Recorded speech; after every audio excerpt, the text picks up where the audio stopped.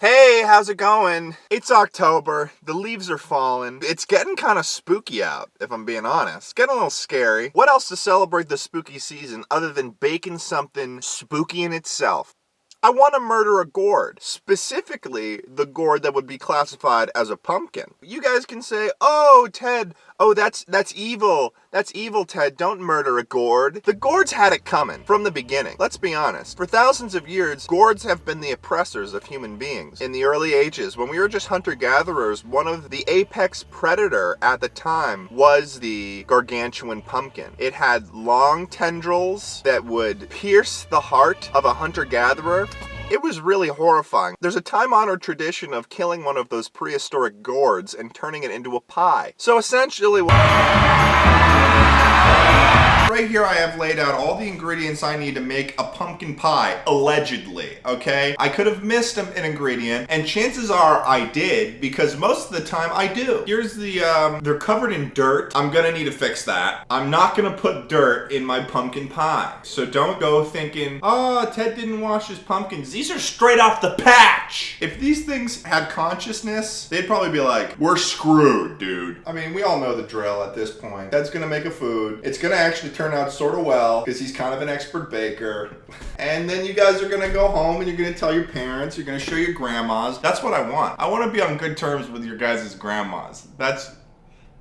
Is that a weird thing to say? Lucky for me, I looked through the instructions for this recipe and I discovered one harrowing detail to it. It called for the usage of a piece of equipment I did not even have. Okay, we've got a problem. I've got all the materials I need to make the pumpkin pie. There's one small caveat. The recipe calls for me to use a food processor, and little mini brain old me didn't know what that even meant. I thought that was just a blender. Wrong. It's not a blender. It's a whole nother contraption. So now I need to go buy a food processor to make this recipe. I had to buy God. I mean, it looks kind of nice. It's Black & Decker. I feel like Black & Decker is good, right? Whatever the case, this will come into play later. So you'll be seeing that. And it's gonna be epic. So the ingredients. It calls for 1 medium sugar pumpkin. The only thing I could find was like the little itty bitty bitch sugar pumpkins. And here's the thing. It calls for 1 medium sugar pumpkin, but that's a real problem for me. Because in terms of pumpkins, there's quite a subjective range in which pumpkins can exist in. There are pumpkins that are the size of a little teacup pig, and then there's pumpkins the size of a hippopotamus. I talked to the lady at the farm stand and she said that I could do 2 or 3 of these. There's this whole section about how to make a pie crust, and like, yeah, I could make a pie crust. That's something I could do. But then I could also just buy a Keebler crust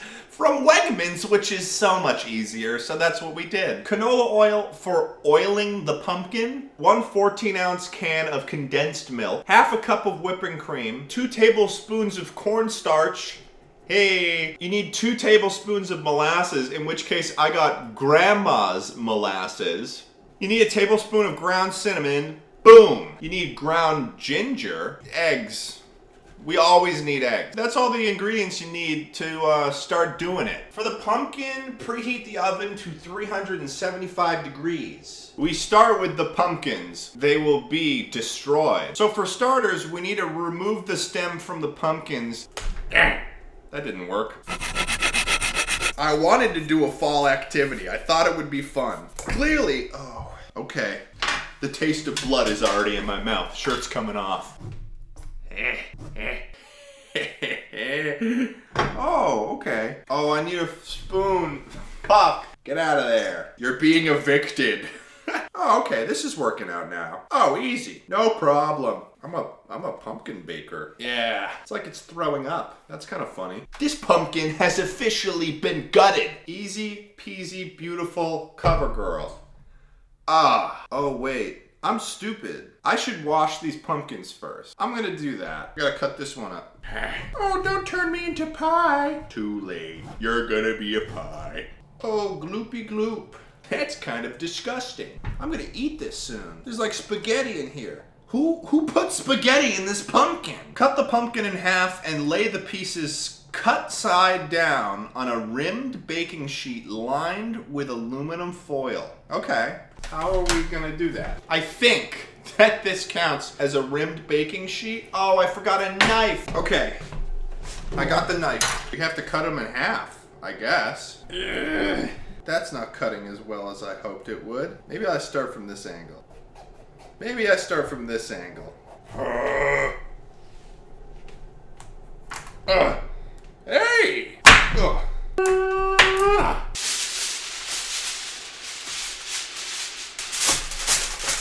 Behold, a baking sheet lined with aluminum foil. I have to rub canola oil all over the skin of the pumpkins. This just got a little bit more sensual than I was prepared for. So we're just gonna play this one by ear.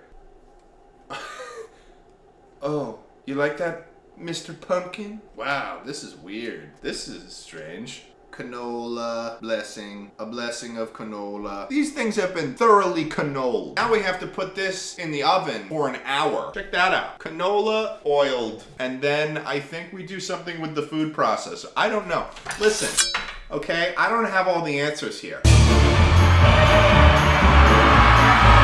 Oh, fuck. So we've got the pumpkin here, and it appears that on certain aspects of the pumpkin, it is burnt. What did I do wrong? Scoop out the pulp from the roasted pumpkin and puree in a food processor until smooth. So you know what that means, baby. Boom! It's time to it's time to bust out this guy. Oh, fuck. Does this require assembly? I hope this thing is just like 2 pieces and then that's it. Because if it's any more, I'm gonna be pissed. This is this is way too short. I can't do anything with this. There's gotta be instructions, isn't there? Okay, how the hell do I put this thing together? Oh, fuck. Oh, this all makes sense now. And then what? Do I press this? Whoa! Hey. You don't fuck with me. We don't need these anymore, so that's cool. So I think all the chunky stuff, other than the skin, is what they want me to put in. Let me just flip over this gourd. Easy. Look at this. A mere shell of what it used to be. The skins of the fallen.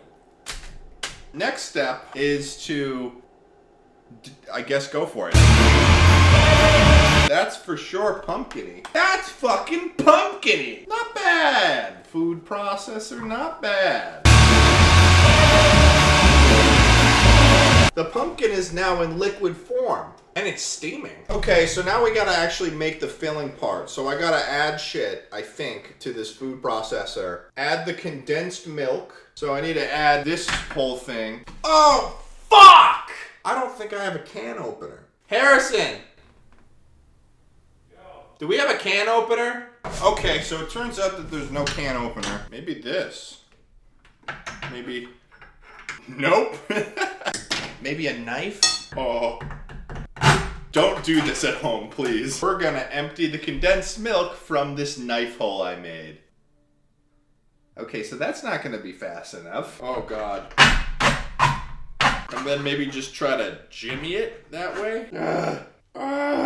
If you have a can opener, use a can opener. This is clearly not the way to do it. Oh, yeah. Half a cup of whipping cream.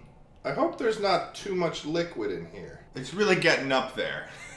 2 tablespoons of cornstarch. 1, 2. 2 tablespoons of canola oil. 1, 2. 1 tablespoon of ground cinnamon. Ready? Bah. 1 teaspoon ground ginger. 2 tablespoons of grandma's molasses. Oh, yeah. Whoa. Grandma. Oh, God. 3 large eggs. Yeah. Oh, yeah, baby. Whew. Unknown amount of salt. In this case, I'm doing maybe like a 1/3-ish teaspoon. Then all that's left to do is hope for the best, really. Oh, it's leaking onto me! I think there's a serious problem. There's so much liquid in this that essentially it's leaked onto my pants. Oh, God! Oh, no! Oh, God. There is pie. Ooh.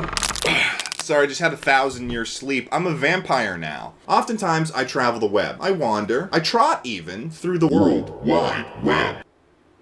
I don't know what just happened there. Sometimes I find YouTube channels that truly enlighten me beyond belief. And one of those channels is Lynn McGonagall's channel. I found Lynn's channel through Reddit recently, and she runs a series called The Angelic Initiative. I'm not exactly sure what to call her channel, but they work with spirits, and it kind of seems like a cult, but with 2 people in it. So, that's what we're working with here. They have over 1,000 episodes of this series on their channel, which from the outside seems like them just kind of sitting in a garden. But trust me, friends, it's much more. So come with me. Let's go down the rabbit hole. You don't have a choice.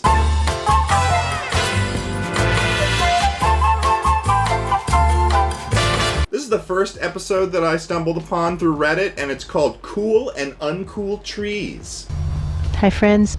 In Planet Earth Dating, it's Sunday, November 6, 2016, in the Lynn Life and the Jamie Body Mind. So right off the bat, you know something's going on. Something's going on in this video, and I don't know if I vibe with it. They are sitting down doing yoga. What the fuck, Lynn? Sit-down yoga, by the way, is also the most suspicious form of yoga. The authorized souls continue to be only child souls. What? The authorized souls continue to be only child? If an adult soul came by and they wanted to get in on the yoga, would Lynn just be like, sorry, 18 and under souls only, dude? From the smaller subatomic, and the intrusions from above continue. That's true.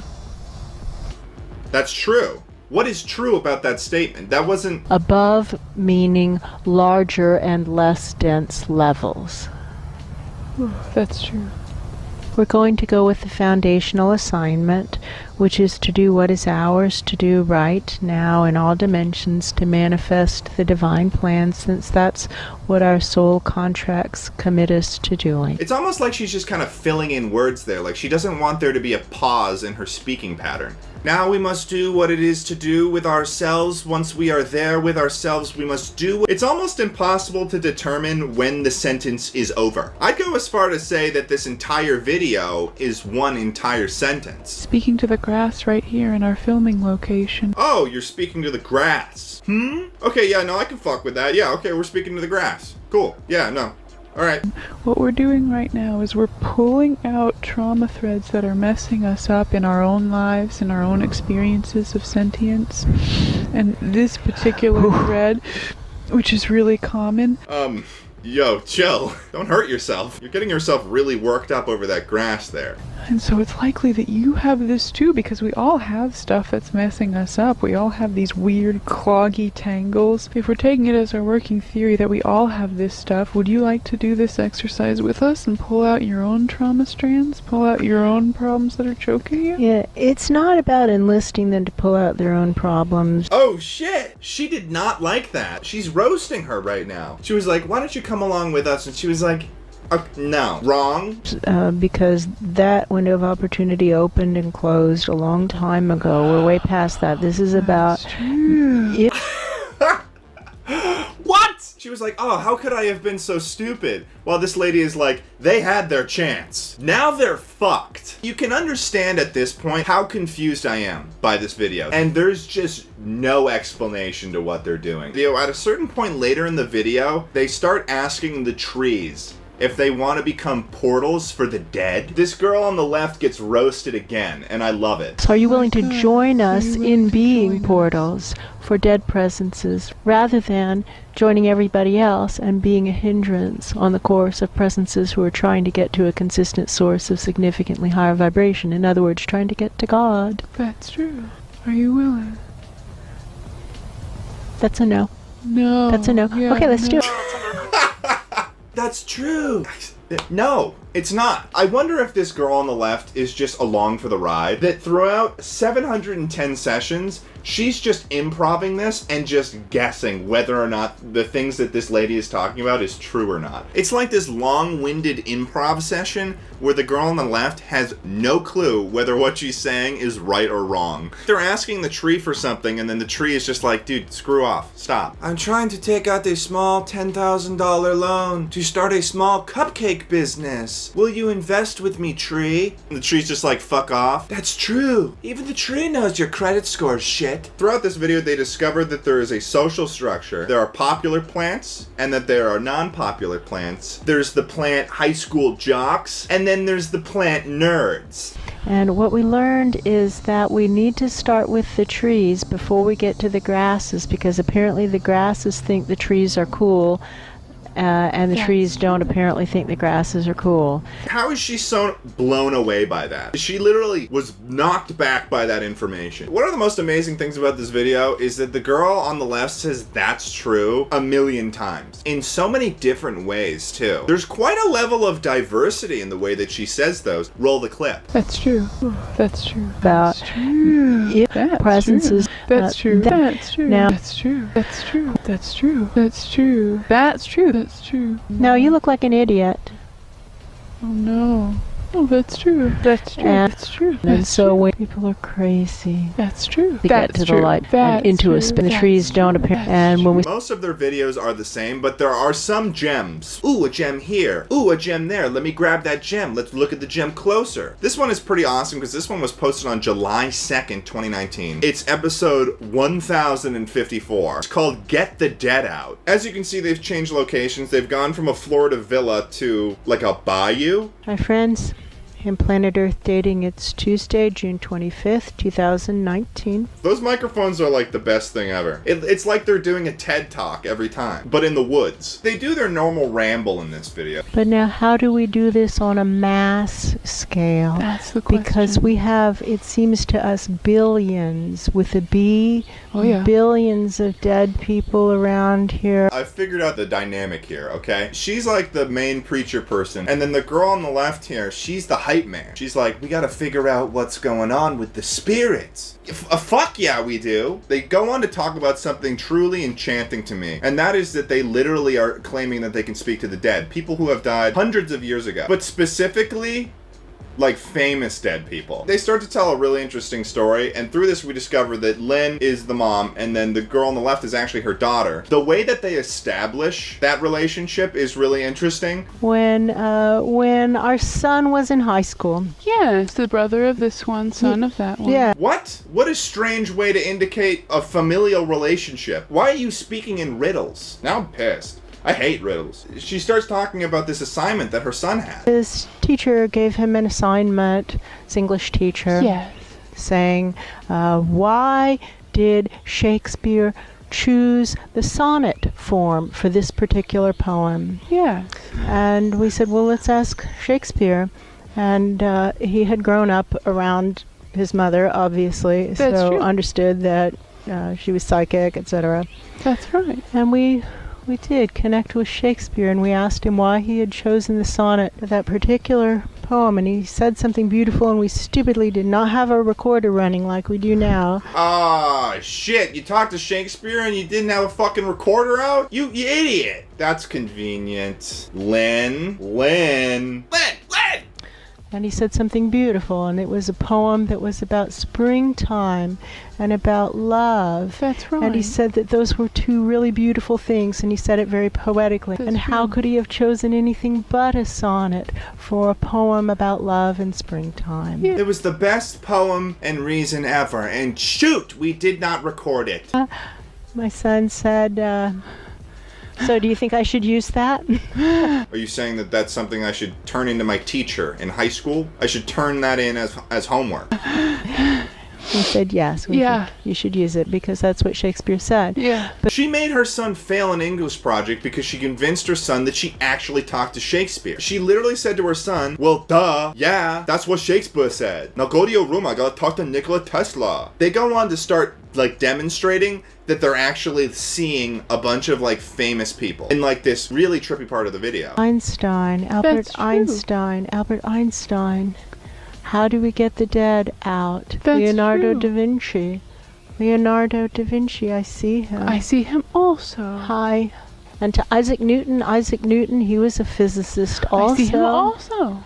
Hi. The girl on the left waits. She waits until the main lady mentions, like, a famous person. She's like, oh, yep, he's also there. Yeah, I also see Leonardo da Vinci. Yes, that is true. I see him there. He's there being Leonardo da Vinci. I really don't know what they're trying to achieve here. They've been doing this for a while. Her channel was made in 2012. It's been 7 years, Lynn. When are they gonna get these spirits home? Hope you enjoyed that little dive into Lynn McGonagall's channel. They could really be talking to spirits and we would never know. That's also true, but that doesn't mean I can't goof on them a little bit. See you guys later next time. Don't get possessed by Nikola Tesla. He's a ghost.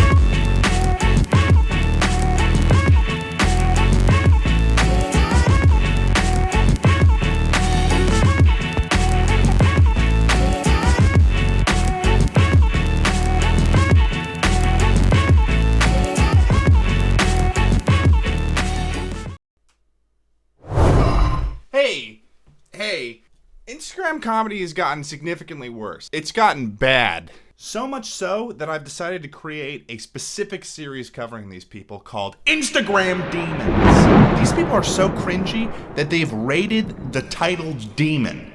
Today we are going to be looking at Box Boy and Lava Girl, Sexy Jeffos. They basically are a package deal. They get their camera and they live in LA, so they just drive down to Santa Monica and they just run around. They definitely make these videos in bulk because they're basically all the same premise. All they need is just like one prop and then a very, very baseline, simplistic concept. It's really lazy, and that's why they are demons. All right, Box Boy, he knows exactly what his audience is. It's 2-year-olds, kids in grade school. They just came out of the womb. They just slipped out of the fucking womb. You know why? Because he loves Fortnite. He's obsessed with doing videos about goddamn Fortnite. Fortnite? Fortnite? Fortnite. Fortnite. Fortnite. Fortnite. Fortnite. Fortnite. Yes? We'll get to that later. Fortnite. Slurp juice? So let's just check out these Fortnite videos he's making. Last time I had slurp juice. This time I got a chug jug.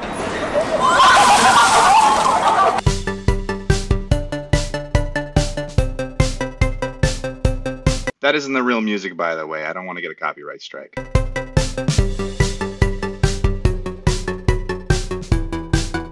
Oh, okay, so he poured some blue liquid on himself that's supposed to be one of those power-ups you get in Fortnite, and then he danced. Oh, okay. I got slurp juice.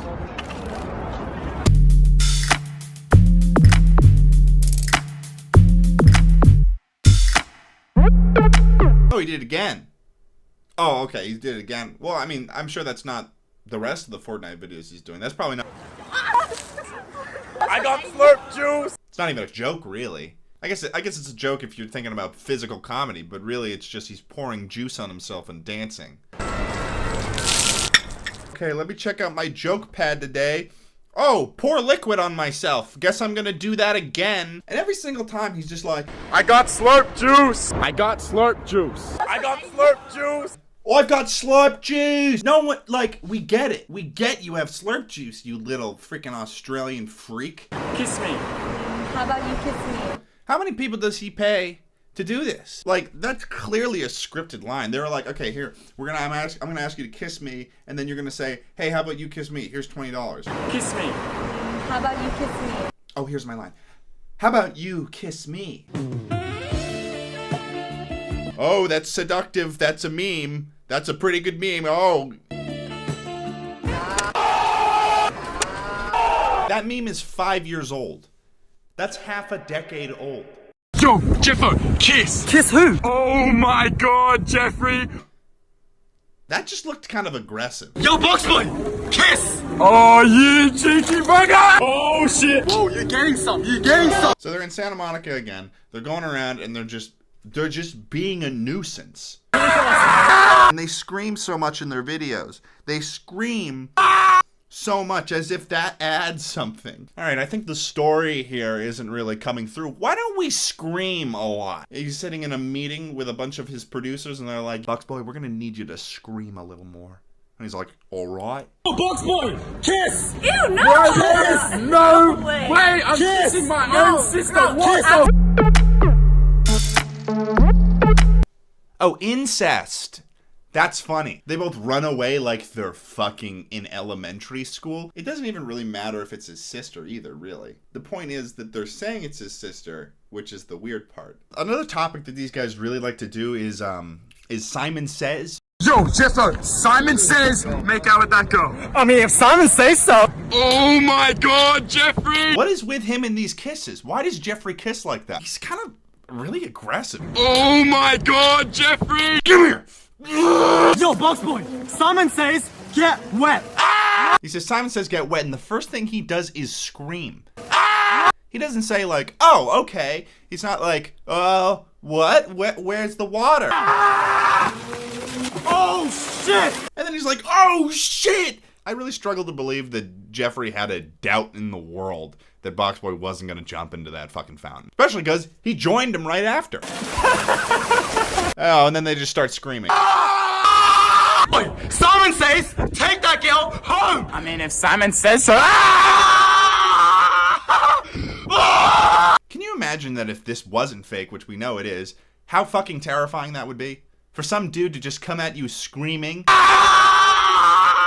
pick you up, and run away with you? I also don't know why these girls are all dressed in the same outfit. That's kind of a weird thing, too. I mean, we know at the end of the day, it's just because their audience is like these fucking, like, 2-year-old kids who are just like, that's funny.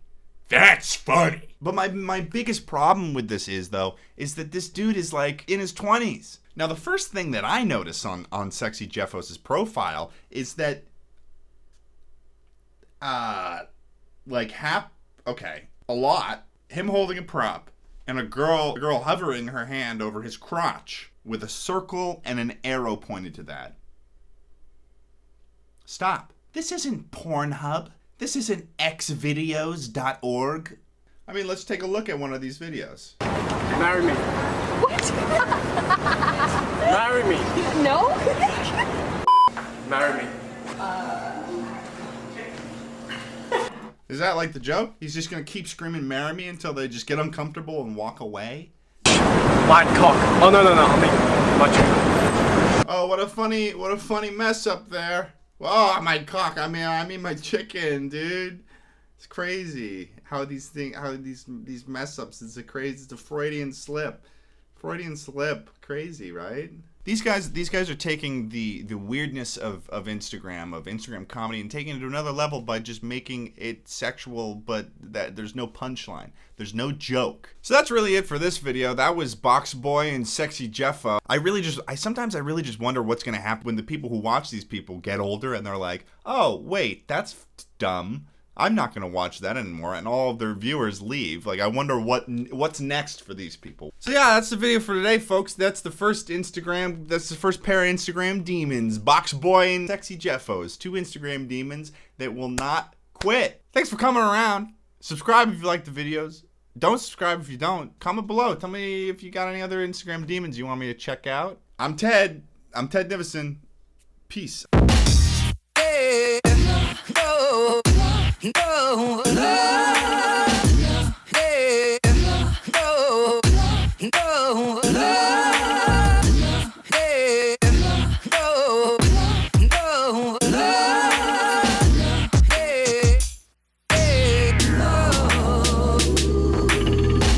All right, guys, here we are at the Colorado River.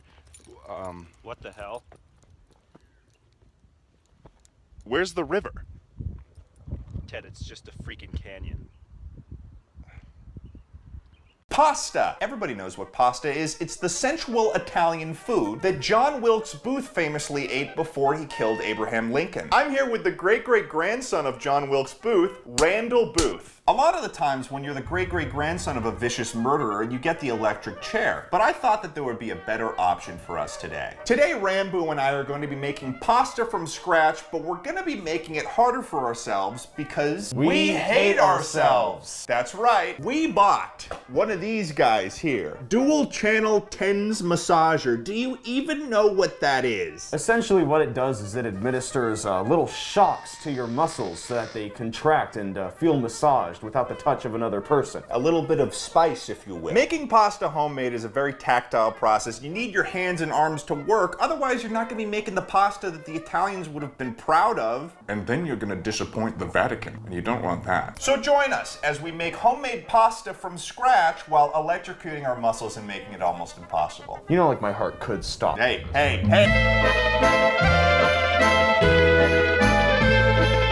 welcome to my show. Drugs are okay, kids. Yep.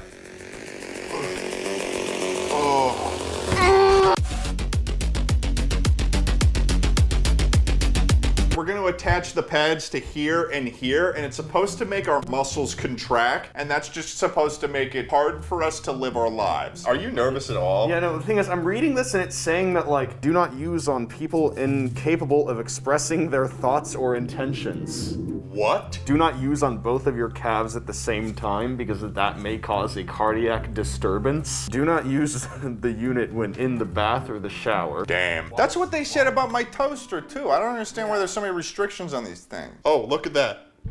What? Oh my god. Oh, fuck. I'm putting it to level. Oh my god. Oh my god. What the hell? Okay, so this works. That works a lot better than I thought it would. Whoa. Oh my god. Whoa! It's so. Oh! Oh, that was Oh not my good. god! Like, this is, like, I'm not doing. Ah! Real fast. That doesn't even seem real. Because this is an electric machine, we're going to avoid having them on whenever we're doing stuff that involves water, but whenever the water is not directly involved, we'll have them back on, just for the sake of safety. Yep. So it's time now to go over the ingredients for homemade pasta. First thing you need, all-purpose flour. That's what we need. Olive oil. Boom. Eggs.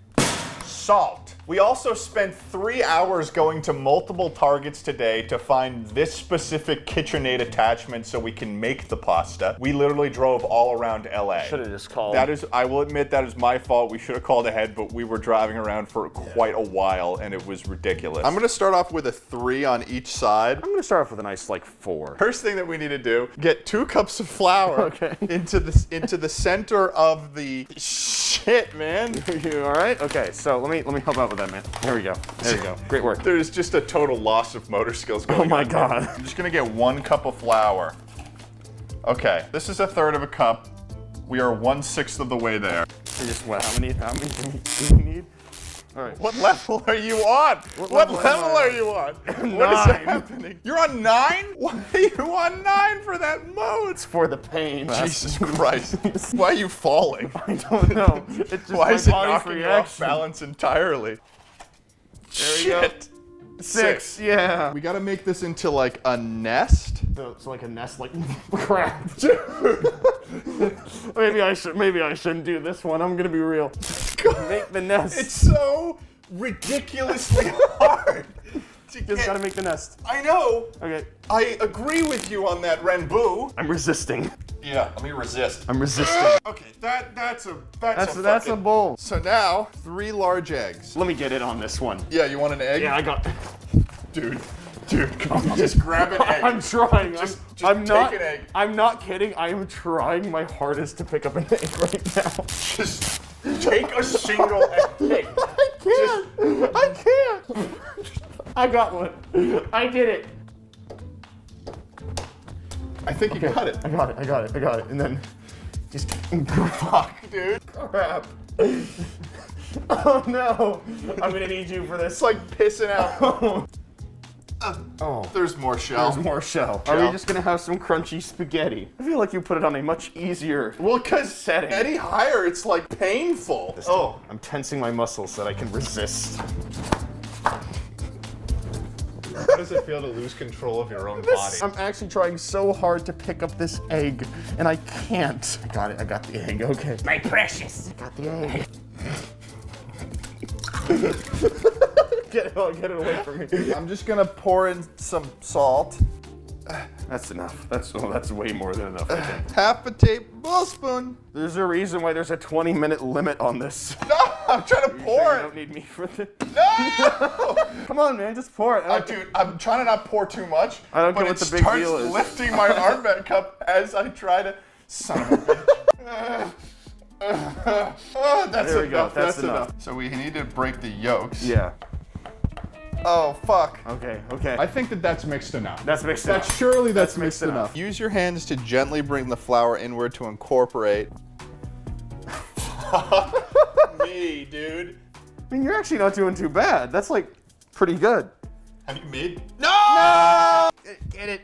Get it, move it, group. Oh God. I don't know if it's gonna be possible to make this into a ball now. Why? I don't know. But before we continue on with this chaos, it's sponsor time! Today's sponsor of this video is Public.com, which is an app that lets you invest in stocks and funds all in one app. What's awesome about Public is that it helps people be better investors, because it has a great feature that lets you follow other investors and share ideas within the app, so you're not just a bumbling fool walking around Wall Street without a shirt or shoes. Trust me, I would know. People like Phil DeFranco, Cody Ko, and thousands more are on the app. I also joined Public, and if you search for me in the app, you can see what sort of trends that I follow. Everybody knows I'm a businessman, and now it's real. On Public, you can buy slices of stocks versus just buying a full share. Plus, alongside thousands of stocks and ETFs, Public also offers over 20 crypto assets if you're into that sort of thing. The app is free on standard stock trade, as free as a man running shirtless through a cornfield in South Dakota. You'll get a free stock worth $300 to $300 if you go to public.com/TED and create an account. Once again, that's public.com/TED. Link in the description, baby. Thanks for watching the ad, and let's get back to the video. It's just so sticky around me fingies. It says to knead it for 8 to 10 minutes. Okay, well, get started. Here I go. Okay, so apparently we screwed ourselves by allowing the bowl to break. So that's what our electric version looks like. This is not gonna be edible. You try to knead that. I'm gonna turn mine off and see what we should be at. Okay, so I gotta use my hands. Slowly incorporate it. No. How is this even supposed to I happen? don't know. No! I did it perfectly. Did you? I thought I did. No. Do we just put this through the grinder and see what happens? It's not over yet. Okay. What if we just boiled this? Boiled it and fed it to a fucking starving child? Yeah. I say we force feed it to the president. Good. Yeah. The plan continues. Continuing your family legacy. Yeah. Wait a second, can I just use this fucking stand mixer for this process? I have a dough hook. You had a dough hook? That whole time you had a hook made for dough in a mixer, and it did not cross your mind once. Yeah, I didn't really consider that this was an option. Yeah, it would have been nice. Fuck. After a lot of trial and error, I think that our dough works now. Perhaps we're able to move on. The dough is finished rising. I hope that it is good. We're both exhausted at this point. We've had electricity running through our body for about 2 hours now. We could have turned it off while the camera was off. We but became didn't. addicted to it. We're gonna open up this dough. What are we supposed to do next? I guess we're gonna cut this in half. Holding a knife while doing this? Hey man, Yeah, how's it going? It's doing good. Yeah, you're gonna cut the spaghetti? Maybe I'll cut something else, you fucking bastard. It seems like. Oh my god. Welcome to my channel, Rambo! Okay, we have to set this into an oval-shaped flat disc. All right. The next step that we have, bust out the KitchenAid. I guess I just put this in here. Here we go. Come on. Go through. Yeah, there we go. Wow. That worked really well. Don't get your fingers stuck in there. I'll try. I guess we have to fold into thirds. Fold into thirds like that. Little flippy dippy do. This is actually kind of working out right now. This is working really well. No, something bad's happening. Uh-oh. Oh no. Oh no. I'm so sorry. No. So remember when you said that things weren't going to go wrong? Yeah, I spoke way too soon on that one. It's doing working. it. It's doing working. it. Yes. We have it. Yes. Why is this happening to me? Sorry, we can't all be perfect. Come through, please. What have I done wrong? I don't know. Oh, thank God. Oh my god, it's actually working. This makes me so mad how yours is working and mine's not. Yes. Please. Oh, wait. Please. Why? This is two-person operation. Holy shit. Oh my god. That's gotta be enough for at least one spaghetti. Who even cares about this? Am I right? I mean, this wasn't, the fluke. It was a fluke. Something was wrong with that thing. That's the only reason why this. So it was defective. Yeah. product. Yeah. Give me your tens unit. Give it to you? Yeah, give it to me. This is mine, right? I made this. I mean, no. I mean, I made that. Yeah? Oh, Jesus. I made it, no, right? It's still mine. 9? It's How about a still- 9? How are you punishing me for being better? How about a fucking 10, bitch? Oh my God. Admit it, Rambo. Okay, fine. It's yours. It's yours. That's what we like to hear. Thank you, Ranboo. You're so right. It is this. I did make this one. That's so. I'm so happy to have you here. I'm on happy my channel. happy to be here. This is the hardest part. Oh my God. Lift it high. I'll guide it in with my arms that work. Okay. Ow. Oh my God. It's in. Just don't let it crumple. Just don't let it crumple. Look at that. Look at that. Look at that. Spaghetti. We got the spaghetti. Spaghetti. Yes. Okay, so ladies and gentlemen, we together, but mostly me, made spaghetti today. The next step, though, it's time to add the pasta that we made whilst being electrocuted to the water and cook it. Slowly lower it in. Remember, it cooks a lot faster, apparently, so we have to use the wall test. The what? The wall test, you know? You throw it at the wall, see if it sticks. Oh yeah, the wall test. Oh yeah, Yeah. no, I'm aware Yeah. of the wall test. You know the wall test. Yeah, back at my my culinary shit. Or not multiple. You could just grab one. I mean, okay. Well. Wall test. Okay.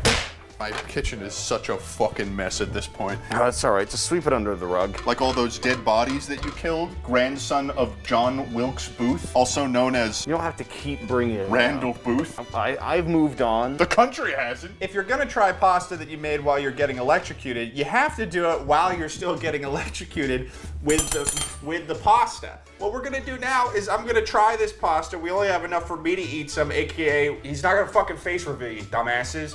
I'm very excited for this. Yeah. I'm so excited. Yeah, I can't wait I'm to so see your excited reaction. For Was that because of the electricity or? I'm in pain. That's actually good. I mean, that's did it like, actually turn out good? yeah, no, it's like fucking fresh pasta. Wow. Fresh, delicious pasta. Wow. My arms feel like they're on fire. Delicious. Oh no, Rambo. What did we learn today? Well, I think that we learned that electricity makes cooking food a lot better. I think that we've beaten the challenge a little bit, guys. I think that we beat the electricity. Electricity has nothing on us. You know, the real lesson that I learned. What'd you say? What'd you fucking say, asshole? Nothing. I didn't say anything. I wasn't gonna say a lesson at I'll all. fucking murder you in cold blood. Is that because of the electricity, or is that just something that you wanted to do? See you guys later next time for the next video. Vinny, you stole my daughter's Minecraft account. Now you gotta pay. Here's what family does to pieces of like you. Yeah! Whoa. Let me just start off by saying that this entire video is sponsored by Universal Pictures for the new movie Nobody starring Bob Odenkirk that came out on March 26th. Which is crazy. In this video, I was challenged by Universal to recreate some scenes from this new movie, where I worked with a 30-year veteran stunt coordinator that actually worked on the film, and they gave me pretty much 30 days to figure out how I was gonna pull all of this together. This project was probably one of the most nerve-wracking and daunting projects that I have ever taken on with this channel. I mean, I went to film school. This is my degree, and this is Universal Pictures that's knocking on my door right now. You know, I mean, you get what I'm talking about. You best believe that I'm gonna welcome them in and put on a hot pot of coffee with a side of intense anxiety. God damn. So without further ado, follow me on my journey as I train to be a Hollywood action star in just about 30 days. Here we go.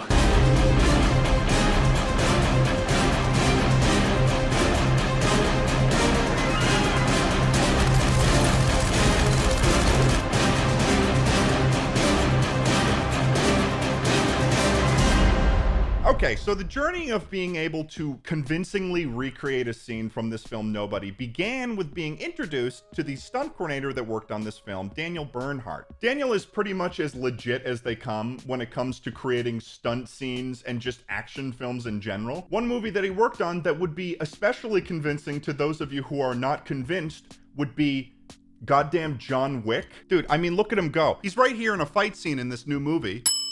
and he gets to get his teeth knocked out by Bob Odenkirk himself. What a dream, right? These aren't some ho-dunk shenanigans that are going on here. I will actually be learning how to fight in a movie from the pros. And then suddenly they showed me a message that was directed to me from Bob Odenkirk himself. Hey, Ted. Hey, so you went to film school, huh? Wow, that's great. So you think you can perform some movie magic and then that'll make you look like a badass? You might want to think again, buddy. I'm gonna be honest with you guys right now. This is when the entire goal of the video changed for me a little bit. Okay, sure, I want to make a quality action scene to fulfill the inner filmmaker demons that are constantly clawing to burst out of my chest like some sort of passion-based xenomorph. But I was told that Bob Odenkirk himself will be seeing this video, the big man. Better Call Saul, Breaking Bad, apparently he was in How I Met Your Mother, but let me ask you this, Bob, have you met Ted? So my goals have now changed from impressing a transnational multimedia conglomerate to Bob Odenkirk himself, the individual. So Bob, come on, man. I'm doing this for you. You don't believe me?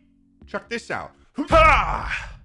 Sweet old Bob. This one's for you. About several weeks later, after practicing some moves that Daniel had taught to me over Zoom, I was ready to meet up with Daniel in person. So after getting COVID tested, I headed to 87 North's training facility to train with Daniel and learn the ropes on being an action star. All right, folks, here we are at 87 North with Mr. Daniel Bernhardt, the master stuntman from the stars. Some say that he came from space. Sometimes I wonder myself if I'm coming from space. From the mouth of the man himself. I'm here to learn. That's really good.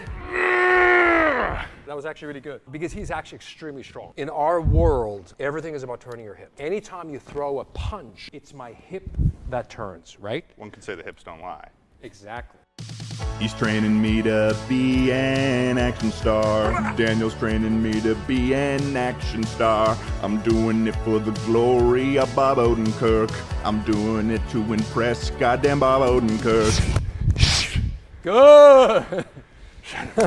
Yeah, it's no problem. Yeah, I do this all the time. Me and my buddy Daniel, we get down to the gym too. Quick punches and hooks. My favorite thing to do. Very good. So this is what you're doing right now. You're doing this great. Now you're doing this. You're going up like that, right? Yeah, I have trouble with that. Now as he ducks, do this. Nice Okay, reaction. here we go.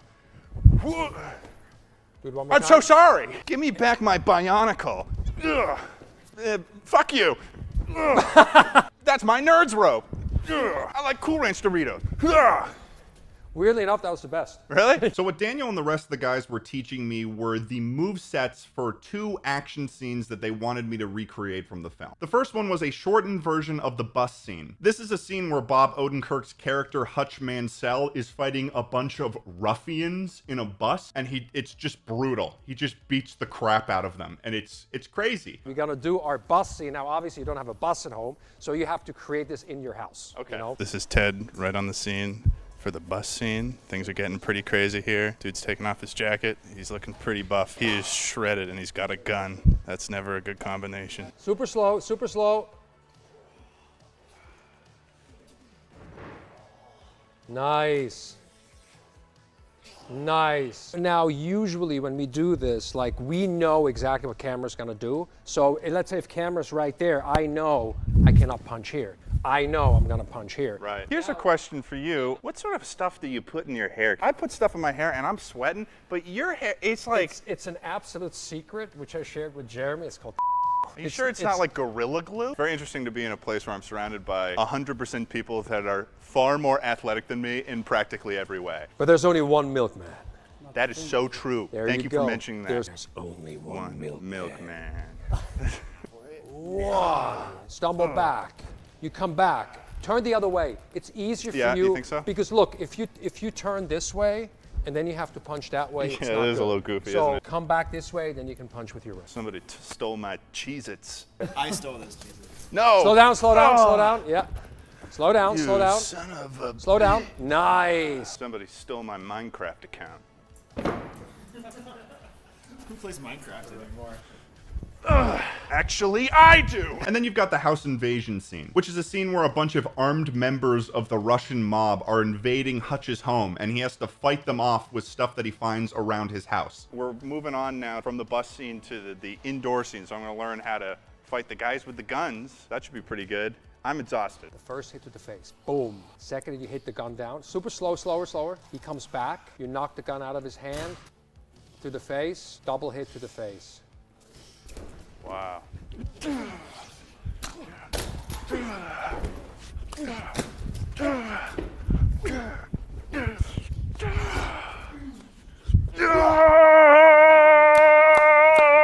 Vinny, you stole my daughter's Minecraft account.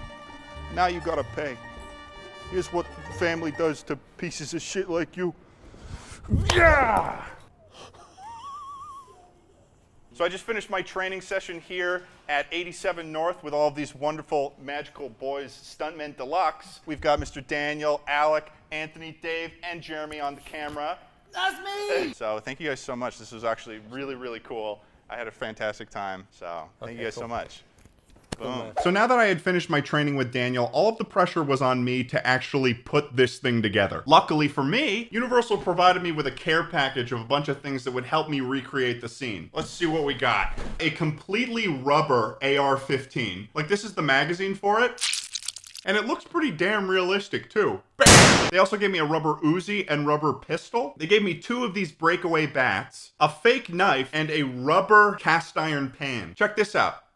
If you didn't know any better, you would definitely think that this is a pan. However, one of the problems was I had to be fighting the bad guys, so I couldn't also play the bad guys myself. What do I look like, Mr. Million Hands? Yeah, what do I look like I have 1 million hands? I had to assemble a team. And at this point, I pretty much had less than a week to throw this all together. So I contacted my buddy Ryan Leader. He's a fantastic YouTuber. He does a bunch of sketches online. And I asked him if he wanted to be part of this action scene. And he did me a total solid and brought on fellow sketch comedians Sir Spence and their friend Hunter to help me complete the trio for this action scene. I had to teach them the entire choreography of the scene in less than 2 days. It was like action boot camp. And honestly, these guys did a fantastic job learning quickly. While action scenes may not necessarily be these guys' main line of work, they were super down the whole time. And we actually managed to learn the entire bus scene in like a matter of a couple of hours. At the same time that I was working with my 3 beautiful stunt boys, I also had to figure out who was going to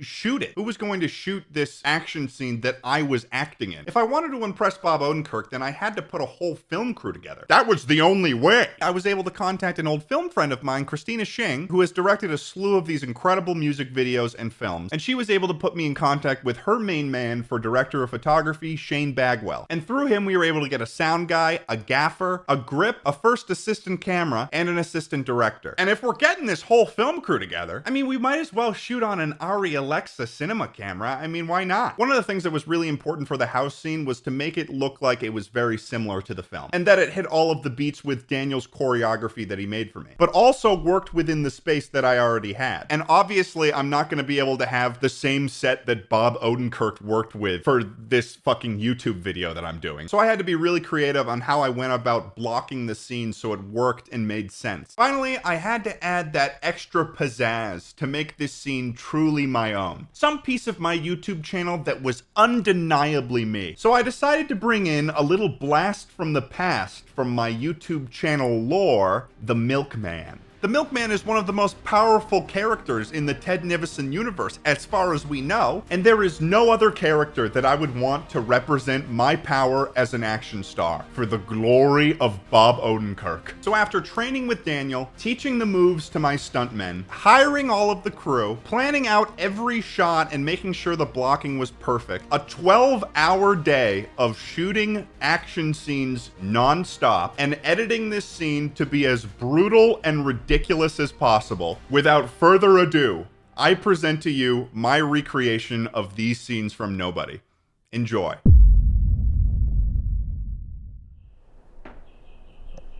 What are you doing here, Milkman?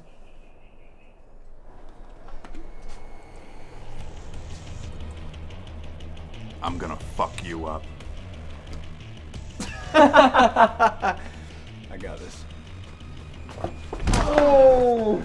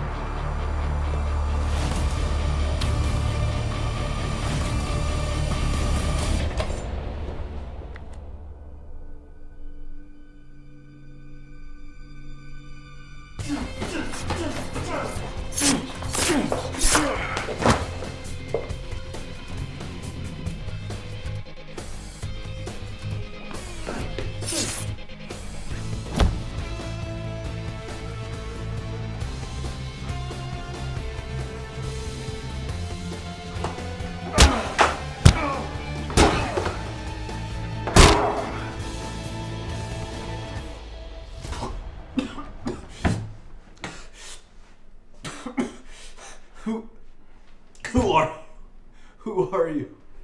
Me? I'm the milkman.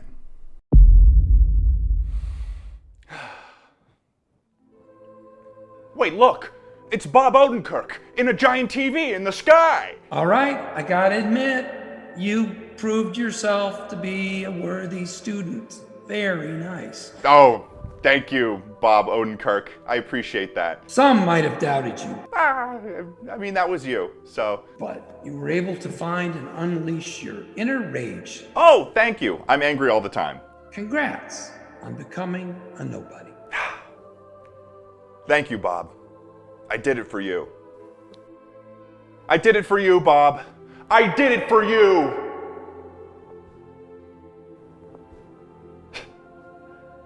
And there he goes. Sweet old Bob. Always on another adventure. So there you have it, folks. That was how I recreated these scenes from Nobody. This was probably one of the coolest projects that I have ever worked on this channel, as I've said. And it was really cool to be able to combine my interest as a filmmaker with my YouTube channel and just make something ridiculous. So I really hope that you guys found this video interesting. Make sure to check out Universal's new film, Nobody, starring Bob Odenkirk. It's gonna be a...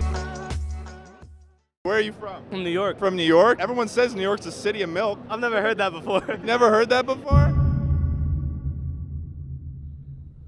New York. It's the city of milk. But not as of late. The people of New York have forgotten what it means to drink milk, and that's why I'm here. I'm the milkman, and I'm here to spread the gospel of milk to the people of New York. Let's do this thing.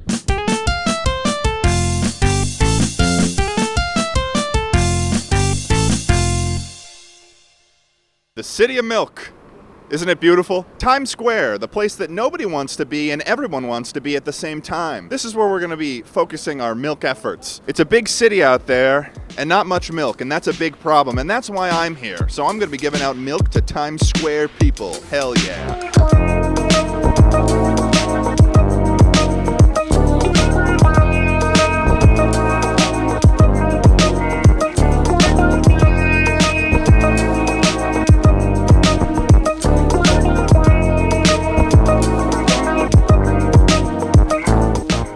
That's a lot of milk. Batman! Hey, Batman! What the hell's going on, man? You haven't been drinking milk. I don't drink milk. You don't drink milk? Are you sure? Oh, yeah, all right. I drink milk now. Thank you so much. You want some milk? Yeah, what's good, G? Your boy, what's your name, man? My name's the Milkman. The Milkman. He don't mess around, man. Fred Suave on deck, man, all out. Fred Suave. Milk is body good. Vitamin D. Pause. No freaky. Potassium. All the time. You know that. Thank you. We don't fuck around. What's good, G? Hey, yo, sell that dick. Love you, man. One. People of New York, I am the Milkman. I'm not here to ask for any money or any apples. I'm just here to spread the gospel of the milk. You guys want some milk? No, thank you. Okay. You want some Jesus? Oh, thank you. I can't even have milk.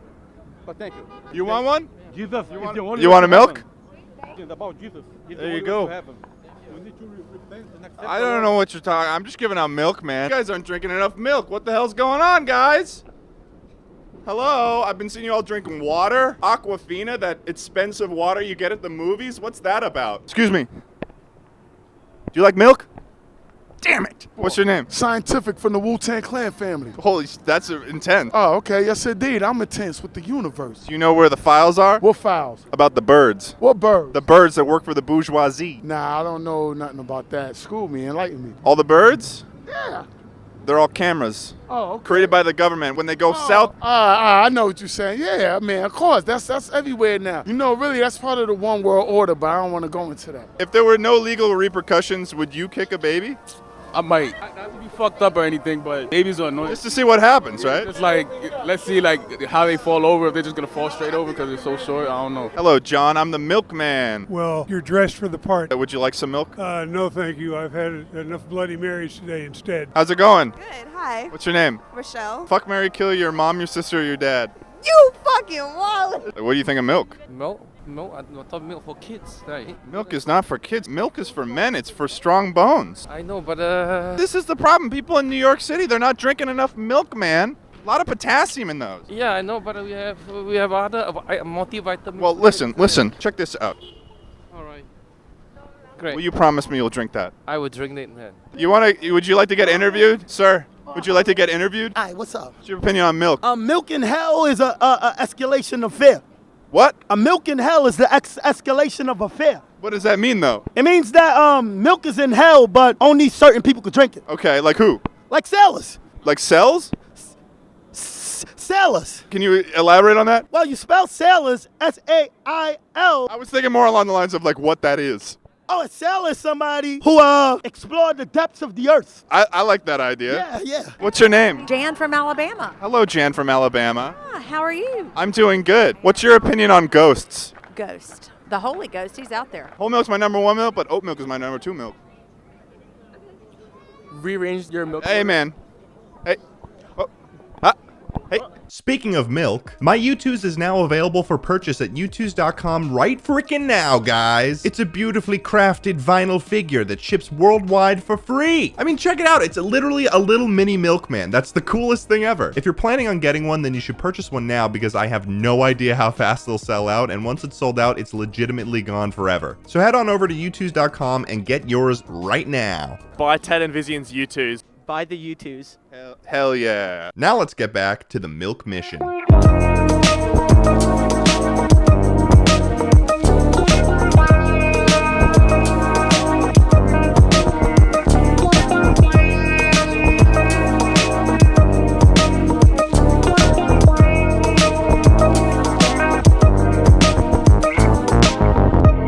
How stealthy is Batman? Batman, you didn't see me. I was sneaking behind you. Batman, no English. I thought you were sneaky. Me sneaky? Yeah, but I was just sneaking behind you for a good period of time. What the hell's going on, Batman? I'm alright. I'm perfect today. You? How you feel? I'm doing good. Alright, brother. Have a good day. You too, bro. You know how many good vitamins are in milk? This guy knows. A lot of potassium in milk. Have you ever heard of a banana? How you doing? Good, thank God. Can you help me hide a body somewhere? No. No? Please? No. Yes, okay. Hey guys, how you doing? You. My kids always like this. Oh yeah? They growing big and bright. Speaking of children, if there were no legal repercussions, would you kick a baby? No, we shouldn't do that, never. You wouldn't get arrested? No, never. Just to see what it was like? No, I don't think it. To kick a baby? Little toddler. Yeah, like Take it this. here. No, it could be anyone's baby, really. If there were no legal repercussions, would you kick a baby? Sometimes, because them little motherfuckers be getting out of hand in stores. I don't want kick to it hard. I would just give it a little tab. I only want to kick a baby if they're crying and be annoying as fuck overnight. Like if they're crying at night, I want to just kick them. But like I don't want them to get hurt. I just want to like kick them, you know. Would you help me hide a body in the trunk of my car? Hell no. Damn it. Do you like milk? Milk. Leche? Yeah. Te muchas leche? Yeah. Mucho. Aquí. Gracias. De nada. If there were no legal repercussions, would you kick a baby? No. If there were no legal repercussions and you got a pack of mint jewel pods, would you kick a baby? Cucumber, yes. There's legal and religious things in hell because we all have beliefs. I believe in milk. Many people from Earth don't believe in milk, sir. What's your opinion about the birds being made by the bourgeoisie to spy on the American people? I believe Poseidon let it happen. Poseidon did? Yes. I believe Poseidon let it happen. Isn't Poseidon the god of the ocean? Why would he be in hell? It's pretty hot there.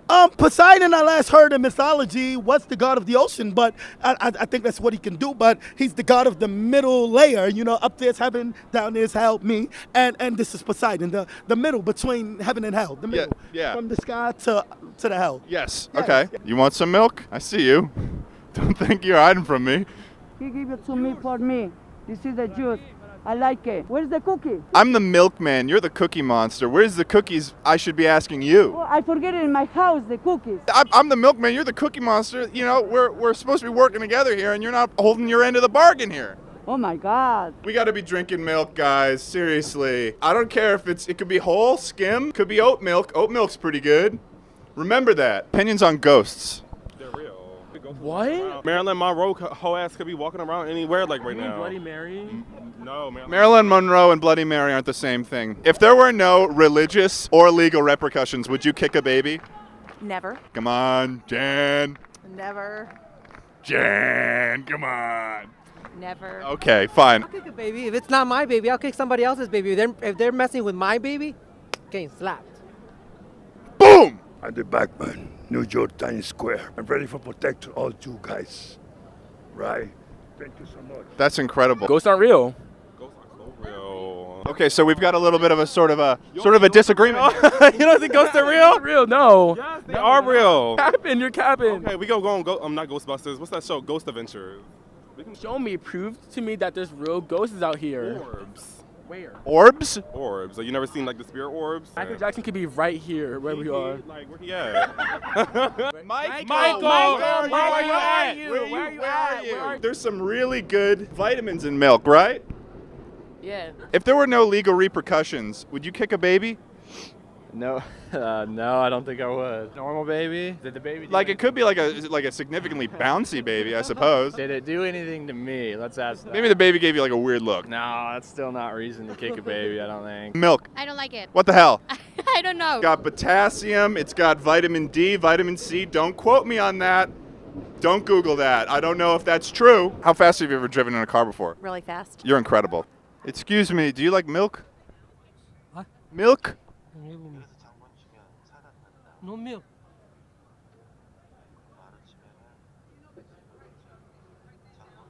Opinions on ghosts. Ghosts don't go to hell. They don't go to hell. Where do they go? Ghosts go to the next dimension. There's really no dimensions in hell because there's a god of hell called Hades too. Everybody name it hell is Hades. Okay, yeah. So what the hell are we gonna do, New York? This is a bad situation to be in. There's no milk being drank, and that's a real big issue. Did you know that cashews come from an apple? No, they called a cashew apple? You can literally Google that right now. It's true. Big recession coming. We haven't been in a bull market for this long. Maybe you can ask Zeus. Excuse me? So you believe in Greek mythology? I don't know if Zeus was Greek. Was he? Was he Greek? Oh, he was Greek. Is this rhetorical or? I'm Jamaican. So my time in New York City is coming to a close. I think it's been a successful campaign on my part. I gave milk to many people in New York City, and I think the milkman has won the Big Apple.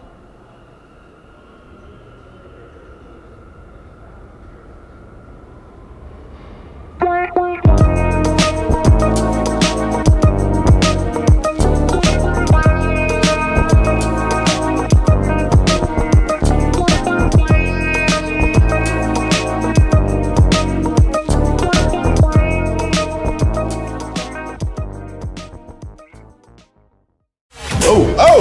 Hey! Whoa! I'm sorry. I'm sorry.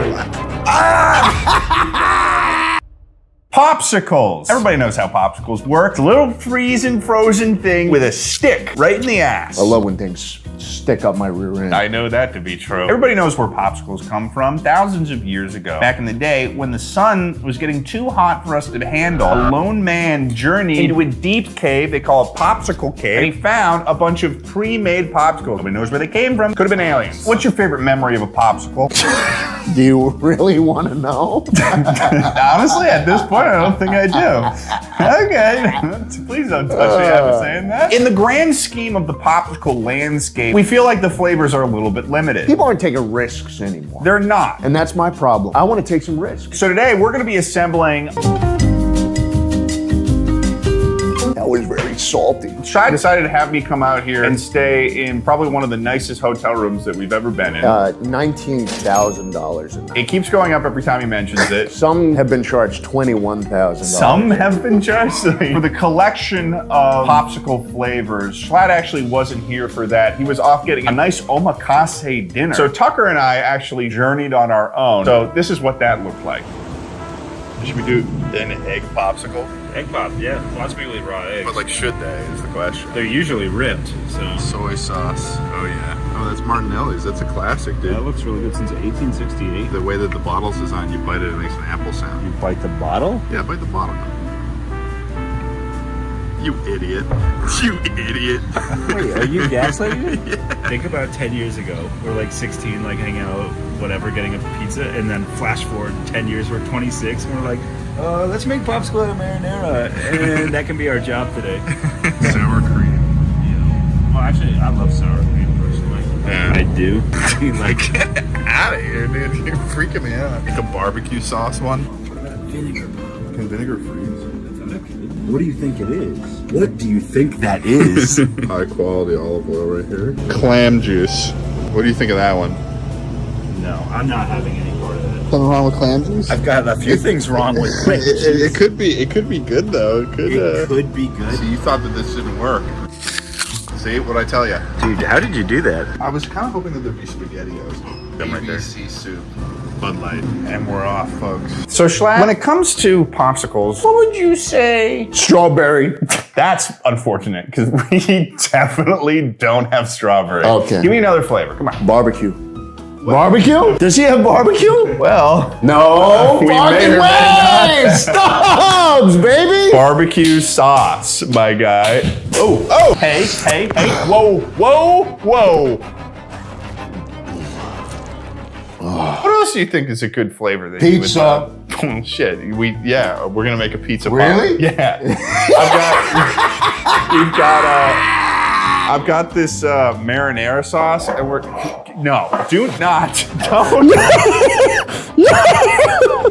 You're like the Joker right now. Beer. Bud Light. Bud Light popsicle. Wait, no. This is the last one. Easy open. Twist off open. Okay. What's that? What are you doing? Stop it! Stop it! It's a threaten of a headbutt.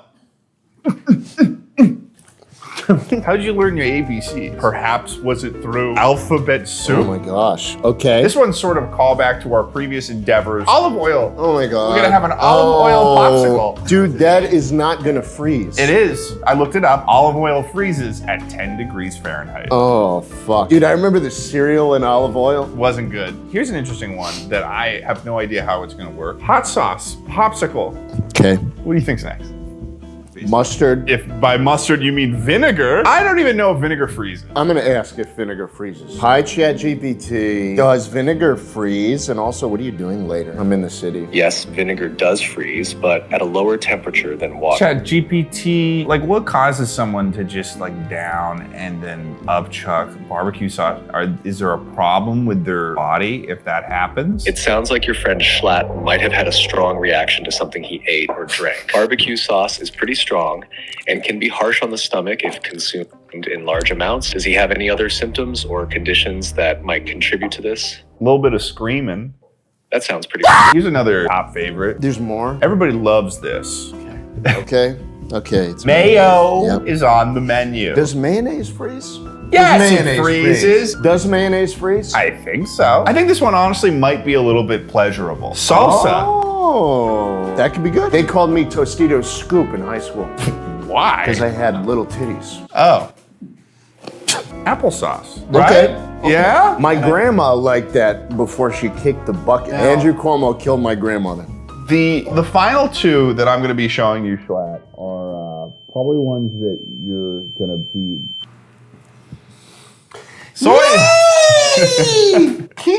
Come on. What the fuck was that? What's that next one? Oh, this one's like very, very simple. It's very, very straightforward. Yeah, sure.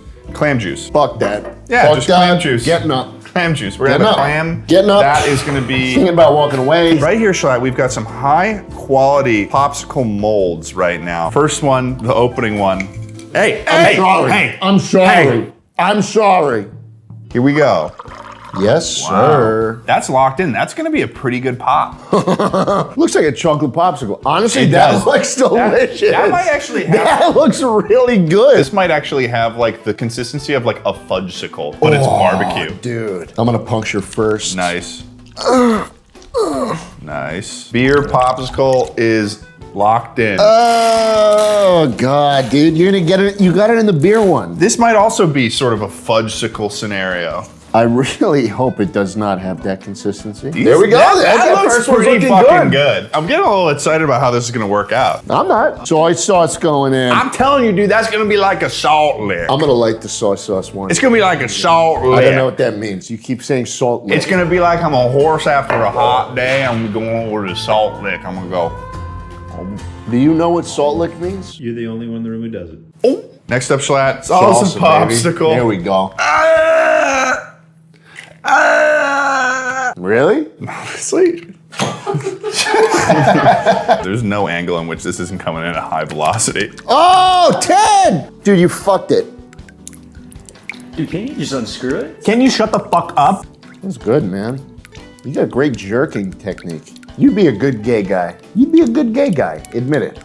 I'd be a good gay guy. Say, I'd be a good gay guy. I'd be a good gay guy. Okay, let's get this in the freezer. There's a hole in it. There's a hole in it. There's a hole in it. Oh my God, there's a hole in it. No. Oh shit, big hole. Big hole. Okay, vinegar. There we go. That one's gonna be like a vinegar lick. Olive oil. That's gonna be good though. I'm gonna say right now, this will have the best consistency out of anything we have today. Yeah, that's true. Because it's just straight oil. Maybe we'll do the clam sauce. Oh God, that's gonna be, that's a rough one right there. You got it.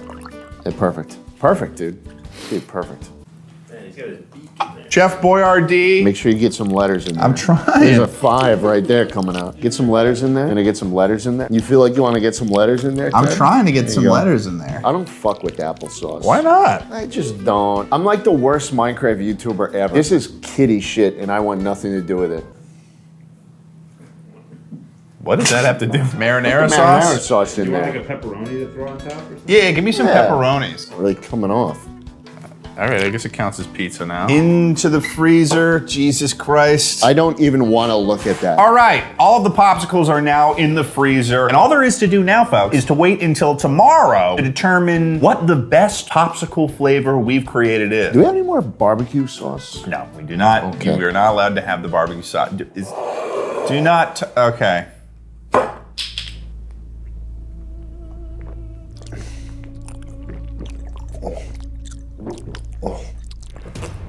Whoa. Whoa. We'll see you guys tomorrow.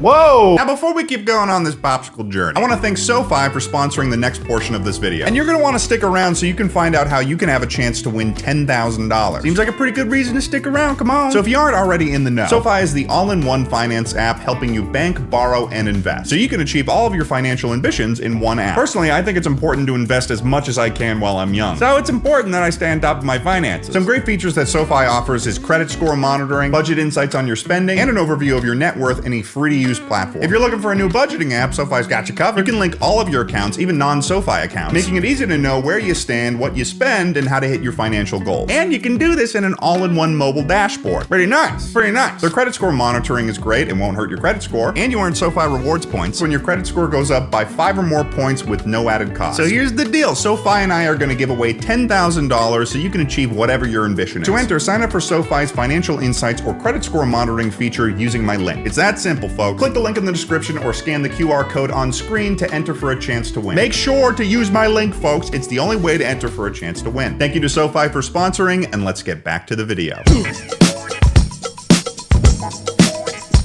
It's the morning right now, and while we were sleeping, the little popsicles, they got frozen. We're sort of hearkening back to the olden days, back in that cave that saved humanity. I'm thinking that maybe these popsicles would be hitting the shelves in 2025 if everything goes well. Something happened to my little popsicle. Oh yeah. Oh my God, that's not good. Maybe the soy sauce one didn't freeze, but that's okay.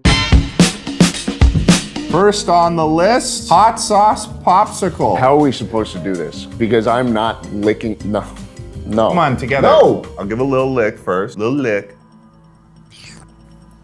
Okay. What's wrong? It's just such a strong flavor. Give it a lick and then a bite. Oh, bro. That's a lot stronger than I thought it was gonna be. Now you have to take your bite. It's a lot. It's a lot, right? It's like a power hit. Tucker, you want a hit of this? Take a top bite. Dude, it's so fucking terrible. Oh. That makes me tense up. The problem is that if you have like a flavored ice cream or something, at least there's other things in it to like. Oh, that's really bad. Dude, all of these are gonna be terrible. Yeah. What would you rank this out of frozen little elves? That's like 2 or 3 frozen elves. Tops. Yeah.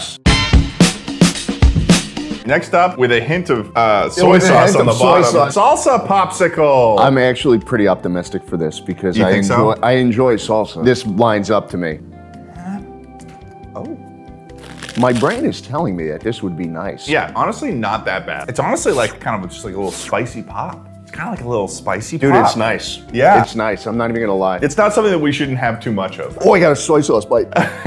Ooh. Wow, that's salty. This side right here is technically what the soy sauce would have been if it was able to freeze. So this is sort of what I was talking about in my salt there. My hypothesis is that if you enjoy whatever the popsicle is in bulk, then you will enjoy the popsicle. I would say salsa popsicle is pretty high up there. I mean, I wouldn't have done that. get a hit like that. It's not bad. That's a 6. I was honestly gonna give it a 7. Really? Yeah, 7 frozen elves. That's as high as it's gonna get. This is all downhill from here. Oh, fuck.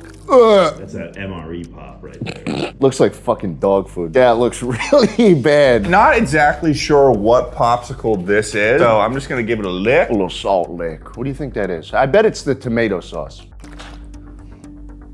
You bit it? Ow! I know what it is. You're gonna find out. Yes, dude. It's the fucking stubs. It's the barbecue Dude, sauce. it's good. If you can cope with a shit ton of whatever the ingredient is, like you're gonna do just fine with the popsicle. No, you gotta take your bite. You gotta take your bite. Dude, it was soft. It felt like a pillow, not ice at all. We said this yesterday. This is gonna be like a fudgesicle. It's like a fudgesicle. It's actually like a fudgesicle. Your teeth will tear through it. It's good. It's kind of good. Like you can convince yourself. For popsicle texture, 5 out of 10 little elves. On the other hand, in the fudgesicle texture, that's a 10 out of 10, baby. That's a 10 out of 10 fudgesicle right This there. is a good popsicle and a great fudgesicle. I'm giving that an 8. Bud Light popsicle. Woke popsicle, as I call it. Popsicle, yeah. I wouldn't be caught dead licking that. How's it taste? Let me give it a bite. That tastes like nothing. It's not like every other popsicle we've had so far. Yeah, it's not like the fucking fudgesicle that's already losing its consistency pretty quickly. Yeah, that's enjoyable. You could sell this to adults. I give that an 8 out of 10, honestly, in terms of the ability to make it a popsicle scale. I'll give it a 7. All there though, but that's the most popsicle one we've had so far. Next up. Can I pass on this one? Nope. Mayo popsicle, I think. It's definitely mayo. Yeah, you think so? Yep. This is gonna definitely be another fudgesicle flavor that we've got going on here. If I didn't know it was mayo, that would look really delicious. If I told you this was like a sweet cream popsicle, I'd be all over it. this will support our brains if we go in where we're like, sweet cream popsicle, sweet cream popsicle, sweet cream popsicle. How is it? I have to do the bite. I don't even want to look. Oh, that's great, Slatin. The mayo? Wait, actually, it ends better than it starts. I'm gonna go in. Okay. Right. Okay. Now go for the bite. Tough at first. Tough at first. Ends nicely. ends pretty nicely. It's nicely. It ends like with like this light aioli moment. I think honestly, that's only exists in the context of the one tiny little bites that we're having of this popsicle. All right, well. Mayo 4. 4. Yeah, 4. I thought it'd be worse, but a 4 is like a good, I'm giving it credit here. Moving on. I have high cholesterol. Alphabet soup popsicle. Actually, genuinely high hopes for this. Really? Yes. Do you? I mean, it looks good. It's like Han Solo trapped in the fucking ice. You can see I'm gonna give this puppy a lick. I bet that's really good. Not getting that much at all. Because that's the thing, it's not a sauce. It's supposed to be edible in pre-frozen form. How is it? It's like you're biting into something that you're like gonna think it's gonna be sweet because it's in popsicle form, and then all of a sudden it's like, oh, it's a little meaty. It's a little meaty. Yeah. Yeah, it doesn't taste like anything. Yeah, it doesn't I know. taste It's like like anything. in there with a canine. I like it. Yeah? The real question of the popsicle is would you have that on a hot summer day? No, fuck no. Oh. This next one is it's the applesauce. I mean, from first look, this looks like it's gonna be pretty good, and I feel like it probably will be. I'm gonna give it a little lip. How is it, Ted? Lick test, I'm getting something from it. Now for the bite test. That's pretty good. This works because it's slightly sweet. Yeah. It's slightly sweet, Yeah. and that's all your brain really needs. It's got like the slight texture from a popsicle. Dude, that's a winner. Suddenly it feels like it's one of those like organic popsicles that you could get at like an expensive grocery store. Yeah. Fuck, man. This is It's gotta be like a 9.5 This is or a 9 something. for me. 9.5. That's good. Pizza popsicle. This is kind of like marinara sauce. Yeah, I think it'll be a little more rich. They're good? How's that good? They're good? That good? That good to you? Would you say that's good? Look at me in the eyes. I mean, it's marinara sauce, so. He's licking like the pizza bread right now. It's nasty. That's good, though. Yeah? Yeah. This is a New Yorker in the summer. I wish it was a little more melted so that you can rip off some of the chunks and have those too. That sounds like a feature that they would have like in a commercial. Be like, you can rip off pieces of pizza and eat them. Wow, okay. This was probably a stronger spread. 6.5. I would agree with that. Did we rank this one? 6.5. The final 3 popsicles are coming up. We could just forget about that. This is the most unappetizing thing I've seen in a very long fucking time. What is that first one? I can tell which one's the clam juice. I actually don't know what this is. It's got a strong smell to it. Oh, dude, this is vinegar. Oh, God. It's vinegar. Oh, God. That froze pretty damn well. It looks good. All right, going in for a bite.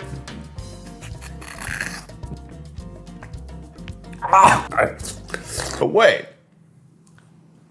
It's kind of like a salt lick. I was doing fine with the vinegar before. This should be very easy.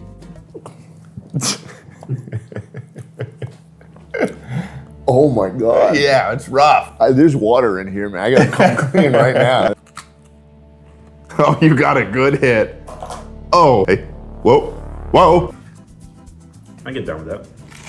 Yeah, I love vinegar. He's definitely screaming inside, but No, like this honestly just tastes like salt and vinegar chips. Get the fuck out of here. Get the fuck out of here. Vinegar pop, what are we rating that? That's a 1. No, that's a 1 for sure. This looks like fucking toothpaste. Olive oil popsicle. So in the process of freezing, the olive oil solidified. This looks like it could be a good popsicle. And you know what? People use olive oil to substitute for like butter on bread. And in frozen form, it kind of looks like butter. Guess I'll do a bite. Dude, it's weird. Okay, so olive oil was the worst one by far in the cereal one. Whoa. Oh, I did not expect it to feel like that. Yeah, right? It does not have the texture of a popsicle. Yeah, it's frozen. It's similar to a fudgesicle, but it's almost like an oilsicle. It doesn't taste like anything. Oh, bro. Surprisingly better than it in cereal. We'll give this a 4. 4 out of 10, little frozen little L. The final one probably should have had in its own biohazard container or something. Clam juice. Clam juice popsicle. I don't even know what clam juice is supposed to taste like. Give it a smell. Smells like the ocean. Smells like the ocean. Did you lick it? No, I smelled it. Yeah. All right, I'm gonna give it a lick.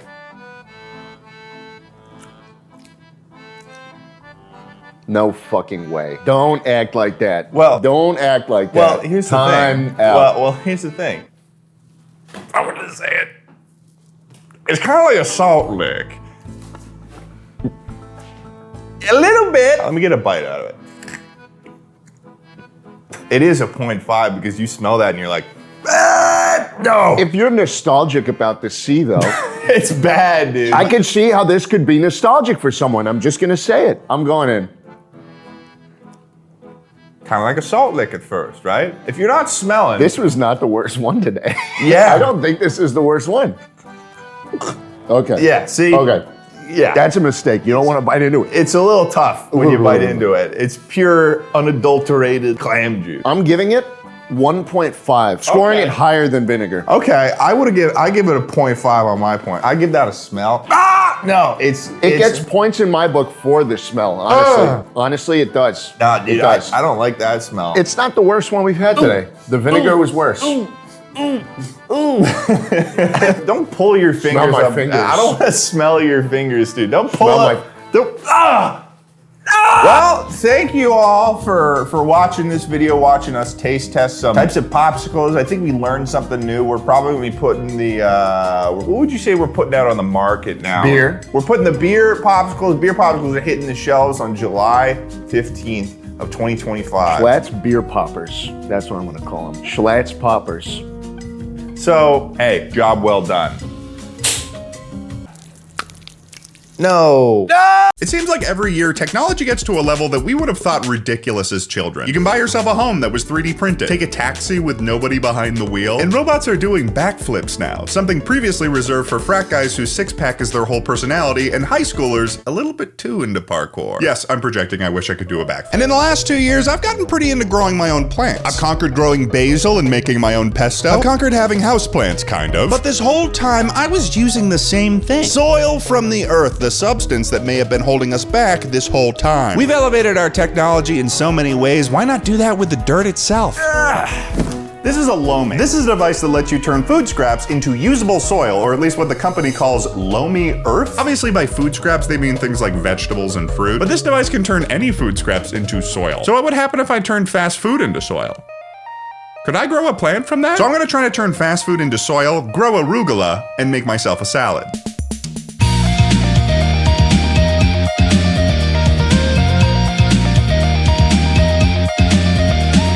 Let me be clear. I'm going into this with no research whatsoever. I'm essentially doing a highly produced experiment that I'm planning on posting with no actual assurance that any of this is going to work. It would actually be a miracle if it did. I'm utilizing the most highly processed foods we put in our body to grow a life form. That's like trying to teach a dolphin to drive a car. Nobody's tried it because if they did, they'd be an idiot. But wouldn't it be funny if it worked? The most research I've done has been Googling, can you grow a plant from just loamy earth? And the answer has been frequently and only a resounding no. And that's because I'm operating based on loamy earth being compost, which you can grow plants in. But loamy earth is something different. Loamy earth is the nutrient-rich, soil-like end product created by the Loamy Countertop Food Recycler, designed to be used as a natural fertilizer for plants and gardens rather than traditional compost. Basically, it's not actually compost. I would have loved for this to be real compost coming out of this machine. In fact, that would have made it a lot easier for me. Unfortunately, making compost takes a long time and also the usage of worms. And I hate worms. They're like the losers of the ground, meant to be consumed by children and fish. But that restriction won't stop me from trying to brute force a miracle.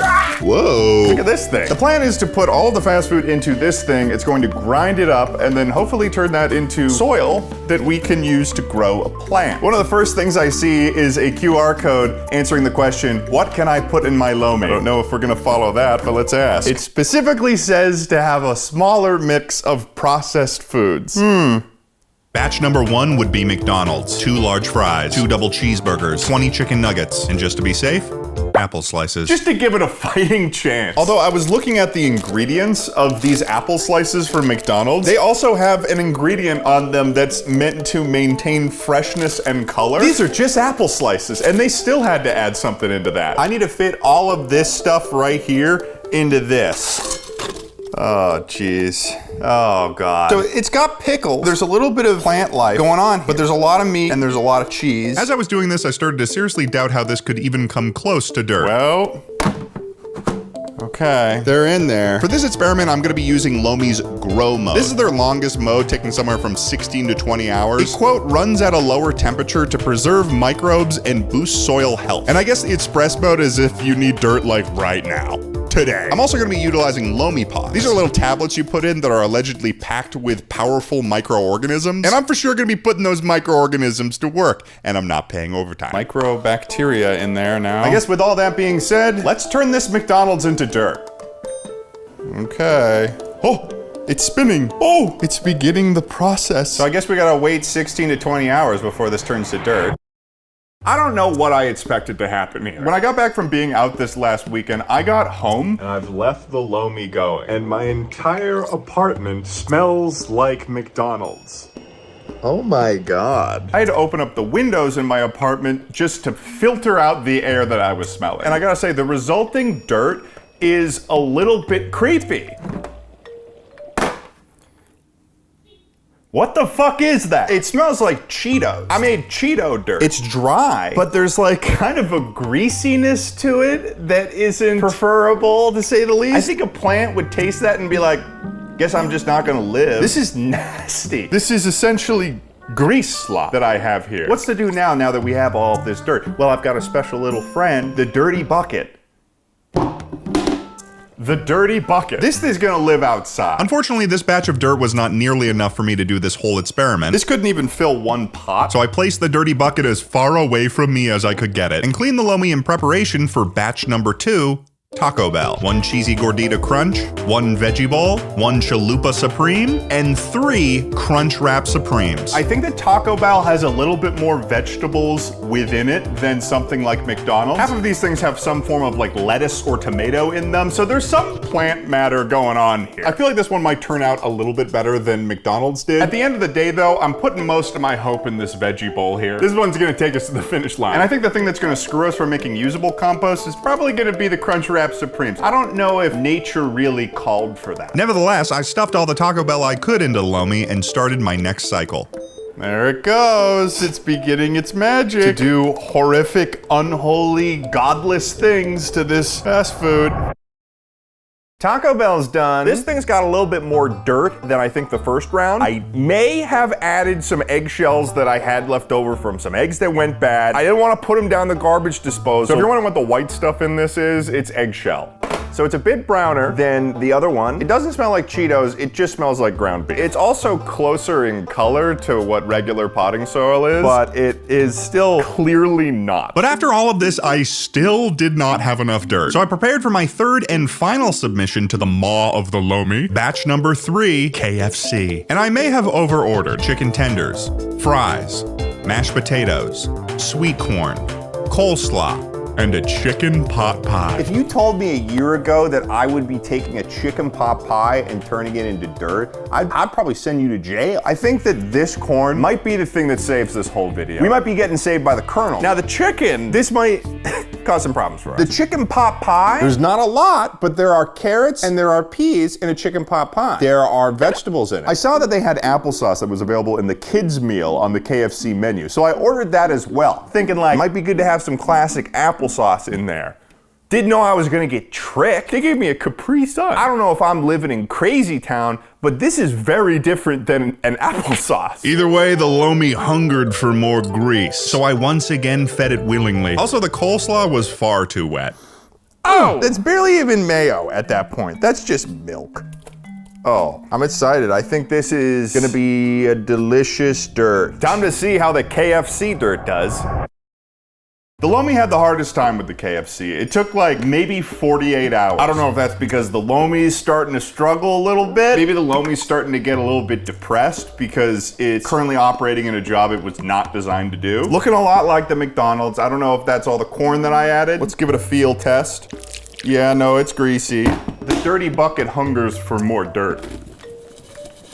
Oh God. So I mixed all the fast food dirt together to make one final dirt. Doesn't look that bad. All of this in the dirty bucket, I think I just might have enough to run this experiment. But while I'm leaving much of this plant growth up to chance, you shouldn't be doing the same for your career. Which leads me to the sponsor of this video, Strawberry.me Career Coaching. It seems like these days the job market is more competitive than ever. And the people who will succeed in a world like this are those who have a solid plan and solid goals, which is where Strawberry.me comes in. Strawberry.me will help you create a strategy for your career. When I met with my coach Vincent, I wasn't really sure what to expect from the experience, but right off the bat, he was asking some pretty thoughtful questions to figure out my specific goals and what I'm struggling with. One of them, for instance, was genuinely addressing how to improve my YouTube video output, which I'm sure might be a relief to those of you who want to see more than 4 videos a year from me. This was nice too because I do have a therapist that I talk to sometimes about my career worries and issues, but meeting with a career coach was very clearly different. It was more oriented to figuring out the root of my issues in direct relation to my work, based on like who I am and how my working brain ticks, and then giving me actionable steps that I could take to address them as opposed to just talking about them. Like, I am legitimately going to keep using this service because I can see how helpful it can be to talk to a professional who is directly invested in your own success and someone who will create accountability for you. Like, I'm going to check in with my coach next week and we're going to talk about how the week went. This platform can be really helpful to speak to someone who has an outside perspective on one's career. They give you tools to be able to find the right path for you. Plus, it's virtual, accessible, and flexible, meaning you can spend the time to take ownership of your career without your schedule taking ownership of you. So go to strawberry.me/Ted Nivison or scan the QR code on screen. They're offering a $50 credit so you can actually try it out. Don't leave your career to chance. Find the right coach and make it happen with strawberry.me. Thanks for watching the sponsor, and now to the plant store. So I headed off to the plant store to grab supplies for this experiment. I'll explain in a second, but I needed a lot of pots in order for this to work. But I also didn't really remember how much loamy dirt I had, so I bought like 2 sets of pots in different sizes. I have a lot of clay pots now. Seeing the beauty of the plants around me here made me feel kind of like a spy. Everyone else was here to do right by the souls of these plants, whereas I was here to do something devious and unholy. So I quickly got what I needed and headed home. This experiment would be conducted at the utmost level of scientific research. In order for us to get tangible results, we needed to have a control and different variables. There might be more to it, but that's all I remember from high school science. Obviously, we'd have our control, which is just growing a plant in regular potting soil. But then we'd start adding our loamy creation at 10%, 50%, 75%, and finally 100%, allowing us to see a range of how the plants will react to different levels of fast food soil. We sort of got a spectrum going on here, ranging from it would be really surprising if this didn't work to it would be really surprising if this did work. I'm gonna make the soil mixtures now, and then tomorrow will be day number 1 of trying to grow a plant using soil made from fast food. This soil's made a name for itself clearly. We've got Edna's Best Potting Soil. So we're using the greatest here. I've also got a little bit of pumice. This is basically just like little rocks that you put in soil in order to encourage water to drain through the soil properly. Because I think at the higher levels of the loamy soil, that's just the water, it's just gonna suck it up. So I went ahead and created my first mixture at the 10% loamy. So that's about 10% loamy soil and 90% potting soil. I also made sure to mix the loamy dirt with the soil to make sure it was as homogeneous as possible. Kind of looks like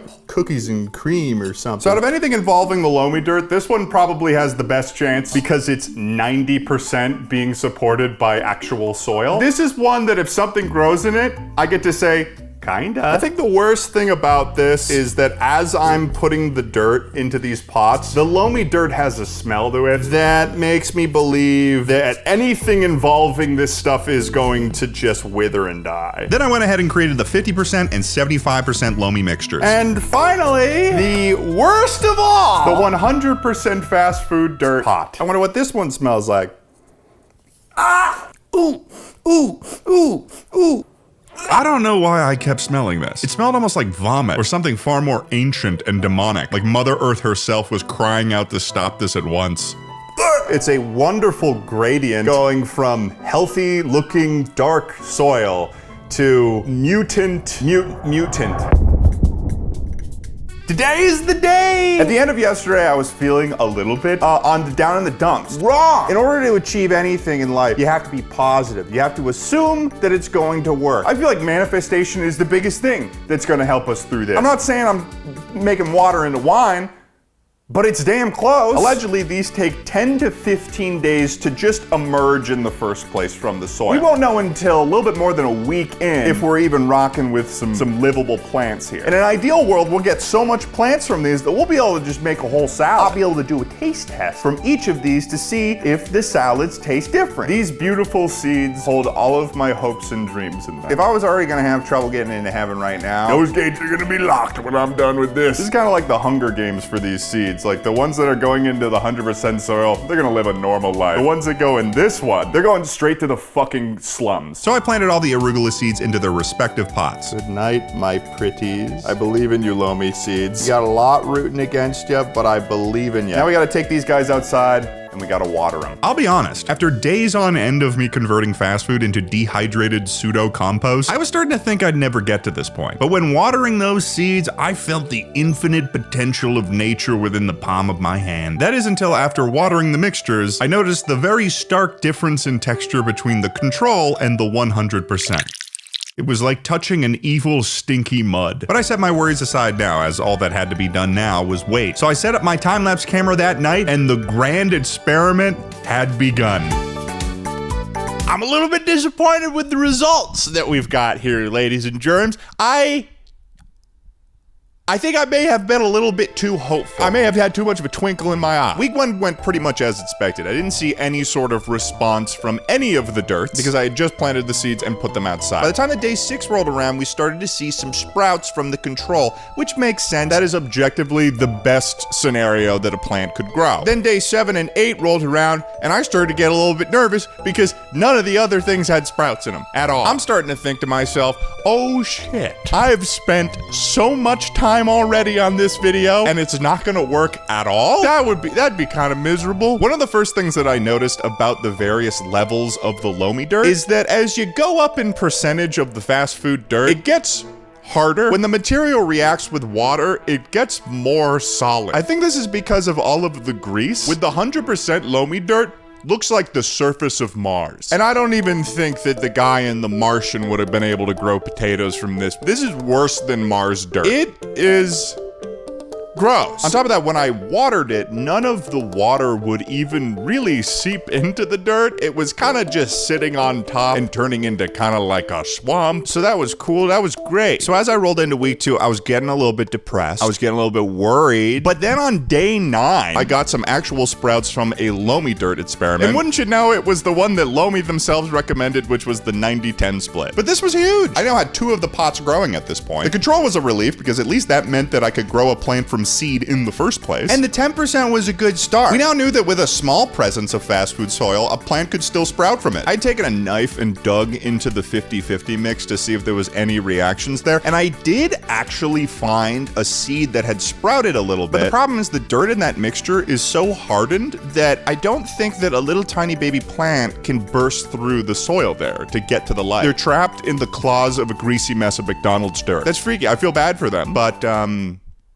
I also salute their sacrifice. I waited the rest of the week for any of the other pots to sprout, but just nothing was happening. I was like, this is miserable. I don't want to have to be like, oh, Lomi was right, 90-10 split's the only thing that works. I don't want to tell a company that they're right. Nobody wants to do that. At the very least, we've got actual plants that are growing a little bit from the nutrients that are in all of that fast food, which is kind of cool. Week 3 rolls around. The 50-50 and the 75-25 started doing some weird stuff. Namely, they both started to mold. The 50-50 was probably the worst of them. It had this sort of blanket of mold all over it. I'm assuming that's because I'm taking dehydrated fast food, putting it in a mixture of dirt and covering it in water. It could also be a curse from an ancient god. I'm not really crossing that out as a possibility here. But mold showed up and then came the flies. Even now, as I checked upstairs on the plant, there is actively like full-on flies on this loamy mixed dirt. They also smell nasty. Any seed that's getting planted in that is just getting poison damage and dying. I possibly created a more inhospitable environment than like when a plant bursts out of concrete. Then another weird thing started happening. The 90-10 mix started growing better than the control. I was starting to see actual baby arugula leaves forming in the 90-10 mix, whereas the control reached this weird baby purple sprout stage, and it wasn't growing any further beyond that, which confounded me and still does. Like, why are you having a problem? Is it just because you live in a weird neighborhood? So we're having 10% of success right now. Personally though, that's not enough for me. 10% of a win is not even close to a passing grade. We're on academic probation to say the least. Things aren't going well. So I need to change a game plan here. I'm a greedy bull. I want results. I need pictures of Spider-Man. At this point, we can say with almost absolute certainty that nothing... You get to do absolutely everything an anchor does. Except be on air. Things take a turn in Barbie's favor, though, when Kevin shows her a video he captured of Raquel and Todd breaking up while he was filming cheerleader practice. I was shooting cheerleader practice, and look what wandered into my shot. Why were you shooting cheerleader practice, Kevin? Look, do you want to see the footage or not? Why do these girls associate with Kevin? They don't seem to like him, and he's clearly got some voyeuristic tendencies. Either way, Barbie runs into Todd at his locker, and she pulls some classic Barbie riz, as the kids are saying these days. And next thing you know, Barbie and Todd are hanging out at the bleachers while Todd's leg no-clips into the back rooms. Barbie and Kevin later have a movie night together, as Barbie has friend-zoned Kevin into the absolute abyss, and he suggests that Barbie should try to co-anchor with Raquel. When she tries to ask Mr. Wexler if she could co-anchor, he says he would only agree if she had a good enough story, as if he's running a real news station, and he's trying to get pictures of Spider-Man. Now this is when things start to become interesting, because Barbie and Todd are now going to the fall formal together. The dance. The big dance. And Todd asks Barbie to watch his football practice, which gives us this incredible scene. Yes.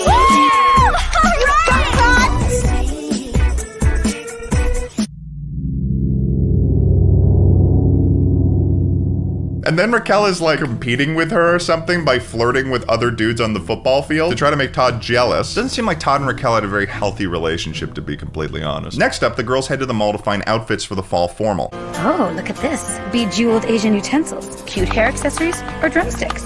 I don't know what it is, but there's something strange about calling chopsticks Asian utensils and then immediately start using them as drumsticks. Eventually, Barbie finds an outfit for the fall formal, but uh-oh. Raquel and her friends are also at the same store at this mall. Raquel sees Barbie shopping for the fall formal, and she picks up her phone to call someone. Immediately after, Barbie gets a call from Todd telling her that Raquel and him are back together and that they can't go to the fall formal together anymore. Which means that Raquel saw Barbie happy and then decides that she can't have that, so she gets back together with Todd. And Todd just says yes, as if he didn't already have plans with Barbie. They're both awful people. Also, this happens in Mean Girls as well. So Barbie is obviously bummed about this, and the store clerk sees this. So she decides to give Barbie this bejeweled diary with a bracelet that opens the lock for it. Because she's now so fucking miserable, she starts writing in the diary every day. Raquel continues to bully Barbie in school for like really stupid things. For instance, they gave her crap for doing well on a test and messing up the curve. Congratulations, Barbie.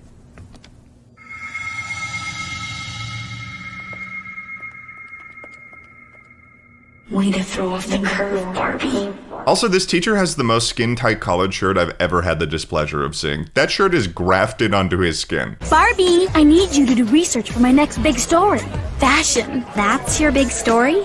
I mean, it's fun and all, but I was thinking... Don't care. And when Barbie becomes frustrated with how Raquel doesn't care about the news, but rather just being a popular girl, this gives her the idea to write a story for the school news about the difference between popular and unpopular students. On top of this, Barbie decides to sign her and her friend's band, which is called Charms with a Z, for an audition to play at the fall formal, but she's very clearly doing it for selfish reasons. And Wexler will see that I can be bold and exciting. And for once, people will know me as something other than the girl who ruins the curve. So we're setting up a situation where Barbie is placing her friends on the sidelines for her own personal gain.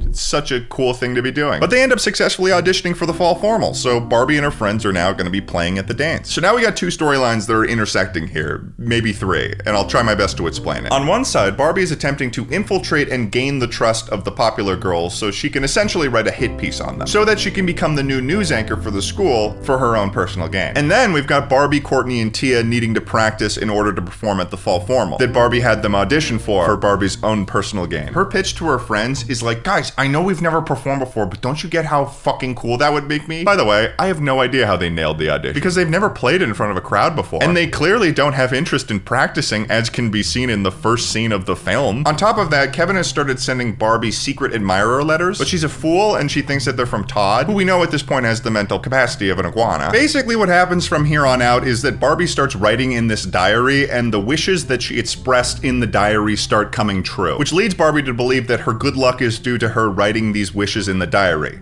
Meaning that the diary is magical, of course. Essentially, Barbie believes that she's acquired a more powerful version of the Death Note. If you've seen Mean Girls, you generally know what happens next. Barbie becomes incredibly engrossed in her infiltration of the popular girls, to the point where she's legitimately hanging out with them and gossiping about people for her news story, including her friends. So we decided to audition for the fall Oh, hi. Hi there. Hi. He's such a loser.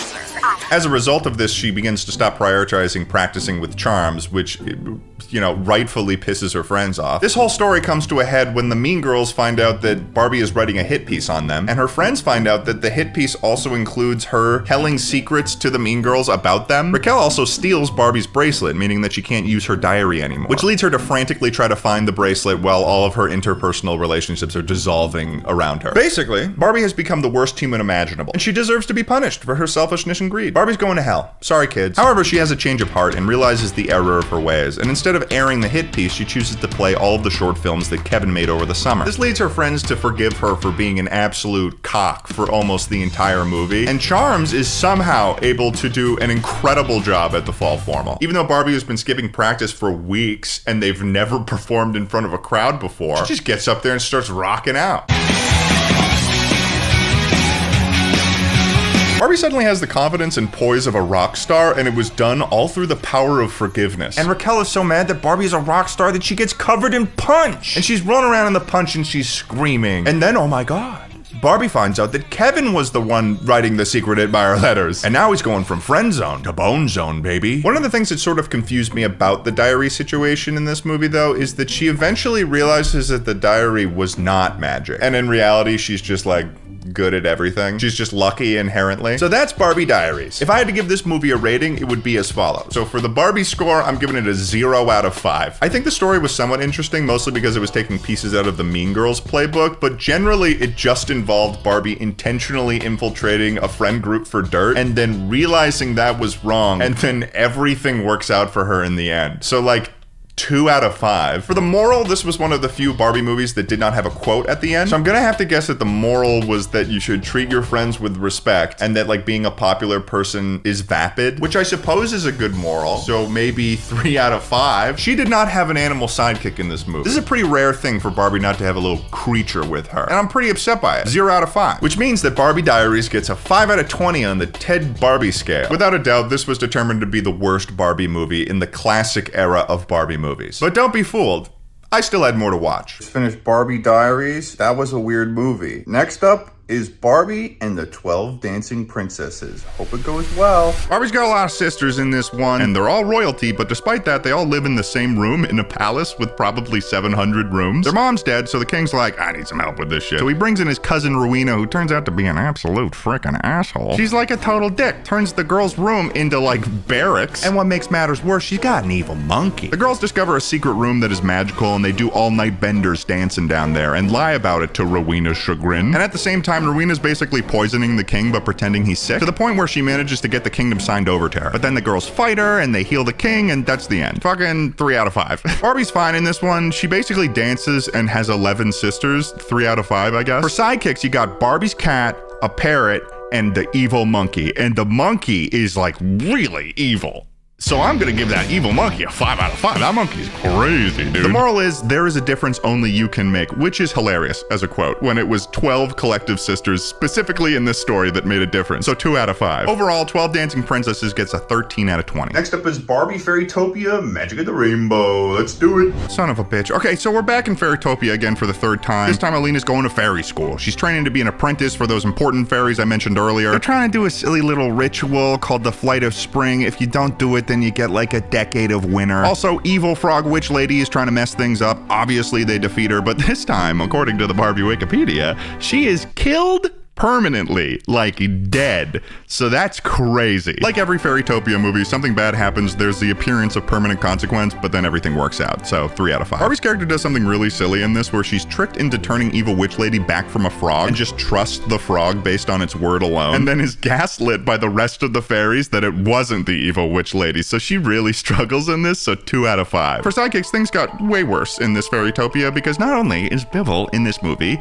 they introduce him a love interest interest named Dizzle, who is a pink female puffball wearing lipstick. I had no idea that things could get worse. 0 out of 5. The moral is together we're strong. I guess it is fine. 3 out of 5. Overall, the third Fairytopia gets an 8 out of 20. Next up, we got Barbie. She's gonna be on an island. Here we go. Barbie and the Island Princess is about Barbie's character Ro living by herself alone on an island with 3 animal sidekicks she can speak to. Until Ken comes to town and colonizes her, and she just kind of trusts this stranger and gets on his boat and goes back to his kingdom with him. And as she's exploring civilization for the first time with her animal pals, they discover, big surprise, an evil plot to take over the kingdom. How many times are we gonna do this? Basically, they beat the evil lady with the big hair trying to take over the kingdom, and it turns out that Ro is actually the lost daughter of another king and queen. Baba Booey, she's the island princess, and she gets married to colonizer Ken. It was a pretty interesting premise though, so I'd give it a 4 out of 5. This character for Barbie is pretty funny because she's the only one who can speak to the animals, so I imagine when she does this, everyone thinks that she's fucking insane. So I'd give her a 3 out of 5. There are a lot of sidekicks in this, but the main ones I'll talk about are Ro's elephant friend Tika, who frequently is an absolute asshole and has abandonment issues, and is also a total cockblock towards Barbie's character. Not a fan of Tika. But then the villain has these 3 little rats named Nat, Pat, and Matt, and the rats have an awesome song where they sing about cheese the whole time. We are a trio of hungry fellas who dream at night about mozzarellas. So you can tell I was a bit conflicted on the rating here, but I like that cheese song, so I'll give it a 4 out of 5. The moral at the end is there may be miracles awaiting, they may be closer than we know, when we have love to guide us as we go, which is just a lyric taken from one of the songs. I think that's lazy, so 2 out of 5. Overall, Barbie as the Island Princess gets a 13 out of 20.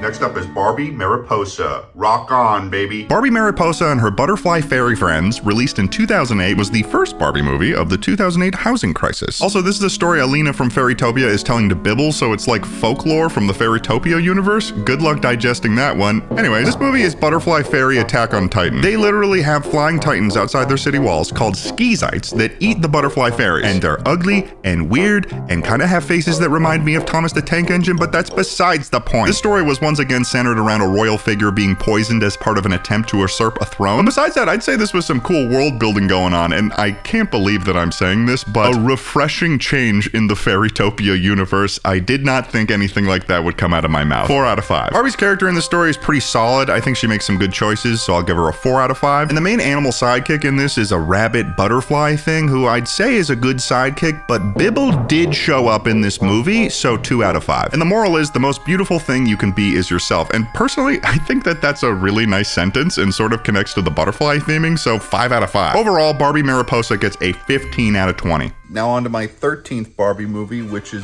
Barbie and the Diamond Castle. Okay, this is a story Barbie and her friend Teresa tell her sister Stacy about 2 friends, Liana and Alexa. They're both like mega poor, probably because they sell fucking flowers for a living. And they get into like a huge situation after finding some heart-shaped stones and also getting a mirror from an old lady. Because the mirror's got a girl in it, and she's in there because she's hiding from this evil lady Lydia, so she can't find the Diamond Castle, because that's like the birthplace of music. Duh, don't you know where music comes from? So they go on this journey and they meet some cute boys, and also Lydia's got a dragon named Slider who just won't quit. He's trying to kill him all the time. But in the end, they managed to defeat Lydia through the power of music and friendship. And also, didn't see this one coming, are made princesses of music. This one's okay, 3 out of 5. Barbie's character doesn't do anything specific to piss me off in this, but she does have some character growth, so 4 out of 5. The sidekicks are the main issue in this movie. These 2 dogs, Sparkle and Lily, are some of the weirdest sidekicks I've seen from a Barbie movie. They're like normal dogs, most of the time, until they start dancing.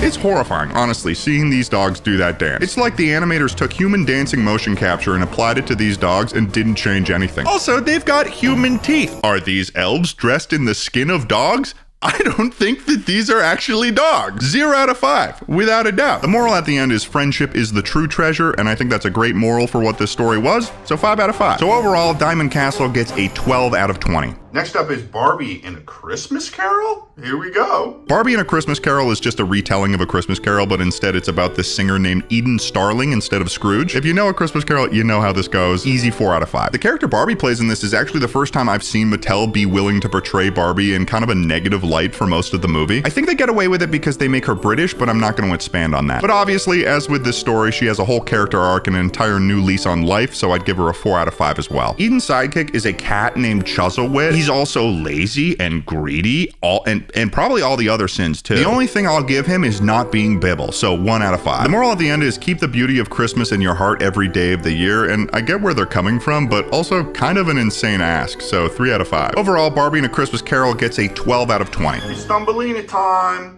Let's go. Thumbelina. This movie was not bad at all. Basically, it's just a story about a Twillerby named Thumbelina that has effectively no relation to the 19th century fairy tale. She lives in some flowers and a spoiled girl, and her parents want to build like a Walmart where she lives, but she befriends the girl and manages to save their home. It's got some environmental themes to it. 4 out of 5. Barbie doesn't really show up in this film that much. Usually the main character is a character played by Barbie, but because of this end scene where Thumbelina is made canon, by the way, they're separate people, Barbie is just kind of there at the beginning. So I'll give her a 4 out of 5 because she didn't really do anything wrong. For sidekicks, there isn't much of a sidekick in this one except this really ugly dog. And that dog, for me, is a 1 out of 5 dog. The moral is even the smallest person can make a difference. I think this is a perfect moral for this movie, to be honest, so 5 out of 5. Overall, Thumbelina gets a 14 out of 20. I'm on to the final movie of the night, Barbie and the Three Musketeers. I'm doing so well, and my mental state is at an all-time high. So we're going to France for this Barbie movie because Barbie plays Corinne, a girl living on a farm whose dad was a musketeer and she's got dreams of being one herself. So she goes to Paris and tries to become a musketeer, but it turns out sexism is real in 17th century France. So instead she ends up working as a palace maid and along the way meets 3 other girls, and they all end up getting trained to be musketeers by this old lady maid in sort of a Mr. Miyagi type scenario. Also, there's this evil advisor to the prince, you know the drill. Motherfucker wants that throne. But Corinne and her friends end up becoming musketeer Power Rangers of sorts, and they all beat the bad guys. Also, they say don't mess with the dress like more than once in this movie. Personally, I thought it was cool to see Barbie fighting with a sword in this, so I'd give it like a 4 out of 5. Barbie does sort of show up to the palace though at the beginning, just expecting that she'd immediately be made a musketeer, so I'm gonna give her a 3 out of 5. Barbie's sidekick is her kitten Miette, who also has aspirations of becoming a musketeer. I thought they were a good sidekick, but they got into some trouble at times, so 4 out of 5. The moral is true courage is pursuing your dream even when everyone else says it's impossible. And honestly, I think that's a 5 out of 5 moral for me. So overall, Barbie and the Three Musketeers gets a 16 out of 20. And just like that, ladies and gentlemen, the first era of Barbie movies I have finished watching. I think it was like 13 movies or something like that. I just watched Barbie and the Three Musketeers, and Barbie and her friends kicked ass. Tomorrow is a new day, and you know I'm feeling great. I feel like I'm really starting to understand some various pieces of lore. There's some serious strings that's pulling this whole thing together. So what have we learned? Barbie is an actress in all of these films, with the exception of small portions that she shows up in Christmas Carol, Thumbelina, and Diamond Castle. In Barbie Diaries, Waffle House is lore. I don't know what this will mean for us, but it's lore. We also learned that Barbie lives in Malibu, California. Barbie's got some friends, Tia, Courtney, and Kevin, and also an enemy, Raquel. Beyond that, in this movie, Barbie is starting her sophomore year in high school. This could possibly be before Barbie started her time working as an actress, but I'm still figuring out the timelines here, okay? You guys gotta give me a chance. In Barbie and the Diamond Castle, we get another glimpse of a sister of Barbie, Stacy. So we're kind of building out the family tree in Barbie's canon lore. In Barbie and A Christmas Carol, we get some serious lore drops as well. First of all, Barbie identifies with some denomination of Christianity as they celebrate Christmas. Not only that, but there's a huge implication at the end of the film that the character that Barbie plays, Eden Starling, is actually one of Barbie's ancestors. This is because of the snow globe that she gives to Kelly at the end of the film, as that's the same snow globe that Eden Starling passed down to her children. That shit's fucking lore. Also, Barbie has a friend named Nick. And finally, as I mentioned, in Barbie Thumbelina, Twillerbees, little fairies that can do plant magic, yeah, they're canon. Because at the end of the film, Barbie literally waves to them as she walks away, and they do some like plant magic and make a tree grow in the canon world. Twillerbees, plant magic, both canon, both real. That's all the canon information that we've learned for today, so let's keep going. Today is day 3 of watching every Barbie movie ever made. Over the last 2 days, I've watched 16 Barbie movies, only stopping to sleep, and I'm feeling right as rain. We're now officially moving from the classic era of Barbie movies into the fashion era. I'm not totally sure what this means because I'm seeing a lot of mermaid and princess and fairy tale and fairy as words being used in the titles of these upcoming movies. But I think what we're gonna see is a movement from Barbie as a princess and a fairy and whatever, moving over to focusing more on Barbie and her friends, like in the illustrious Barbie Diaries. This whole era of Barbie movies includes this many movies, 13 movies in total, so I'm thinking that maybe... Who put this shirt on me? Hello? I have no idea how this shirt got on my chest. American? Well, that seems a little on the nose. Okay, I'm watching a lot of Barbie movies, but I'm not gonna wear Barbie paraphernalia. That's not something that I'm gonna do. What the fuck? Okay, so let's start with the 17th Barbie. What the? Keep calm and be a Barbie? We're just gonna continue with the 17th Barbie movie, Barbie and a Mermaid Tale. In this one, we've got Barbie's character Malia. She's a surfer girl, and she's cool as shit. And she finds out she's half mermaid and heir to the throne of a mermaid kingdom. But also, she's got an evil aunt. Damn. So she sets out on a journey with a pink dolphin to collect 3 things to defeat her, and when she does at the end, her aunt is banished to the Marianas Trench. I'd say there was far less ridiculous moments in this plot, and it felt a lot cleaner than some previous Barbie movies, so I'll give it a 4 out of 5. I'd probably give this Barbie's character a 3 out of 5, and for sidekicks, the pink dolphin was okay. I honestly can't really tell you anything of note that pulls me in either direction about them, so 3 out of 5. And the moral at the end is what makes you different just might be your greatest strength. And I agree, the ability to breathe underwater and be a mermaid is OP as fuck. 5 out of 5. So overall, Barbie and a Mermaid Tale gets a 15 out of 20. Looks like Barbie's gonna teach me a little something about fashion.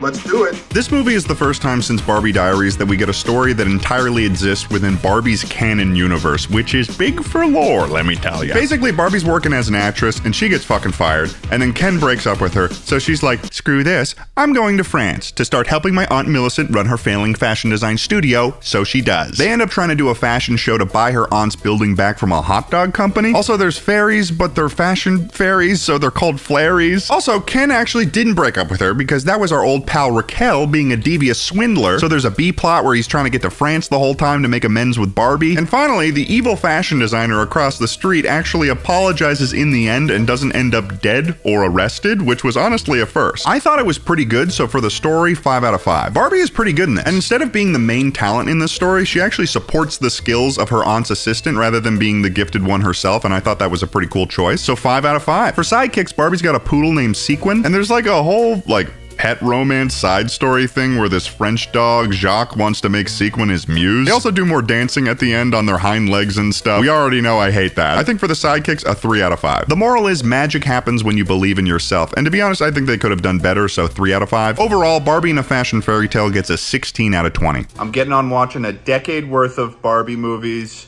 We continue to push on. What the fuck? We continue to push on, and things happening around me are normal.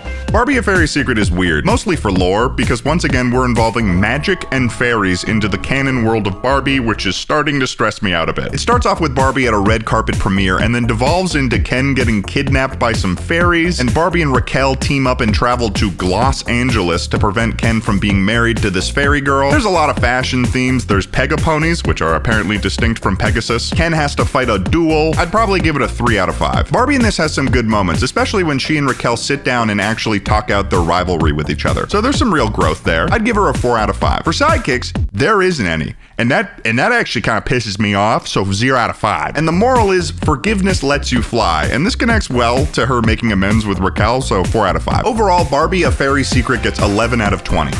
Next up is Barbie Princess Charm School. Here we go. I'm just gonna come out and say this. This Barbie movie is kind of a banger. Barbie stars as this character Blair Willows, who wins a lottery and gets a scholarship to Princess Charm School, which is where you can train to be a princess or a lady royal if you're not of royal blood. She chooses to go because her family isn't super rich and her mom is sick, and it leads into this whole story of her training to be a princess. It's got high school drama vibes. There's also a hint of Sky High in this because it's like a special high school. And in general, I'd say this is one of the most interesting Barbie movies I've seen that took a really creative take on the princess theming. And despite the potentially dystopian environment of a world where there's a lottery to become a princess and that's someone's only option to pull their family out of poverty, I'd give it a 5 out of 5. I'd also probably give Barbie's character in this a 4 out of 5. For sidekicks, Blair has a dog named Prince who's just a cool dog, but they've also got these fairy assistants that are assigned to each student. I'm unsure if they're getting paid to do this or this is something more nefarious. So for the vagueness of that, I'll give it 3 out of 5. The moral is there's a princess in every girl. Kind of weak moral, 3 out of 5. So Barbie Princess Charm School gets a 15 out of 20. We got another Christmas movie, Barbie: A Perfect Christmas. Wish me luck. Barbie: A Perfect Christmas is when I start to lose faith in the future of Barbie movies because this is just a whole lot of nothing. The story is Barbie and her sisters, Skipper, Stacy, and Chelsea going on a trip to New York. Wait, hold on, back up a second. Chelsea? Who the hell is this? That's Kelly, isn't it? Barbie's youngest sister's name is Kelly. Who the hell is Chelsea? What the fuck happened to Kelly? Anyways, they're traveling to New York City to meet their aunt, but inclement weather forces their flight to land in bumfuck Minnesota. So they end up at like a weird hotel where there's heavy implications that it's like the North Pole and the people working there are elves in Minnesota. Essentially, the only conflict is inclement weather and they have to make the best of it, so like 2 out of 5. Barbie is basically just the big sister character in this that has to deal with all her sisters all having problems, so like 3 out of 5. The sidekick is a husky puppy named Rudy. He's kind of just like a dog that shows up and also is kind of supposed to be Rudolph in some capacity. 2 out of 5. The moral is being together is what makes a perfect Christmas. Fine, I'll take it 4 out of 5. Overall, Barbie: A Perfect Christmas gets an 11 out of 20. That makes 21 Barbie films that I have seen thus far, which means I am now halfway through every Barbie movie in existence. So let's keep going and watch Mermaid Tale 2. Here we go. We're back in Mermaid Town, and Barbie Mermaid Malia is mermaid again. Can you believe it? And guess what? Evil Aunt's back, and she's fucking stuff up. I don't even know what to tell you. I've seen so many of these royalty usurping stories where the main villain returns. I'm losing my mind. There's magic, there's evil creepy fish, there's even an evil henchman fish with a mustache. And honestly, he looked pretty good. Yeah, okay, I'll admit it. I'd fuck the fish. Who said that? Not me. She gets everything she wants in the end. She gets to be mermaid and human whenever she wants. I don't know. 4 out of 5. Barbie gets a 3 out of 5. I don't know why. Sidekick, fuck him. 1 out of 5. The moral? It feels so good to be something bigger than yourself. In my opinion, this is potentially promoting cults. Don't like this language. 1 out of 5. Overall, Mermaid Tale 2 gets a 9 out of 20. I couldn't even tell you why. Now, as we know, in this second era of Barbie movies, Barbie's going through kind of like a transitional phase. She's going through puberty. We're moving away from rehashes of traditional folklore tales with just Barbie inserted into them, beginning to make up new stories for Barbie, and putting more of an emphasis on what Mattel thinks that young girls are into in the 2010s, which is fashion and music. AKA classic ballet, fuck off. It's time for Uncle Sam to show you a little thing we like to call capitalism. That's why we're the best country in the world. This confliction of concepts, princesses and fairy tales, and fashionistas and music, quite literally combines in the movie that we're going to be talking about from this era, Barbie, the Princess and the Pop Star. They're doing a rehash of a rehash. They're making meat cubes with this shit. That's hash squared, baby. Now, before even watching this movie, I thought to myself, well, this is going to be interesting because the whole premise of the Princess and the Pauper story is a princess and a woman living in pretty much abject poverty switch places, and they learn something valuable about each other's place in the world. What exactly does a princess or a pop star have to learn about each other's lifestyles that's like ultimately valuable in the end? They're both rich. That's like a banker switching lives with a Wall Street investor. There's money in both sides. But I says to myself, whatever. Surely they'll have something valuable to offer each other in life lessons. So let's get into it. The movie opens up immediately with a massive concert that's being held in the stadium. People are freaking out. Everyone's excited. They're shitting their pants. Ew, don't do that. Ew, gross, gross, gross. Stop shitting in the concert, dude. What the fuck? Out comes Kiara, the pop star, and she's doing a big old musical number. She is killing it up there. I mean, look at her go. At the same time, from her balcony in her castle, Princess Tori is watching Kiara's concert. She wants to go down and see the concert, but she gets chewed out by her aunt because she's supposed to be doing her princess duties, and this leads into Tori and her sisters sort of just not doing that and knocking people over and running around the castle while a version of Girls Just Want to Have Fun plays, but instead it's Princesses Just Want to Have Fun. But princesses wanna have fun. Yeah, sure. Princesses want to have it. So does everyone else. In fact, they're probably the most disposed to be able to have fun. They're rich. They live in a castle made of marble. You'd be lucky to see that on a normal person's kitchen island, and their house is made of it. Kiara finishes her song while this is happening, and she gives a little speech to the audience. Hey, Mirabella! I am pumped to be here performing at your kingdom's 500th anniversary. Damn, dude. 500 years? That is a really long time for a kingdom to exist. That is very impressive. Although, there is something incredibly strange about a pop star performing at the 500th year anniversary of a monarchy. What's that about? These people watching in the audience probably have iPhones and the internet, but they're living in a monarch. Does feudalism still exist in this world too? Like, are these people watching serfs? Yeah, so the scroll's saying that we gotta give 80% of our food to the kingdom in the form of tax, but it's actually okay because Kiara's performing tonight, guys! Yes! Yes! So I'm immediately trying to figure out, is this an absolute monarchy, like a governmental monarchy? Because there's a very small amount of those left in the world today. And one of the few that comes to mind is Saudi Arabia. But let's not dwell on it. 7 years ago, I made a video on my main channel, Ted Nivison, where I taught you folks how to make the most influential recipe of my entire childhood. And that recipe is my mom's meatloaf recipe.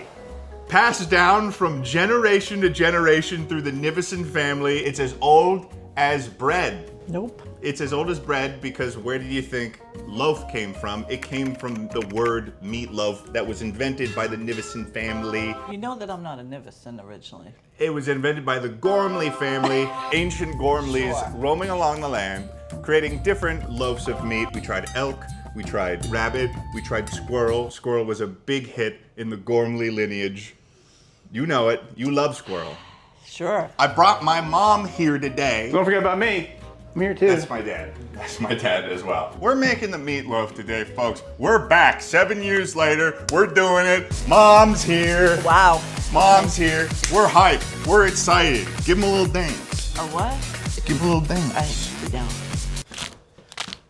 How can I compare to that? I don't think you can. Let's go over the pieces of the recipe on this meatloaf today. First thing, eggs. Check that out. We need eggs. You need a whole onion. We don't use the whole onion. But you have to have an onion to get half You an need a whole onion. Great Nut cereal. When I was a kid and I tried them once thinking it would be like a normal cereal, this stuff sinks to the bottom. It's like searching for sand in a murky pond. That's the Grape Nuts experience. Thoughts, Dad?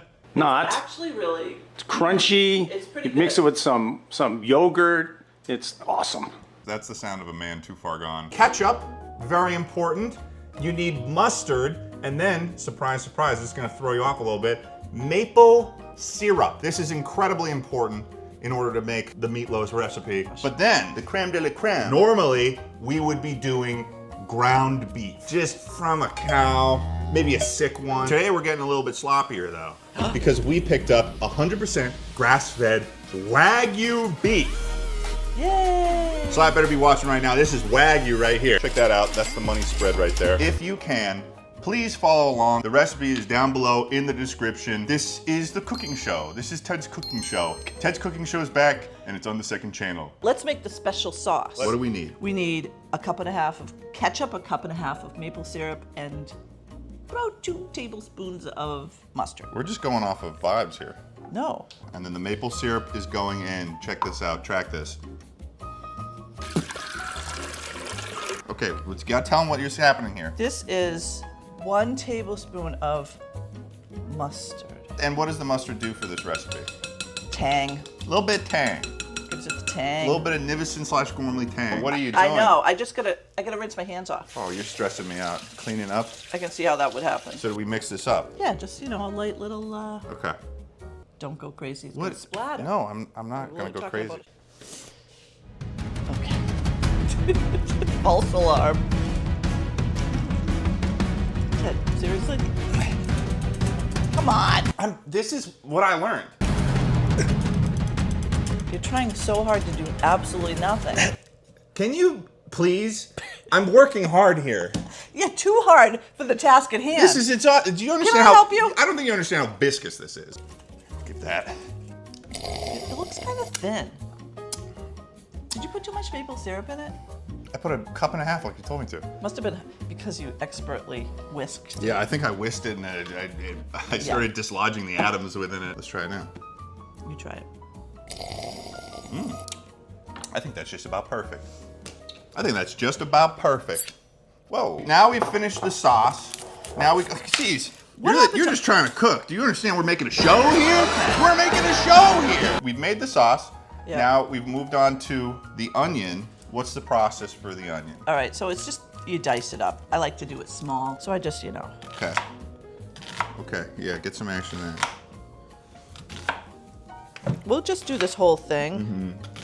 You are really paying attention. No, because I got to learn how to do this. Isn't it? I don't think you understand. In the original video, this took me a lot longer.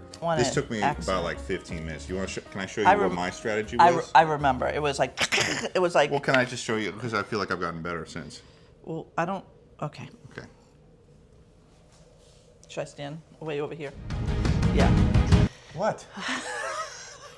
What? What? What is the shaking? I haven't even started yet, What? and you're on. Okay.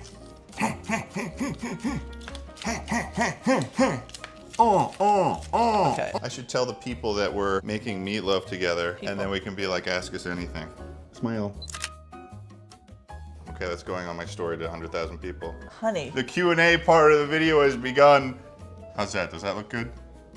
Sure. We've chopped this up. This is looking gorgina. Now we have to open the meat, assemble the meat, and start placing the meats. The meat, baby. Ready? Whoa! Plop. That's good. Leave it to me, Mom. I can only imagine what's happening with it. Wait. Okay, there we go. So this is what we would call a meat homunculus. This is an early version of the meat baby that we're currently going to create for this meatloaf. This is... What? Say hello. Hello. Greet them. Uh-huh. Name them. It's freaking me out a little.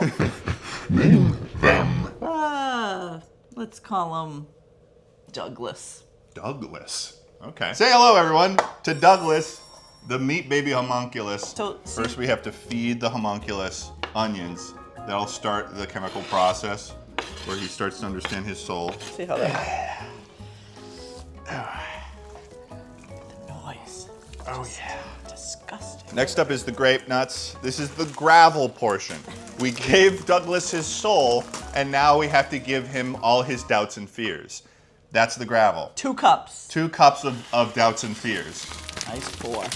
Yeah, hell yeah. I would this out of say do this one at a time because...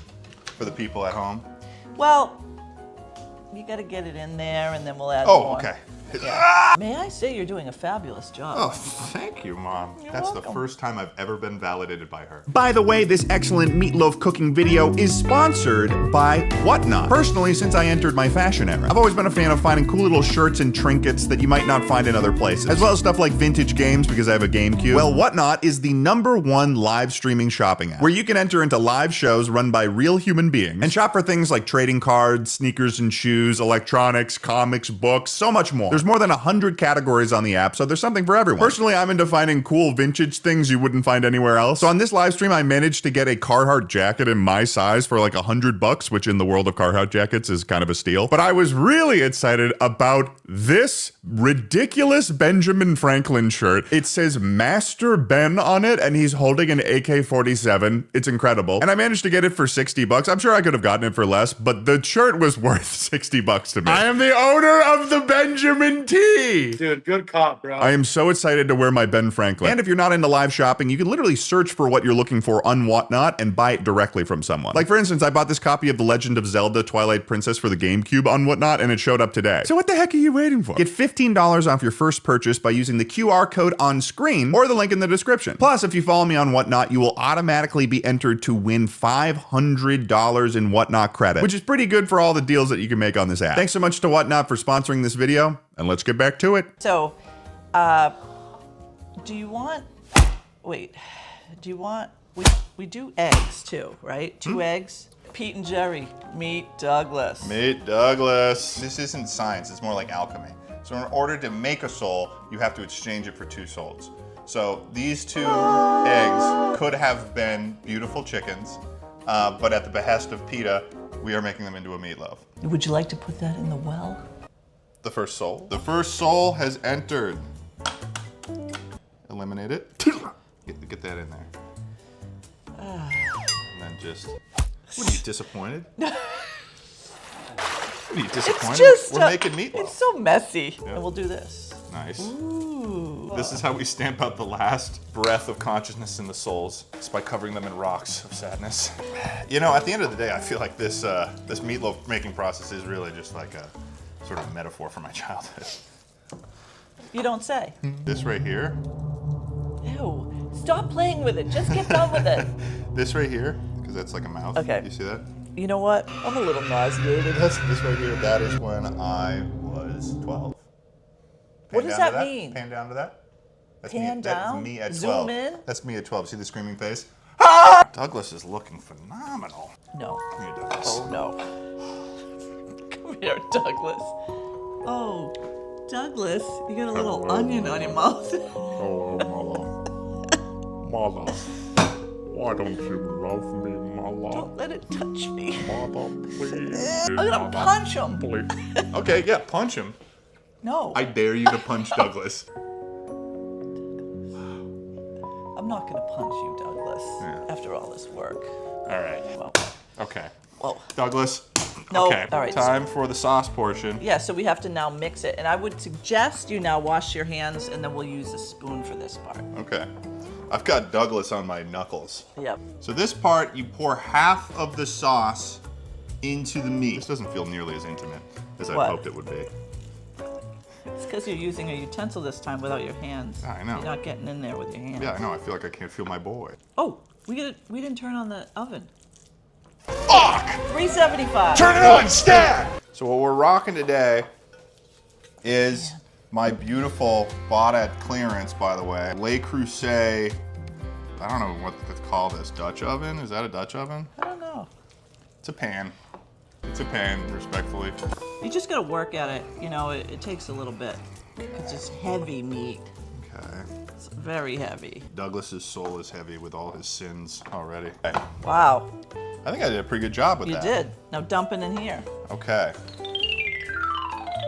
Wow. Now that once you've got it in the pan, you have to spread it all evenly. Nope. Well, I mean, you spread it out, sure. But it doesn't have to be perfectly Yeah, smooth, well, is yeah, what I'm I'm saying. not putting a protractor on this. Like, You mean like a level? no, protractor. We're making some I was angles. I was in the highest level of math in high Yeah, school. yeah, sure. This is the best part. Ready? Do you know what you do? You make little pockets. Yeah. Douglas, yeah. Okay. Final step is to pour the rest of the sauce on top of your meat mixture. Douglas. Douglas. All right. Douglas. This is the final mixture right here for our gorgeous, Gorgina, beautiful meatloaf. This is our meatloaf. It's not a meatloaf, it's Douglas. Douglas the meatloaf.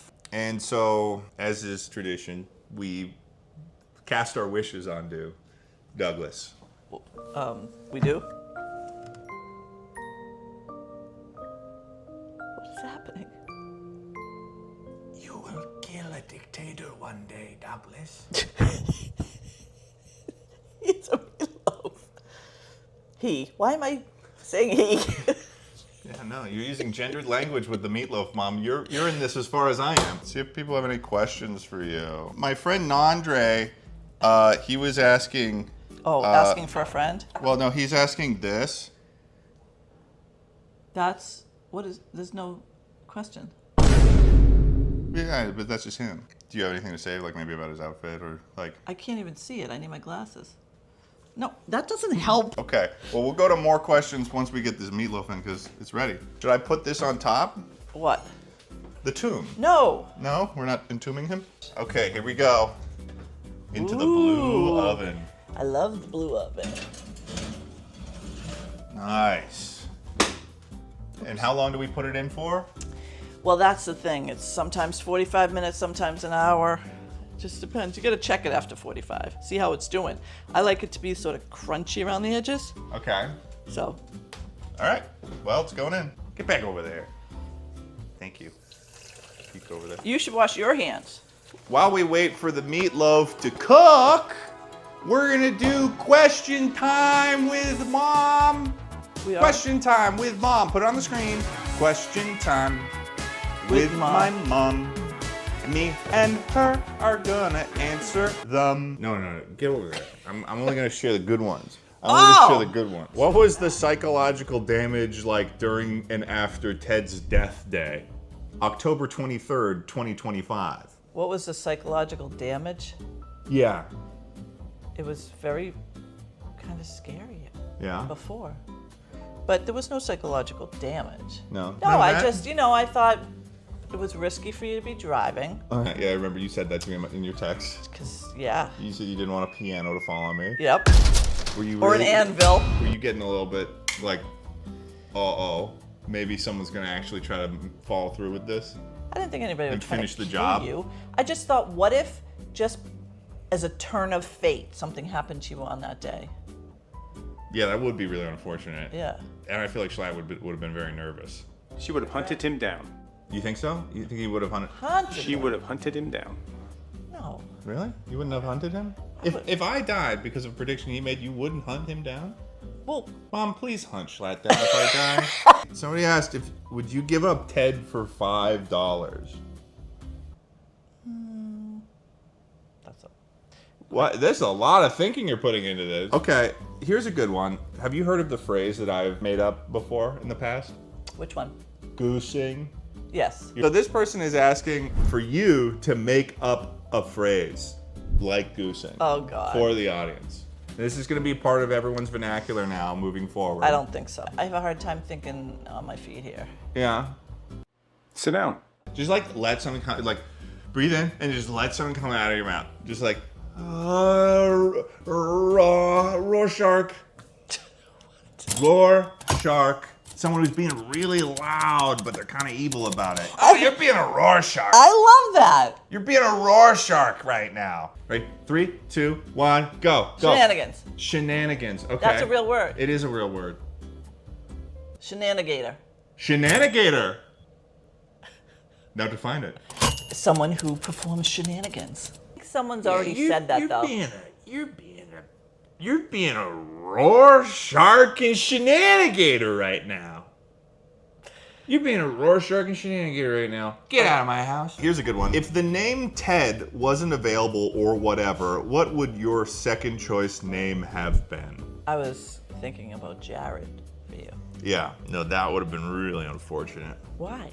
Are you kidding? This- You gotta understand. You probably have fans that are Jared. Oh, you sure. better watch and it. I wish them the best, but jeez, dude. What? Oh my God! Can you imagine how much more of an asshole I would be if I was walking around with the name Jared? How much more? How much more of an asshole than I already am? If I had the name Jared, that would have sealed my fate as a guy that walks into the room like this. Fuck you. Hey guys, what's going on? My name's Jared. I love smoking cigarettes and killing cats for fun. Sorry, Jared. Sorry, Jared. It's just how it is. Sorry, Jared. Sorry about that. Let's see. What's the most embarrassing thing Ted did as a child? Most embarrassing? What's the most embarrassing thing I did as a child? What's that? When he dialed 911. That was... I feel like every kid does that. I feel like every kid dials 911. It wasn't so bad that he dialed 911 and a police officer came to the door. It was that I was not home at the time, and then I came home and I picked it up and I had to call someone. I had called her earlier, so I was calling her back, and I hit redial, and it called 911 again. And they had to come again? Yeah.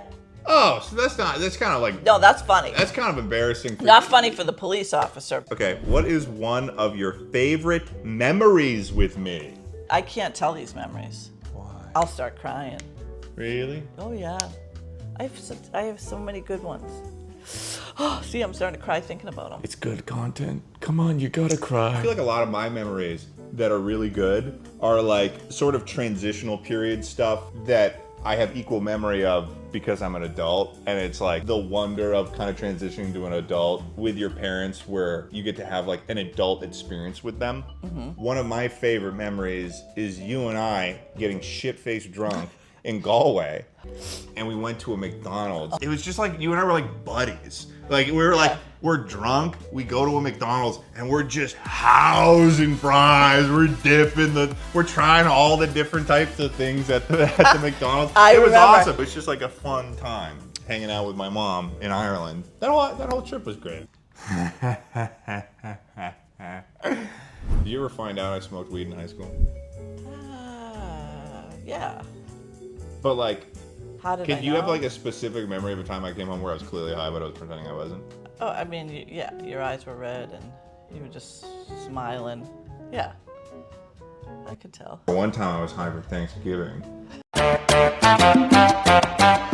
I did something really stupid again. Do you want to know what it is? This is Jimmy Buffett's Margaritaville. It's a restaurant started by singer-songwriter Jimmy Buffett based on his 1977 song Margaritaville. They've got fried food, Jimmy Buffett's music blasting 24/7, and of course, margaritas. It is a ridiculous restaurant and one of the strangest reasons that an entire business empire could exist. And for that reason, I drove almost 10,000 miles to go to all 22 locations in the United States and Canada. Here we go again.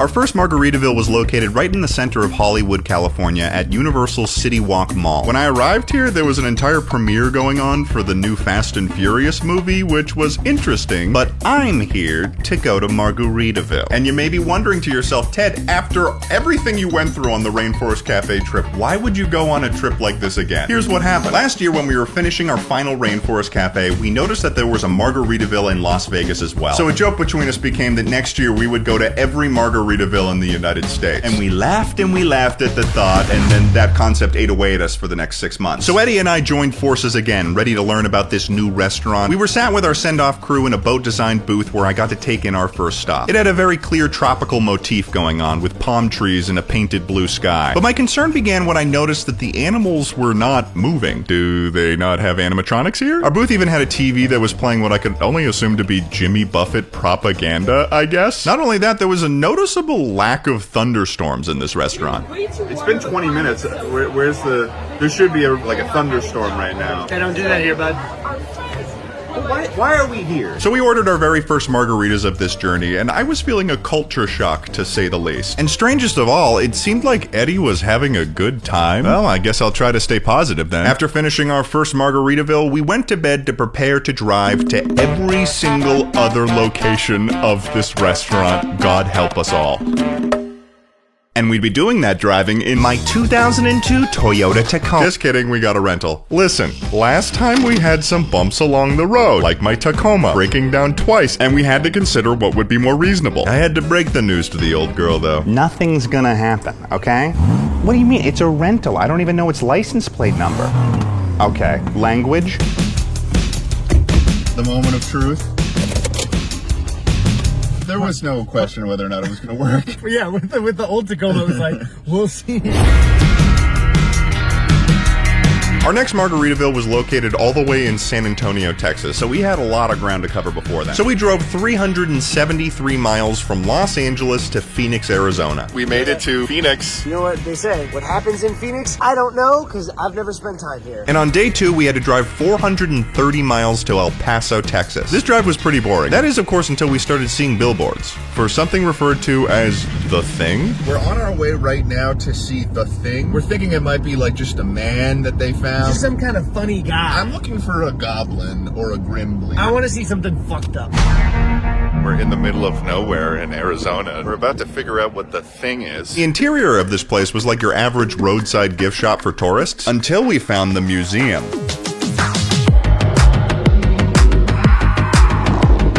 This museum was absolutely ridiculous. They would ask important questions like, what if dinosaurs were ruled by aliens from another planet? We had stumbled upon the greatest and the dumbest museum in the middle of nowhere. They had entire lore on these aliens. They had life-size sculptures of these guys too. And I don't know who designed these alien sculptures, but they made them kind of sexy, which was distracting. God, oh my God, getting turned on in this museum. Turns out the aliens were secretly controlling all of human history. Great. Cool. Oh, jeez. Then they just started pulling connections from everywhere. The Loch Ness Monster, Bigfoot, Illuminati, the Easter Island heads, a picture of the Twin Towers. I hope this isn't implying what I think it is. And at the end of the museum, we finally got to figure out what The Thing was. And that was this. I mean...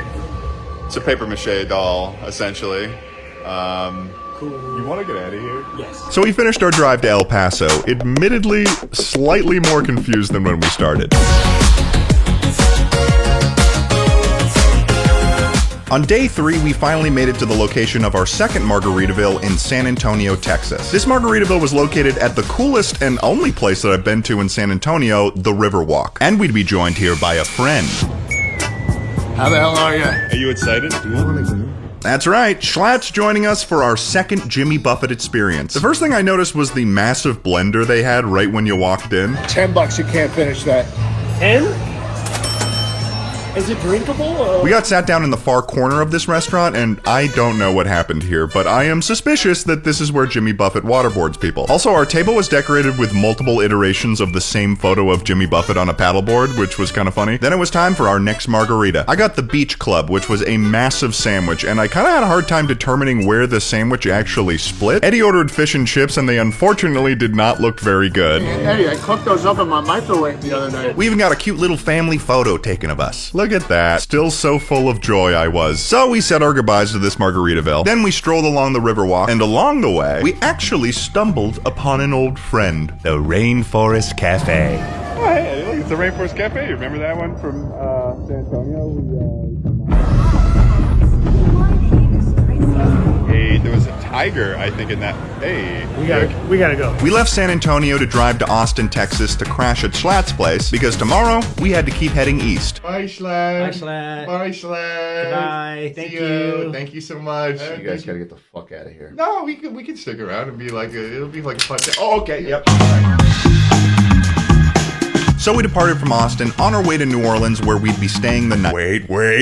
Oh my God, he's back. We were passing by my favorite beaver-themed gas station, Buc-ee's, and you know we had to stop. I was almost losing my mind with excitement rolling up to this paradise. And walking in, it was just as glorious as I remember. It was a madhouse in here. And they still had everything. Fresh fruit, tote bags, jerky. It was overwhelming. Party supplies, river tubes, delicious brisket. I was losing my mind. A sausage on a stick? The beaver owns the banks? What the fuck is a beaver nugget? My love for mascots. My love for theme. Oh God, it's happening again. You got a problem, dude. What are you talking about? You're buying party hats and party napkins? This is a really clean napkin. Would you like to try? So most napkins are clean when you buy it. This is a Buc-ee certified napkin, as in it's certified to clean the mess you make when you eat a delicious Buc-ee sandwich. Oh, so like what any napkin would be. I don't know about the other napkin, okay? I haven't heard about the other napkin. There's a huge market of other napkins. Name one brand of napkins other than Buc-ee's napkins. I don't know a single napkin brand name.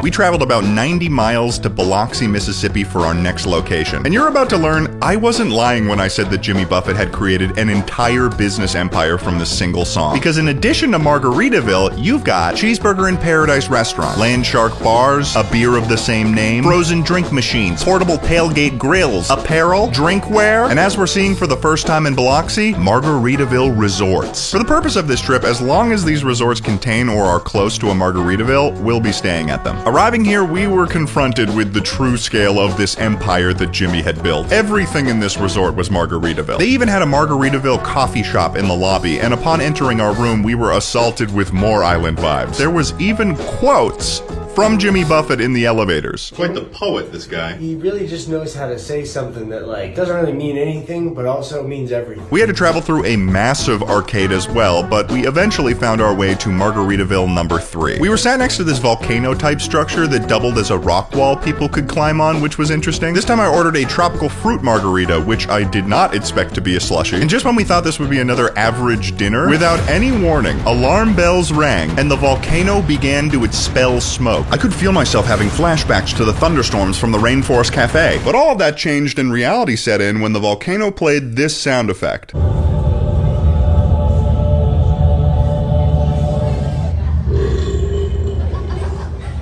What the fuck was that? And then immediately after, the restaurant begins blasting the song Margaritaville as we sit in a green haze of confusion. Okay then. Another perk we got when booking this resort was some preloaded arcade credits for downstairs. But since the arcade was about to close, we only each had time to play a single game. Needless to say, it wasn't very hard for me to figure out which game I'd be playing. Minions.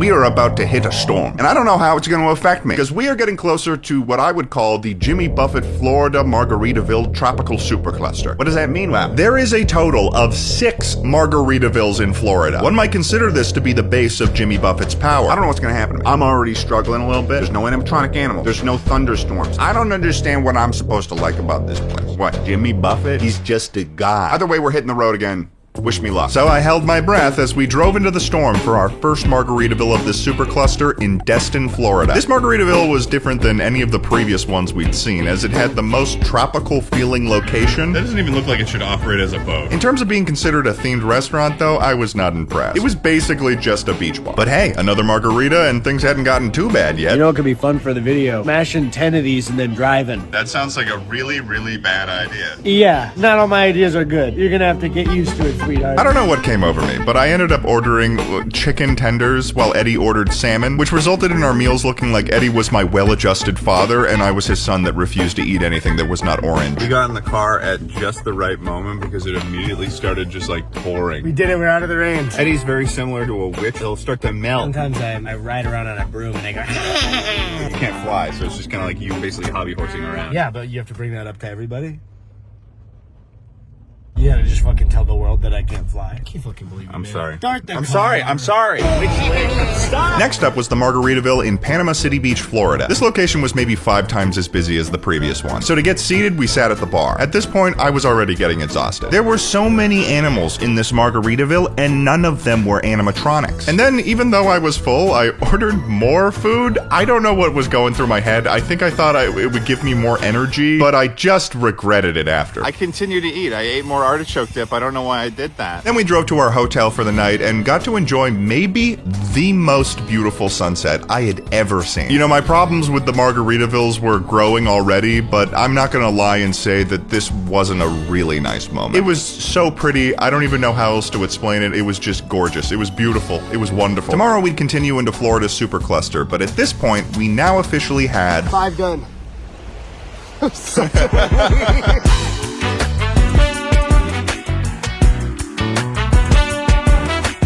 On day 7, we had to drive the entire length of Florida in a single day to our next Margaritaville in Hollywood, Florida. And we had an increasing worry that, judging by the rain clouds, Florida was not going to make it easy for us. Oh my god.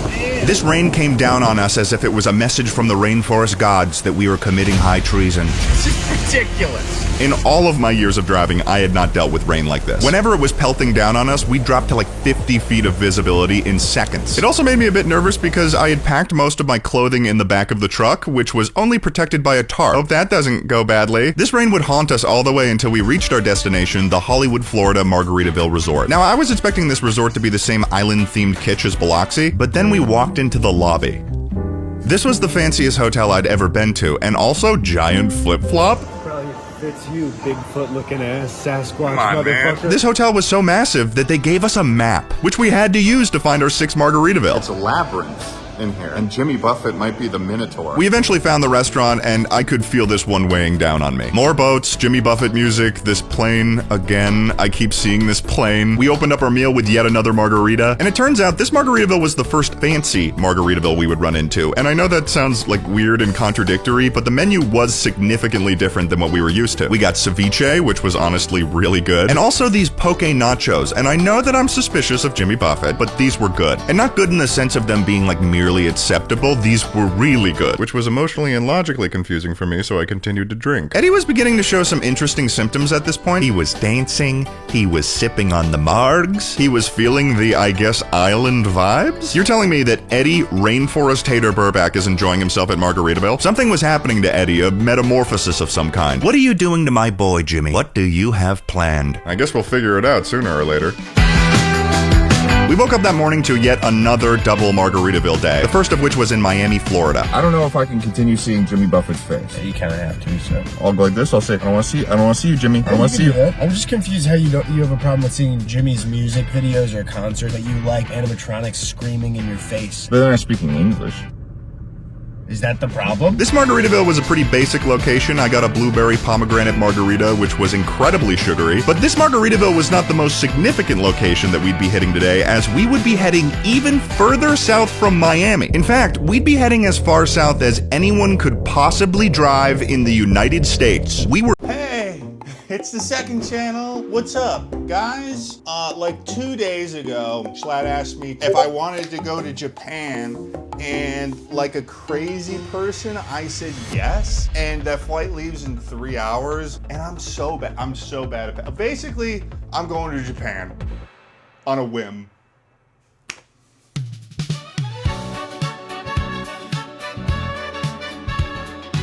It's 9:19 right now. LAX is an hour away. I have like 10 minutes before I have to leave for this. I'm gonna pack, and then let's see if I make it. I made it. So I started off by taking my 14-hour flight to Taiwan, where I had a quick little layover. And then after that, I had my final flight from Taiwan to Okinawa. I've been flying for maybe about 150 years at this point, but I'm having a blast. Last second trip to Japan. Why not? It was interesting on this flight because I'd never seen an airplane be so empty since like COVID. I guess not too many people are flying from Taiwan to Okinawa. It is sort of like a niche route, maybe. But after only 2 short hours, I began my descent into Okinawa and the beginning of my first ever trip to Japan. That's right. Can you believe it? Every influencer you follow on the internet has been to Japan at least once, but not me. Geez, Schlatt's been like 7 times, like literally 7 times, and I've never been. And I wasn't joking when I said I had barely a sliver of a plan. I'm landing in Okinawa without even a hotel book. That's how little preparation I have here. And what's better is I've been traveling on planes, Ubers, taxis, all the way across the world, and it doesn't appear like Schlatt was ready for me to show up. I found him. I was in the bath. Yeah, no, he was in. I travel halfway across the world.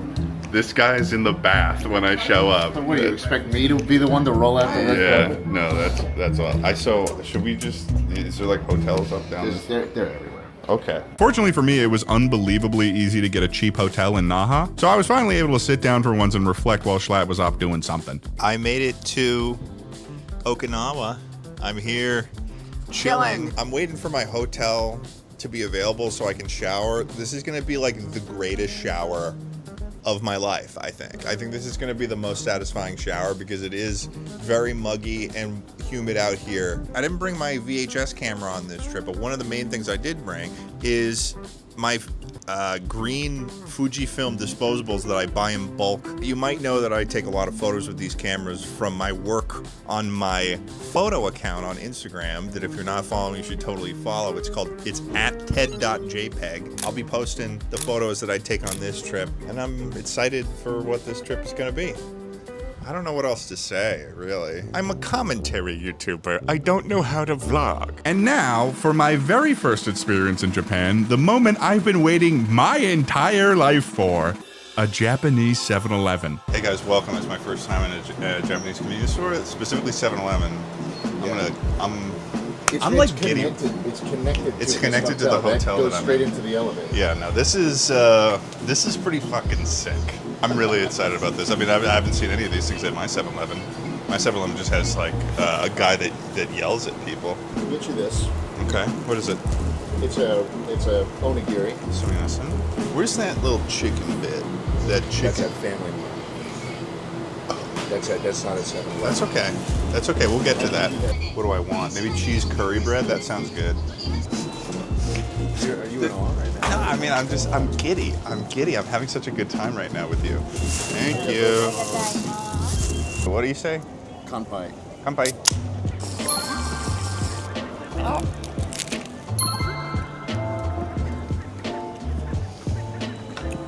Oh, that was divine.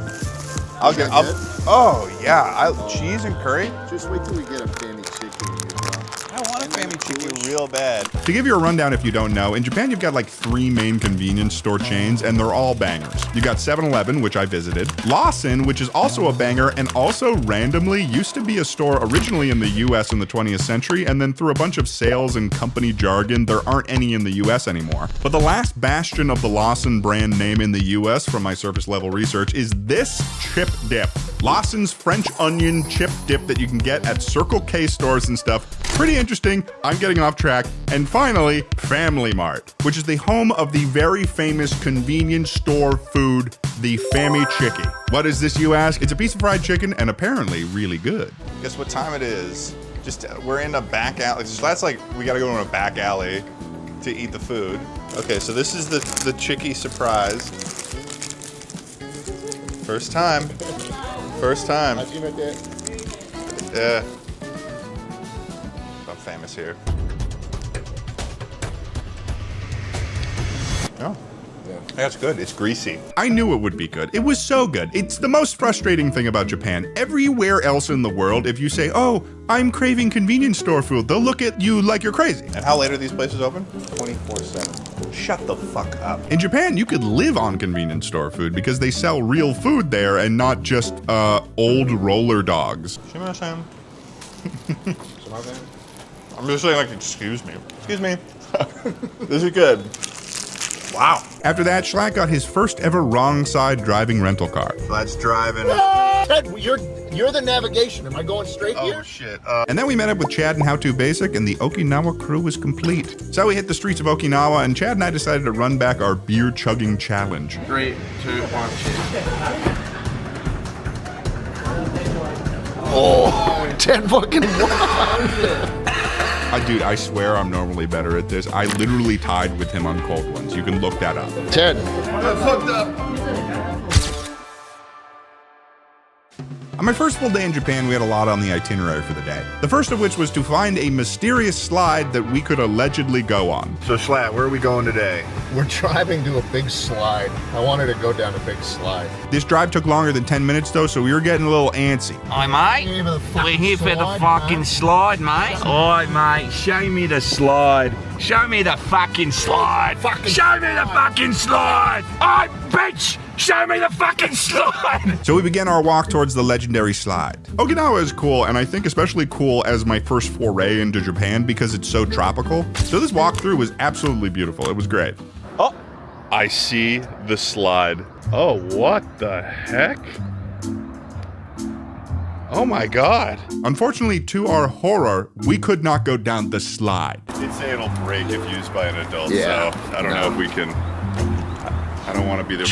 Chad didn't even bother. It was a kids-only slide, a dastardly move by the country of Japan, depriving us of whimsy. But you know, when you're traveling in a foreign country like I am in this video, it's helpful to have something to keep track of your finances so you can make sure that you're staying within your budget. Which is why I am very excited today to be sponsored by Rocket Money. Not just because Rocket Money is a phenomenal budgeting app that allows you to securely link all of your finances in one place so you can monitor your financial health, but because I am an avid user of Rocket Money. And I have been since December of 2024. I have been using this product for a year and a half already, and I love it. Rocket Money has a ton of features that make it easier to manage your finances, especially for someone like me, who admittedly will impulsively spend a little bit more than I should. They have an excellent subscription management system that automatically tracks all of your subscriptions and shows them all on a single list. This was great for me early on because it made me realize that I was somehow still paying for the internet that was at my old apartment, so I made sure to cancel that. You can even cancel some subscriptions within the app with just a few taps. They've got some awesome tools for tracking your spending, where they'll automatically categorize transactions to help you see where your money is going, and you can create custom categories so you can personalize any expense that you're trying to keep track of. But one of my favorite features in the app they have in the dashboard is this comparative chart that shows you how much money you're spending this month compared to the month before. It's just a really good visual that personally I have found incredibly helpful in improving my spending habits month to month. Overall, Rocket Money is great. I really like the app, and it's free to download. You can also get a free premium trial when you sign up with my link. So go to rocketmoney.com/TedNivison or scan the QR code on screen, or go to the link in the description of the video. Thanks for listening to the sponsor, guys, and let's get back to Japan. Now we're going to like go shopping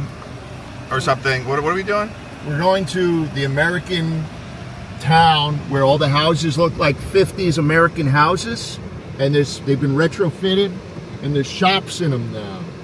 Surely not 2 duds in a row.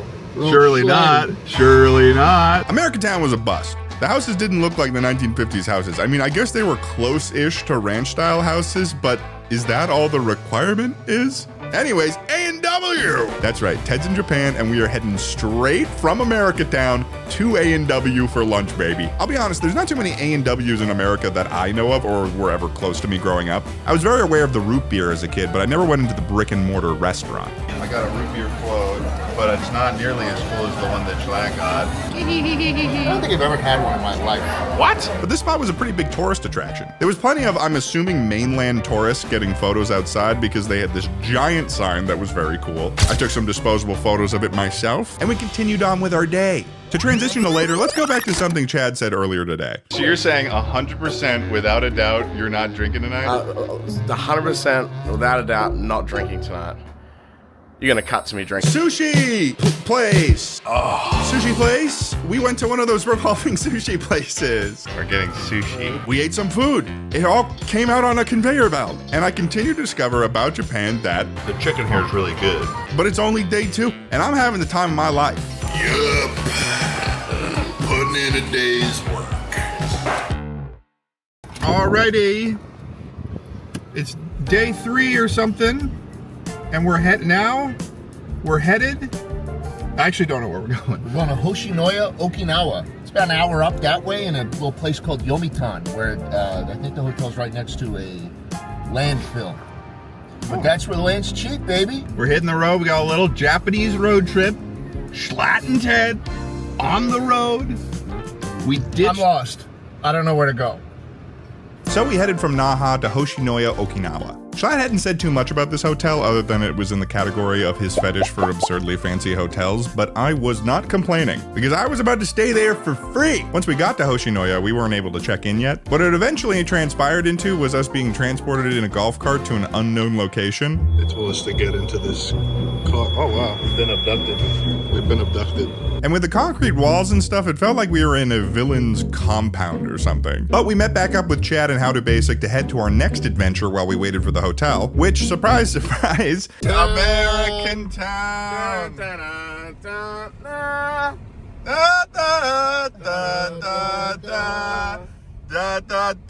We flew possibly the furthest distance we could away from any of our home countries to come to America. I don't know why we keep doing this, but quite literally another American-themed attraction we were headed to, which was the American Village. This place is ridiculous. Basically, this is a giant shopping area built on former U.S. military land in the 80s meant to stimulate the economy. It supposedly blends American culture with Okinawan charm, and they weren't lying, because as a guy from Massachusetts, it was crazy to see Fenway Park here. Where? Oh! Our first stop was getting the longest soft serve ice cream in the world at Long Soft Cream. Really good name. You're good at that. And this would begin a theme of getting ice cream on this trip, possibly at minimum twice a day. After that, we explored around the shops in the American Village. I met these bears. He's so good at that. Ukulele. And that one's just kind of there for the ride. Yeah. You know? She's rooting him on. That's the best. I'm so happy for what they have. Hello. And then for lunch, we had Okinawan-style tacos, which as a fan of weird foods was very exciting for me. Feel myself drifting off.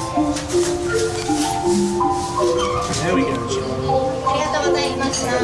When the tacos came out, they looked like they'd be really bad, like how Europeans make tacos. But I was surprised to learn that they basically just took some aspects of tacos and imbued it with a Japanese umami flavor that ended up being really good. To the point where I was getting seconds, and I don't know if I've ever done that at a restaurant before. We then headed back to check in at Hoshinoya, and we were brought to where we were staying, which ended up being a fucking villa. Schlatt is ridiculous with his hotels. This is fucking fantasy funland. I could buy you. Can I get by you? You're taking up the whole fucking doorway. Hey, move that big fucking tush out of there. Put my ass on camera. This was maybe the most gorgeous hotel arrangement I've ever stayed at. See that, Schlatt? It's kind of like we're sleeping together, Schlatt. You ever think about that? It's kind of like we're sleeping together here, you know? What are you talking? Yeah, it's just kind of like we're sleeping together because there's like mega beds. Are you a gay guy? Hmm? Are you a gay guy? What? Are you a gay guy? It had a full kitchen. The floor was this really nice, like almost concrete surface, but it also felt good to walk on. I don't even know what it was. We had our own pool, and it was right by the ocean. And there was a pathway we could walk down to reach the beach. It was crazy. Man, this place sucks. After getting all settled into our villa, we headed to the restaurant they had for a nice little family dinner at sunset. This trip was genuinely so beautiful, and I'm genuinely thankful for Schlatt for letting me tag along because this is just a great time. And then we headed back to the villa to end the night. We hung out by the pool, and at a certain point by myself, I just went down to the beach and took this very pixelated video of the lighthouse in the distance. I was having a good time. Day 4 was our biggest day yet. Where are we headed today, Schlatt? Cave. Hell yeah. That's right, Okinawa's got their own cave system, and I love a good cave, so I was excited for this. I found out early on that I might be too tall for this cave, but that's okay, because I'm also too tall for most human doorways. What the hell? We ended up in this weird audio-visual display area, and at first I thought that this was all that there was to the cave, but then we found another pathway, and there was so much more to this cave. It was dark, it was wet, it was mysterious, and at the end of the pathway, we ascended a grand rickety staircase to exit. And that was the cave. The cool cave. I'm sweating now. Next on the docket, we visited this waterfall. Waterfall. Yay! Love me a good waterfall. And then we headed to the Orion Beer Factory. I wasn't able to get much footage of this part of the visit since it wasn't allowed, but Orion Beer is a beer made in Okinawa. So we were having a good time essentially deifying this beer on our entire trip. Every third person here is wearing the shirt for this beer. So it was a good stop. It made sense. Next up was our final stop for the I hadn't been to an aquarium in a while, I'll admit, so going to one in Japan was really cool. But the coolest thing about this aquarium was that it was one of the few aquariums in the world to house their very own whale shark. Look at the size of this fucking thing. It's massive. I mean, the main tank itself is massive, but watching this thing swim by was like seeing an alien or something. It was awesome. Also, a fun fact about this whale shark, its name is Jinta, and it holds the record for the longest time a whale shark has existed in captivity, being at this aquarium since 1995. We even got to see a Schlatt shark. God, it looks just like Schlatt. And then finally, we went to see the Okinawa Aquarium Dolphin Show. Look at these dolphins. They're doing flips. They follow commands. They're very talented. I didn't know that was allowed. The dolphins doing that. I didn't know that. I was very impressed with these dolphins. I might try to hire one as an attorney. That was really cool. Good morning. It's like 8:30 in the morning, and at the hotel that we're staying at, they gave us these robes, so I had to put them on. This is our second to last day in Okinawa, and then tomorrow, Schlatt goes home, and then I think I'm going to Kyoto? I don't really have a plan right now. So yeah, for the rest of the time in Okinawa, we did a little bit of shopping off camera, went and explored, and we ended up driving back to Naha that day where we had one final dinner with Schlatt. We went out and got ice cream, Blue Seal, that's Schlatt's favorite. Over the next 7 days, I'm going to be attempting to create a TikTok sound with my voice in it that goes viral. And I have no idea if this is going to work. So on TikTok, there's a phenomenon where somebody will create a TikTok and the audio from that TikTok has so much application to hundreds of other themes that the audio itself will go viral. Here's an example. How did this become this? Become this? Then after that video takes off, people realize that this sound could be applicable to other circumstances, like watching a small little puppy grow from that into a wolf, or a teenage boy that watches Andrew Tate religiously grow into a man that gets angry when he sees a woman driving a car. How did this become this? Some of these audios have tens of thousands, sometimes hundreds of thousands of videos that are offshoots from the original, and most of these people probably don't even know where the original sound came from. So I have a theory that if I try really hard, I could make a series of the most generally applicable TikTok sounds in existence. As mouth-watering as a pumpkin spice latte to a soccer mom in flannel. But I'm not an expert on the world of TikTok. I mean, sure, I busted out dance moves at weddings that would make Charlie D'Amelio shit herself in fear and awe. But if I'm gonna make sounds for TikTok, I have to learn from the experts on what the ideal sound would be. What do you think are the defining traits of what make a TikTok sound go viral? Something something that they could then make into a relatable thing of their own. It's more of like the cadence of how you speak rather than what you're actually saying that actually makes a TikTok go viral. Something that needs to be able to be memeable. If you have something that people can kind of put their own situations into and either make a joke. One of the top things that makes a great TikTok sound is cringe. Cringe plays a large factor in everything that happens on TikTok. You make your own meme, people could flip it with just a different text and they would kind of lip sync what you're saying. What's the minimum amount that I would probably need to hit in order for it to be like viral? Like 15 to 20,000 times. Like that's like lightly viral. Anything over 50,000 is like, okay, yeah, probably everyone and their mother is seeing this. At least like 10K videos. I feel like once you see that K, it picks up after that. If the top ones have over 100K plus, then that's really when you know you're getting somewhere. Do you think I have a chance? I think you have a chance. I feel like that's gonna be hard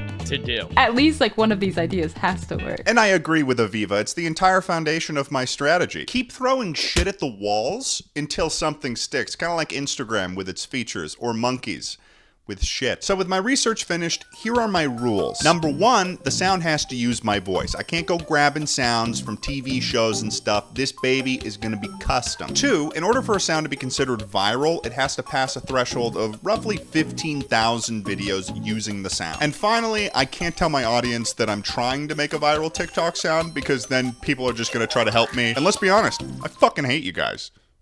So with all this in mind, I prepared for day one by creating my first TikTok sound. New, epic, viral TikTok sound. Yeah, no, that makes sense. My idea is a TikTok that applies to something that people like. A NASCAR race, or a basketball game, a Build-A-Bear. Like, it would be a thing of me as an 8-year-old walking into the Rainforest Cafe, and then I'm like, well, this is gonna define my personality for the next decade. Yeah, no, that's probably what I'm gonna say. Well, this is going to define my personality for the next decade. This is going to define my personality for the next decade. Wow. Well, this is going to be my personality for the rest of my life. Well, this is going to be my personality for the rest of my life. That seems like it could do well. It could just be someone discovering something for the first time. Wow.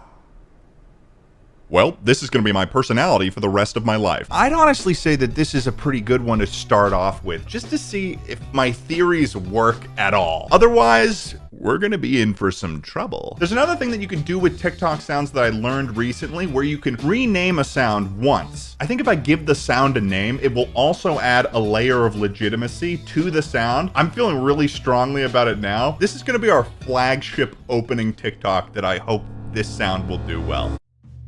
Good morning. It's day one of trying to make a viral TikTok sound. First thing to do was record my video for my relatable TikTok sound. Well, this is gonna be my personality for the rest of my life. Then I slapped on a relatable caption onto the video and post. In the first 6 minutes, we've got 286 likes, 12 comments, but 10 saves. And from what I've noticed, the sounds that do the best are the ones that have a lot of saves. What the fuck? So just commented, watch this audio trend on TikTok. If he's commenting this, that means that this TikTok just might have a fighting chance, ladies and germs. Oh, baby. We have our first video made from the sound. Wow. Well, this is going to be my personality for the rest of my life. That's a pretty good usage of the sound. This video has been up for, what, 12 minutes? Put my title on the screen, The King of Relatability. How ridiculous would it be if we were successful on the first day? I'm feeling maybe unrealistically confident about how this is going so far. But we also got to make another one today. I'm thinking this one, the world saying you can't do something, and then you going ahead and doing it. And then it's like this musical beat, like, reveal thing. You're a failure! You'll never do it. You don't have what it takes. It's a pipe dream. Do you understand how many people have tried this and failed? It's impossible. Well, they didn't have me. That has no right to be as epic as it's sounding right now. Do you understand how many people have tried this and failed? It's impossible. Well, they didn't have me. This sound, I imagine, would make the most sense for like some guy that's just trying to build a porch. His neighbor's saying that it's not gonna work out, or his HOA. I hope with all of my soul that people use this sound because it is far dumber than the last one I made. So for the second sound, I ended up doing another Rainforest Cafe joke. If you don't know at this point, I went to every single one in North America, with the joke being for this one, oh, you can't go to every single Rainforest Cafe. It's impossible. I got my Rainforest Cafe outfit. This is gonna be good. Well, they didn't have me. Then I made deeply insane face apps of Eddie and I standing in front of every single Rainforest Cafe to result with this masterpiece. Do you understand how many people have tried this and failed? It's impossible. Well, they didn't have me.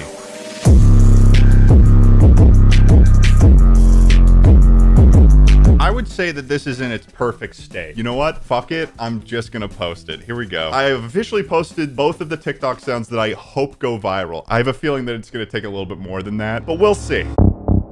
There are some good news and bad news. The first TikTok I posted yesterday, I believe did excellent. It has 128,000 likes, 6,383 people have saved it, and the most important of them all, there is 170 videos that people have made from this sound. The most liked one is this guy talking about being addicted to Destiny. I'm delighted to see this. For my first attempt at making a sound to get about 170 videos in 24 hours, I would say that's pretty good. I'm gonna view this as a win thus far, and we'll see how it progresses over the week. Now on to the bad news. The other video I posted did well. It has 100,000 likes, but it only has 7 videos made from the sound. The top video on the sound, it has 1,000 likes, and it's someone calling me out for attempting to try to make a viral TikTok sound. I don't know if it's for a video or something, but based on all the new TED TikToks I've seen today, I'm about 90% certain TED is trying to make a viral audio.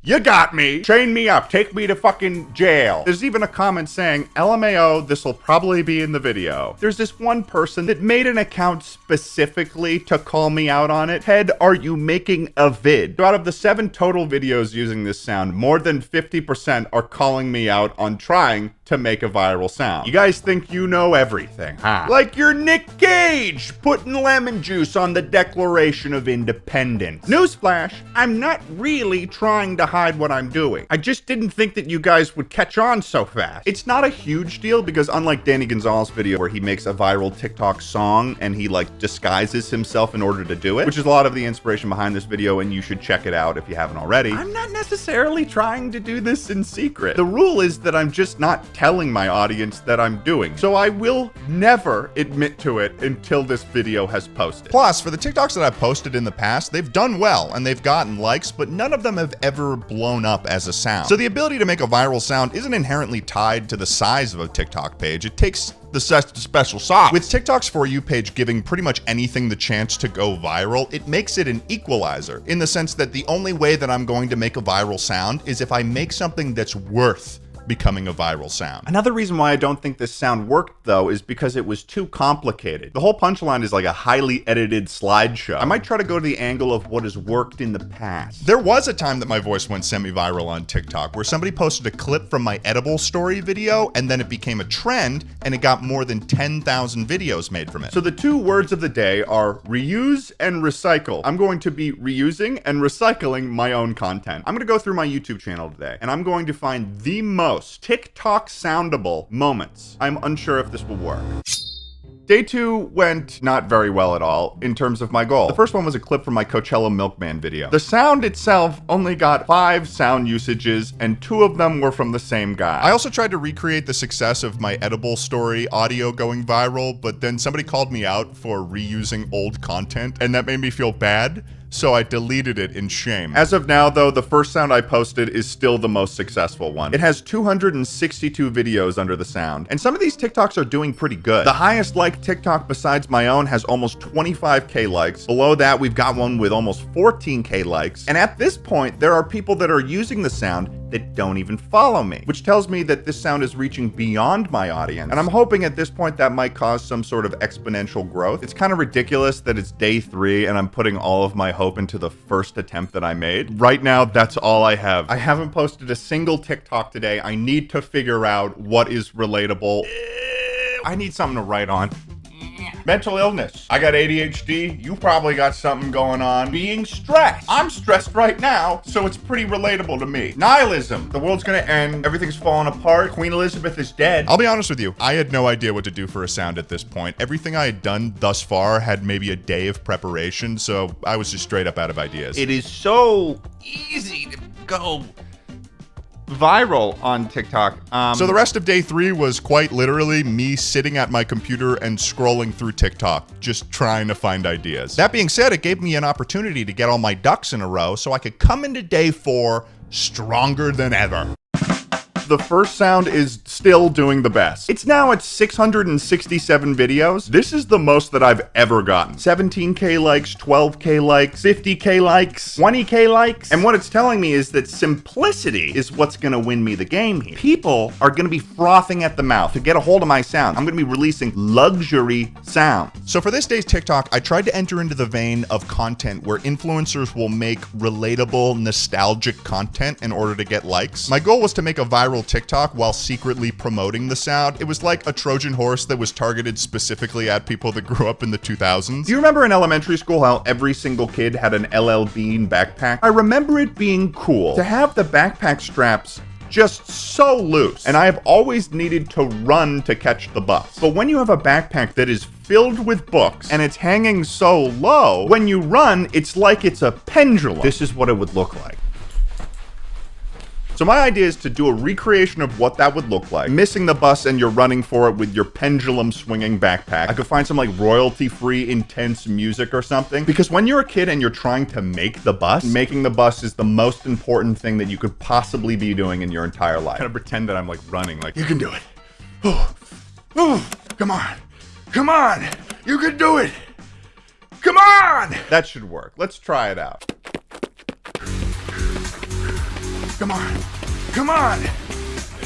You can do it. Come on. God. Didn't totally intend for this to be the case when I made this sound just now. It definitely sounds like it could be interpreted as something else. What is that thing it could be interpreted as? Someone getting really into a video game and playing it so hard and fast and long. Duh. All right, I'm pretty much ready to record this TikTok. Let's see how this goes. I have a treadmill that I use sometimes for my standing desk. I'm gonna see if I could use that to make the running more realistic. I guess I'm gonna use this sound now. Okay, here we go.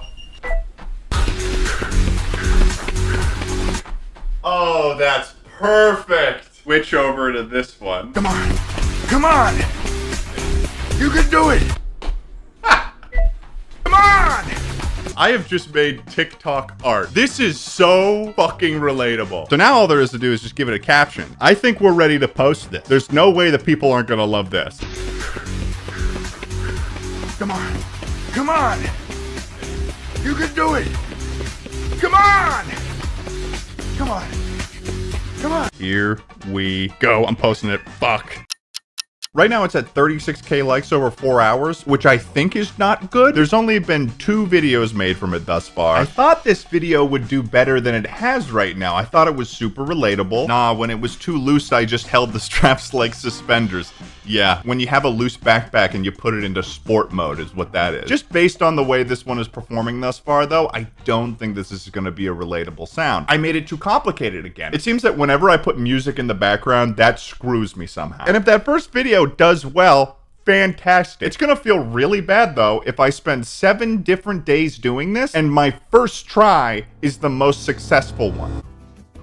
It is day 5. Something is happening. The first TikTok I posted is doing even better. 1,453 videos. Holy fuck, I might actually do this. The top one on here right now has 64.8K likes. It was posted 21 hours ago. And it is by a TikTok account with 1.6 million followers. I didn't ask them to do this. They found it themselves. As I writhe my hands in satisfaction. This is the beginning of the virality, folks. And it all started with a bit about the Rainforest Cafe. So what other sort of accounts are making TikToks from this sound? How much clout do they have? That's what I care about most. 176K followers. 483K? And since I've been talking about this, 8 more people have made videos. On a darker note, this TikTok, the one that I probably put my most effort into, has only 3 videos being made from it. There seems to be a noticeable trend. Every time I try to make a viral TikTok, it works. less. So at this point, I developed a theory that the reason why my first TikTok did so well was because of how easy it was for people to replicate it as a trend. All someone needs to do is just replace Rainforest Cafe with any passion or interest they have, and then they're pretty much done. All the other TikTok sounds I had made were paired with videos where the trend wasn't really clear at all or hard to replicate, or in the case of when I made old video clips, just not even there. So I can't just give people the sound that I think might work. I also have to give them the joke. So I'm gonna start off with a really easy joke, okay? Hand sanitizer says it kills 99.9% of bacteria. So obviously you could do a bit about the 0.1% of bacteria that hand sanitizer doesn't kill. I'm gonna try to give a voice to what that bacteria sounds like that people can use to apply to their own achievements. So with my handy dandy thesaurus and a whole lot of vine booms, this is what I came up with. You thought that would work out, huh? Unlikely, unrealistic, unimaginable, and implausible. Unbelievable, inconceivable, preposterous, and dare I say absurd. This should be ready to post. I think that this is gonna work out. I was right. I was right. That doesn't usually happen to me. Let me just walk you through what's going on here because this is a big deal. It's got 40.8K likes. It's doing all right. It could do better, but I go under the sound 33 videos in 4 hours. The last video I posted, it's still at 4. I'm getting a rare feeling right now because I wasn't good at math in high school. When I did figure out how the equation worked, I felt pretty good. I feel like I figured out how the hell to find the area of a circle. A squared plus B squared equals C squared, baby. I figured it out! I was feeling like things maybe weren't gonna work out the way that I wanted them to. And now, I feel like I could cure cancer. I feel like I could show up to the White House right now and stop the inflation. $21 trillion in debt? I could probably figure that out. It's only 33 videos, but that is a very different reaction than the last 3 days. I started strong, the 3 days of drought, and then bounty time. Or treasure day. I don't know about you guys, but I'm feeling like a fucking genius right now. Hey, I made a really weird music video for Wilbur Soot's band, Lovejoy. Let me tell you how that happened. If you know me, then you probably know me as a YouTuber, a goofy schmuck that makes comedy videos on the internet. But what you might not know is that before YouTuber ever became my job, I went to film school to be a director. Obviously, I'm incredibly lucky to have this job. But ever since I graduated, I noticed that when it's been too long since I've made something in the realm of film, I start to get what I would call the itch. It's that kind of itch that's hard to scratch, like it's in the middle of your back or something and you can't get it. And it's not a debilitating itch, but it gets worse as time goes on. That itch is to make a cool project. Something where you pour your whole brain into something, your soul, your ball, and it comes out looking really good. So back in 2021, I made a music video for James Marriott's song Gold. And at the beginning of this year, the itch came back, and it came back strong. So this year, I worked with Wilbur Soot and the very talented boys of Lovejoy to make a music video.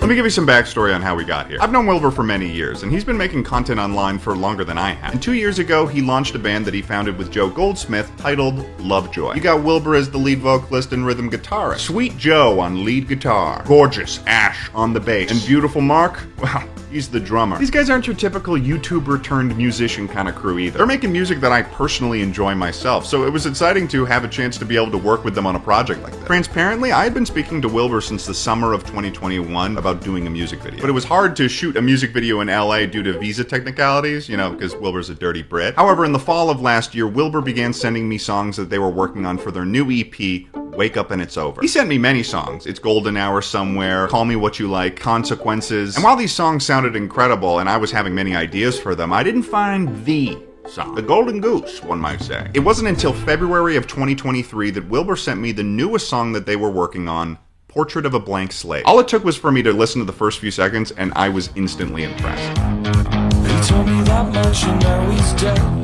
Told me to kill my indulgences with a sharp. This song hit me like a ton of bricks. You know how you might have that one song that you can listen to on like a long drive and you can just create all of these movies and storylines in your head?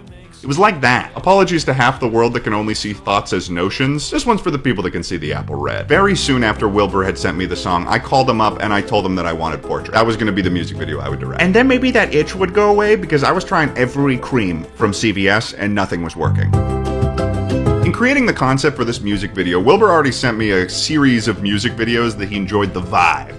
the feeling of. One of these was the music video for the song Adolescent Fluorescent by Arctic Monkeys, which by the way is a really cool music video. It's clowns fighting mafia members. And in my search for inspiration or possibly procrastination, it led me down a pathway of watching a bunch of music videos. Eventually I watched the music video for the song Brian Storm. And what really struck me about this music video was the interesting usage of old archival public domain footage to support what was being played in the song. I fell in love with this visual style. I thought it was so cool. But the problem with the Brian Storm music video for me was that it did not have enough weird old public domain footage. So I started out with a mock-up of a performance music video with old footage intercut between it, and a mock-up I sent to Wilbur, and he responded, "Oh mate, I like it, but I want weirder.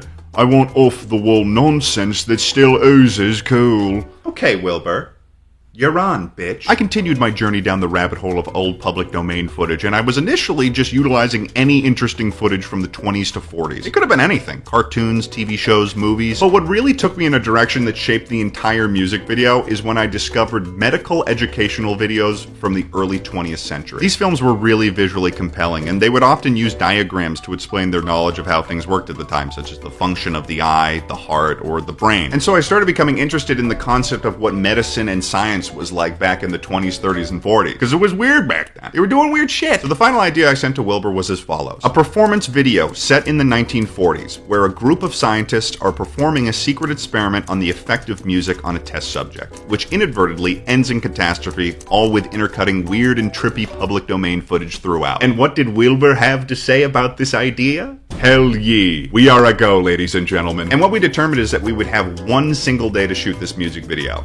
May 15th, just as Lovejoy is passing through LA on their tour. But that was good enough for me, because now we got a locked date. And with the shoot date solidified, I needed to build a crew. Before we continue talking about this very exciting but stressful experience of making this music video, let's talk about today's sponsor, which is BetterHelp. As I've mentioned in the past, I have ADHD, and since I work in an area that requires a lot of personal executive function, whether that be planning out an entire music video shoot or just hitting deadlines, it can be a weight on my own mental health. BetterHelp is the world's largest online therapy service, and it's 100% online. With BetterHelp, you can get access to a network of over 30,000 licensed and experienced therapists that can help you with a wide range of issues. To get started, you just answer a couple questions about your needs and preferences in therapy. That way, BetterHelp can match you with the right therapist from their network. Then you can talk to your therapist however you feel comfortable, whether that's through text, chat, phone, or video call. You can message your therapist at any time and schedule live sessions when it's convenient for you. If you find your therapist isn't right for you, you can switch to a new therapist at no additional charge. With BetterHelp, you get the same professionalism and quality you'd expect from in-office therapy, but with a therapist that is custom picked for you, more scheduling flexibility, and at a more affordable price. Get 10% off your first month at betterhelp.com/Ted Nivison. And also there's a link in the description. Thank you guys for checking out the sponsor, and let's get back to the video. What I eventually needed to do was figure out a way to end the music video, because the end of this song is a really powerful part. So I wanted to have a crazy ending. I like crazy endings. The only two music videos I've made has had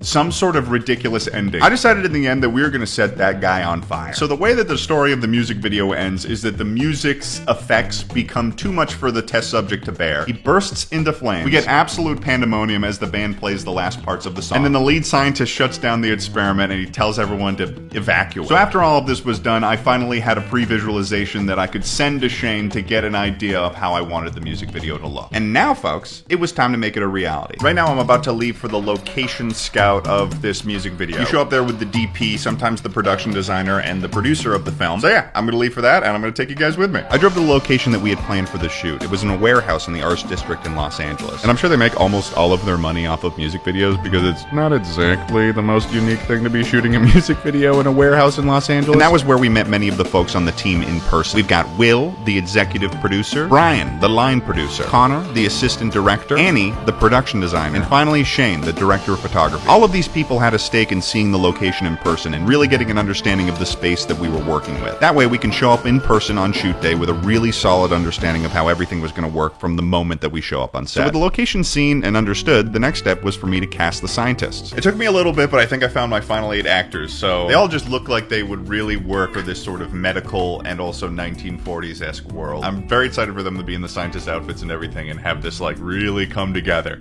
I'm getting jazzed. Now for the test subject, I already knew who would be playing that test subject. And that would be none other than Will Neff. If you don't know who Will Neff is, he's a Twitch streamer. He's an incredibly funny individual, one of the nicest people I know. And I also knew that he would do a kick-ass job. And since I decided I wanted a test subject to be subjected to unknown horrors, I wanted Will to be that person. And now one of the final things I had to do before we were pretty much ready to shoot this music video was... Shane has seen the previs multiple times over at this point, and he's probably got one of the hardest jobs on the entire shoot at this point. Because he's got to take my previs, which is an insane collection of images and sound, with just an unrealistic amount of dreams embedded in it, and basically turn it into a shot list that is realistic. Imagine a director is like a little kid at a candy store, and he says, I want a lollipop, I want a Nerds rope, and I want 500 boxes of Sweet Tarts. And at this point, the DP is there to say, well, now that doesn't seem very realistic. How about 1 box of Sweet Tarts? And I basically have to go, well, yeah, I guess. I spoke with Shane, the DP. Basically, the amount of shots that we have for this music video is astronomical. So we went through the shot list and we're trying to combine shots into each other in order to save time. A lot of the reason for this is because we have 5 separate dolly track setups, which require physical metal track to be laid down, which can take a while. So what we try to do is either cut shots that aren't totally necessary for the music video, or take shots that we were originally going to get in a certain way and then combine them into shots like on the dolly or something like that. Yeah, it's a little stressful because a lot of trust has been placed in me by Wilbur and Lovejoy to make a really good music video. And maybe all of my worry right now is unfounded, but man, it is going to be a stressful day. Either way, everything was done that could be done. So I had to get some sleep and wake up to do one of the biggest budget productions that I had ever done.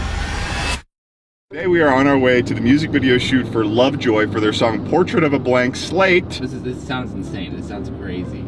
You suck. Did you want a bigger reaction? I'm sure it's gonna be really cool. Okay. It sounds like you're my dad talking about my upcoming science project. Oh yeah, son, I'm sure it's gonna be really good. A lot of butterflies in the stomach right now. Very nervous. But yeah, I mean, this is great. And also this traffic is amazing. When I got to the shoot, many of the crew had already arrived and was setting up, and we basically had 2 hours to set up before it was time for the first shot. You just got here. How are you feeling? I'm feeling good. I think things are moving. We got the actors getting into their hair and makeup and their costume. First shot's at 10:30 a.m. So we're on schedule. We're on schedule. This is the first time I was seeing this production design in person, so I was pumped to see all this science gear being loaded off the truck. This is the production design right here. This is the production design truck. Got all the stuff that's going to make up the lab that the scientists are working from. We've got a lot of just old looking stuff here. Blackboard, because they didn't have whiteboards back then. Chalkboard. In the 40s. What? Chalkboard. You trying to start a problem? At the same time, the actors playing the scientists all had arrived, and they began to work with wardrobe to get into costume, and hair and makeup to look like they're actually from the early 20th century. Basically, I spent this time kind of running around everywhere. So the reason why I'm wearing a black shirt right now is because I'm sweating big time. Oh. You can still see it. What? Yeah. You're just trying to make me feel better. I was so excited to be on this set, I forgot to take off my backpack for like an hour when I was there. So you can kind of just see me walking around with this backpack on, and I just don't need to have it on anymore. I look like a high schooler that wandered into the set. I don't know why I did that. Right now it's 9:37. We're still setting up. They're hanging stuff up there on the lights right now. The first shot is the intro shot of Skip explaining what the experiment is diegetically in the world. That's a film term. And at 10 a.m. the band showed up for the first time to the set. Cheeky little British boy who arrived. Hello, nice to meet you. I'm Will. And the rest of the band is here. They're all very hungry. Then I walked them over to the wardrobe department and got them set up with the costume designer who was going to take care of getting them in their little 40s gear. Then I had other things I needed to do, so I walked off to do more director things. And after a bit, we were finally ready to set up for our first shot. Now it was somewhat a race against time, trying to get the best shots possible while also keeping on schedule. Okay. We got the first shot. Patient. Nice to meet you. I'm the one self-immolating. No, when I told Wilbur that we wanted full penetration, he was hesitant. And he was like, full penetration of like the music in people's souls, right? And I was like, well, yeah, kind of. Once the production set up, we started to get shots of Will Neff as the test subject. Then there's going to be a thing where someone's going to be like grabbing your eye and going like that. Because it takes so much time for lighting and camera to move and set up cameras in different scenarios, we would shoot all of the shots of Will Neff from the front, and then all of the shots of the scientists, and then all of the shots of the band in different portions of the day. That's usually the most effective usage of time. Will Neff gave most of his performance from the front right here at the beginning. And Will was an absolute trooper. What's up, chat? It's Will Neff. I'm gonna be your pilot today. Today, we're shooting full penetration, which is demanding on an actor, to say the least. Because pretending to have a mental and physical reaction to music by like tensing up your body and shaking was understandably exhausting for him. He was doing this for multiple minutes on end, and we were doing multiple shots in a row. And action!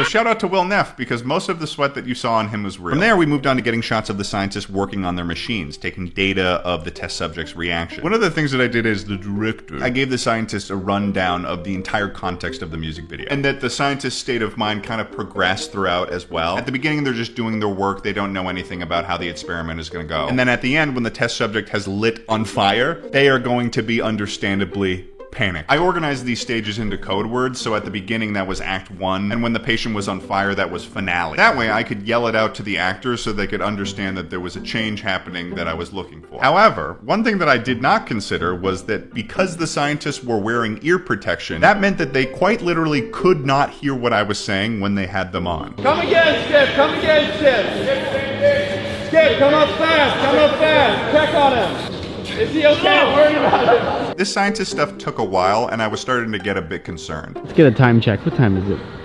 It's 1 p.m. This scientist stuff is taking a while, and I'm nervous. But I keep being told that it's going to work out. I hope it does. But we're covering a lot of stuff with various shots. Like, we're covering a lot of different angles. I'm sweating. I'm literally dripping. I can feel beads of sweat dripping off of my clothing. And I was getting a bit concerned because we were going to have to stop for lunch and continue doing the scientist stuff after. Which, by the way, you have to stop for lunch. The crew needs to eat. If you're trying to be a director, don't ever try to get people to skip lunch, please. But at this point, we were a bit behind schedule, leading me to become a bit concerned about getting everything that we needed for the band. But despite the scheduling worries, the footage was coming out beautiful, and the performances from Will and the scientists, phenomenal. I could not have asked for a better group of actors in this video. After finishing up the scientist shots, we moved on to getting Lovejoy shots in the video. What was great about directing this portion of the video was that I didn't really need to do much in terms of direction for the Lovejoy boys. After all, they've been a band for a while now, and they know what they're doing when it comes to performing. I think the only thing I really spoke about was specific directions in terms of where they'd be on stage, and sort of giving some guidance on what level of intensity I was looking for based on where we were at the timeline of the video. We did a lot of takes with these boys. We probably played Portrait of a Blank Slate maybe upwards of 20 times, but they just kept going. They were just chugging along. Shall I go less crazy? I think you're doing a good job. I feel like I'm a bit of a wacky, waveable, inflatable, unfurling tube man. For the part, an absolute delight to work with, truly. We utilized the dolly for these shots of Lovejoy as well, and Shane would move around and try his best to get good coverage of all of the band playing. And then at certain points, he would go handheld to shoot portions of their performance as well. We tried to get as much coverage of the band as possible, and I think despite my worries, we were able to do so. All there was to do was to get one final shot of the head scientist. Last shot, martini shot with good old Skip. That's right. Here, come on in here. A handheld shot of him running to a knife switch and shutting down the entire experiment. And just like that, maybe with like 4 minutes before we had a hard out for the shoot, meaning that we just straight up had to stop, we were able to wrap the shoot. Okay, that's a wrap on Portrait of a Blank Slate, everybody! I was overjoyed. Exhausted, but overjoyed. I'm pretty sure my brain had been running on full power for maybe 12 hours straight, and then it was over, and we had completed shooting the video. It's wild because in hindsight, it just flew by, even though we were working for like 12 hours straight. All there really was left to do was to edit the video, and if you're watching this video now, then that means that it's out. So you should go watch it. We're wrapped. A Lovejoy, Portrait of a Blank Slate. Christian movies. You're probably familiar with a certain form of media that is attempting to make it as easy as possible to teach young adults and children about the religion in the most entertaining way possible, but not too entertaining because then you're sinning. No kickflips, no trespassing, no throwing jello at houses, nothing cool. I haven't ever really dove into a piece of religious media on my channel before, but in my terrible movie suggestions form that you can find in the description, somebody suggested the movie Joshua and the Promised Land. By the poster, you can already tell that we're dealing with something special here. I had seen that other creators have made videos on this, such as Critical and this other creator, Saberspark, years ago, but I specifically avoided watching those because I wanted the raw experience of seeing this movie myself without any context whatsoever. We're bringing it into the modern age. This movie's got magic, okay? It's got demons. It's got war. So join me as we take a look at the animated Christian movie, from hell.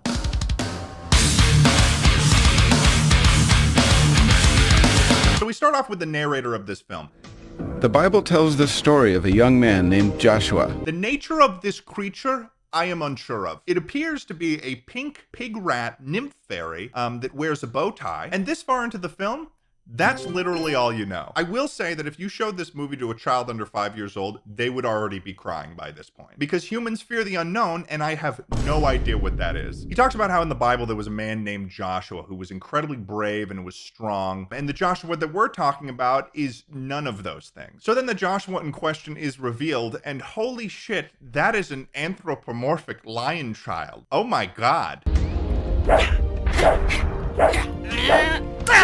Okay, I'm game. Anthropomorphic animals. Zootopia.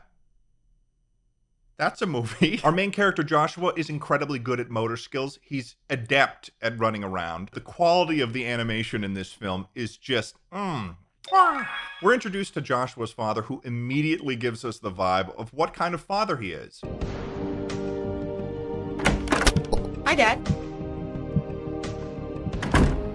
Pick up your stuff, Joshua. Holy shit. That is a lion father that is about 3 bad arguments away from being an absent one. This is when I began to realize that this film is entirely played by anthropomorphic animals. The main character, of course, being a lion, which honestly would make sense given that the name of the guy who made this film is Jim Lion. I thought you said you were cleaning out the den today. Well, honey, I'm sorry. I've got other things I've got to do. I enjoy how they're anthropomorphic lions, but then the only thing that changes about the fact that they're anthropomorphic lions is that they refer to their house as a den. But then in the next sentence, the mom lion is like... Right, like tinkering around with that car again. Hey, come on. This is my day off. This is what I'm gonna do. So they call their house a den, but then also, yeah, he's got a car. So the parents are arguing about the dad's car, but then the dad doesn't like that. He is baring his teeth at his wife. That's kind of fucked up. I can only assume in lion culture that that's a pretty threatening thing to do. So clearly what we have here is an abusive lion father that loves his car too much and ignores his son. Boom. Good dad. Ugh. Honestly, Joshua, will you please get out of the way? I'm trying to fix dinner. There is not a single supportive soul in this family for this child. He is literally just hanging out and his parents just hate his guts. So Joshua's obviously sad. He's going back up to his room to like cry or something because his parents hate his gut. It's probably because he's got a skateboard left in the hallway, because I clearly heard your dad say, Joshua, to pick up your stuff, which is why there's no God in his household. There's no Jesus around here. And he goes and he lays on his bed and he's sad. You know the drill. As you can see, Joshua feels kind of lost in the shuffle. Okay, so the fairy nymph is back and he straight up is just not explaining what in God's name he is, because he's clearly not a lion. He's pink and he has a bow tie. Why does he have a bow tie? I don't understand what this adds. It's massive on him too. And he doesn't know where to turn. That's why I think we should give him a little help. He doesn't seem to know what the hell's going on. So then all of a sudden, this static ghost shows up.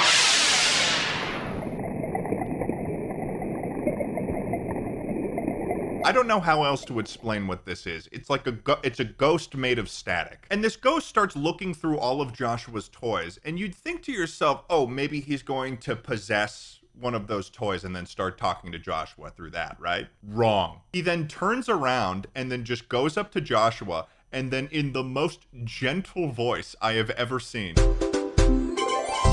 Hi.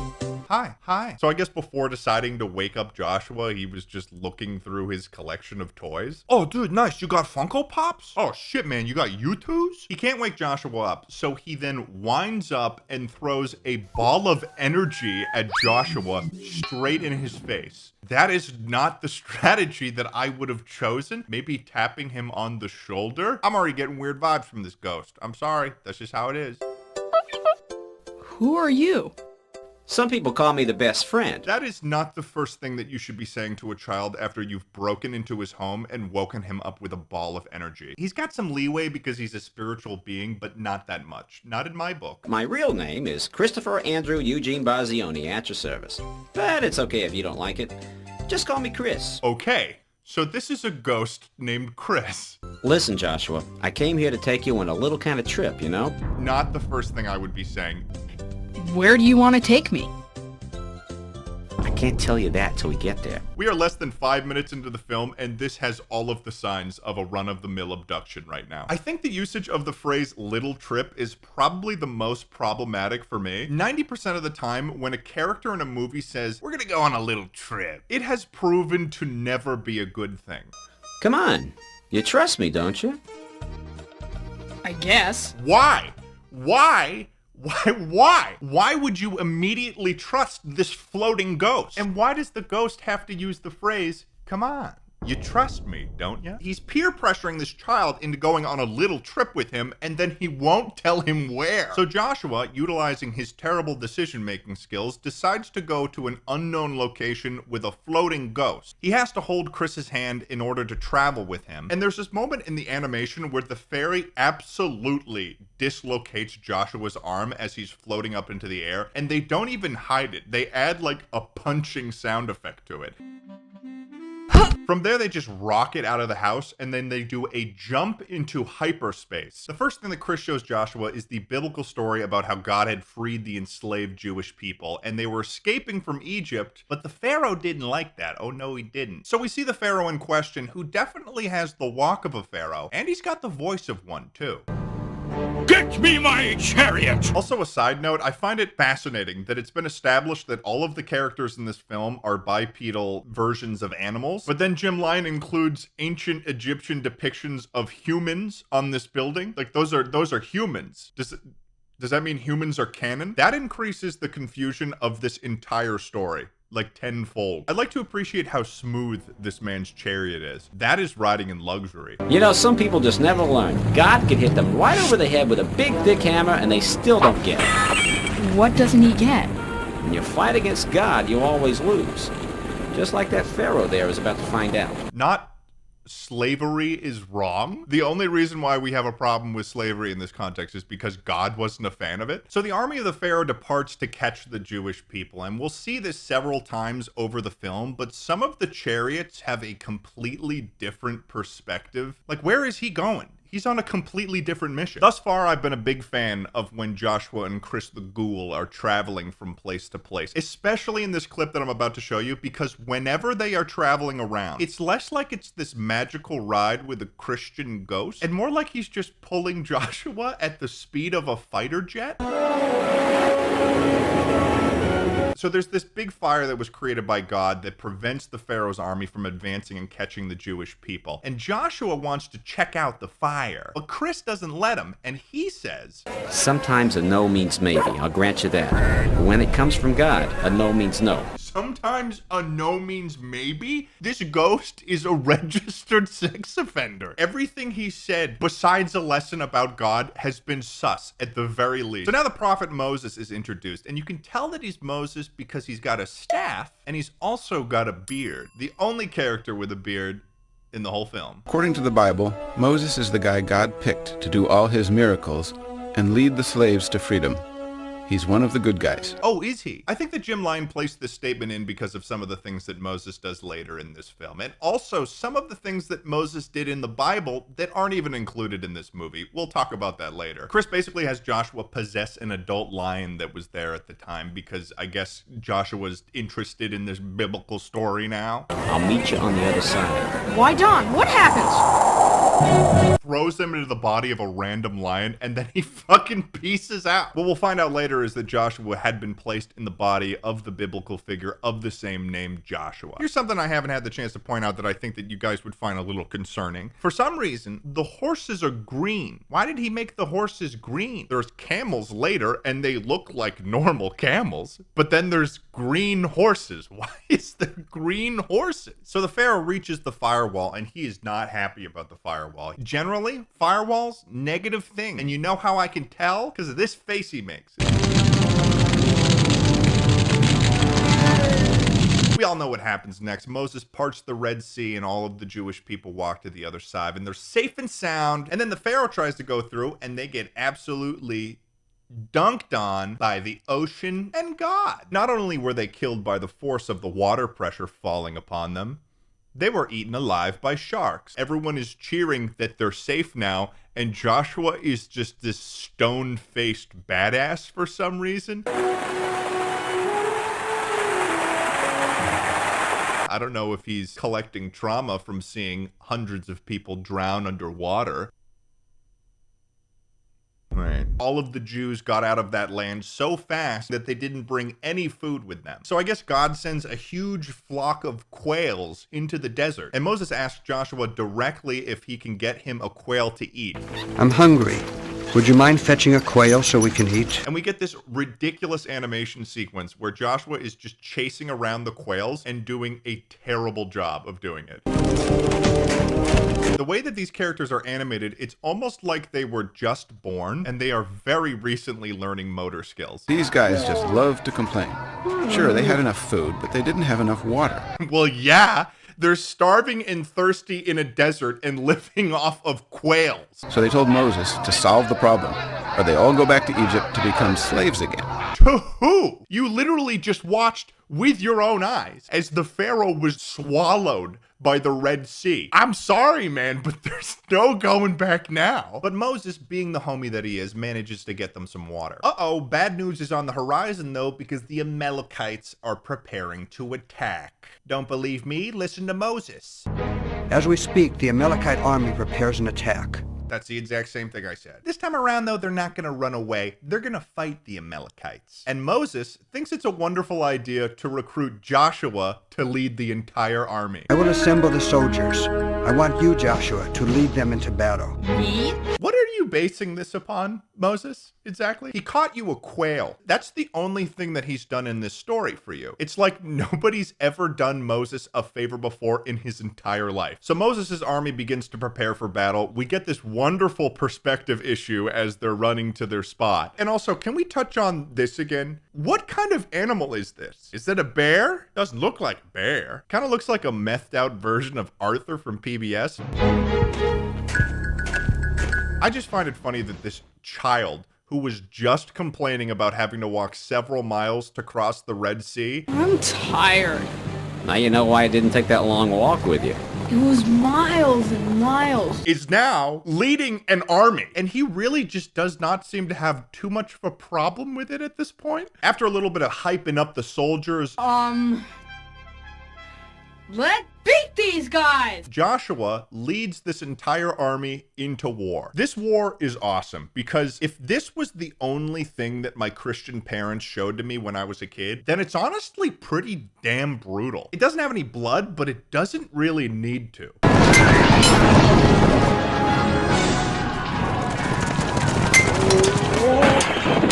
I don't know what it is about the tiger characters in this war, but they are pulling some serious weight. There's this one shot of a dude that slices a man off of his chariot. One of the tigers does this badass spin move and knocks another guy off of his chariot. Then this other tiger guy is like, yo, Josh, want to try something wild and wacky? And Joshua smiles like he's saying, fuck yeah, baby. And then they hop on this chariot's horses, steal the horses, and then just beeline it into the middle of the battle like they're actually insane.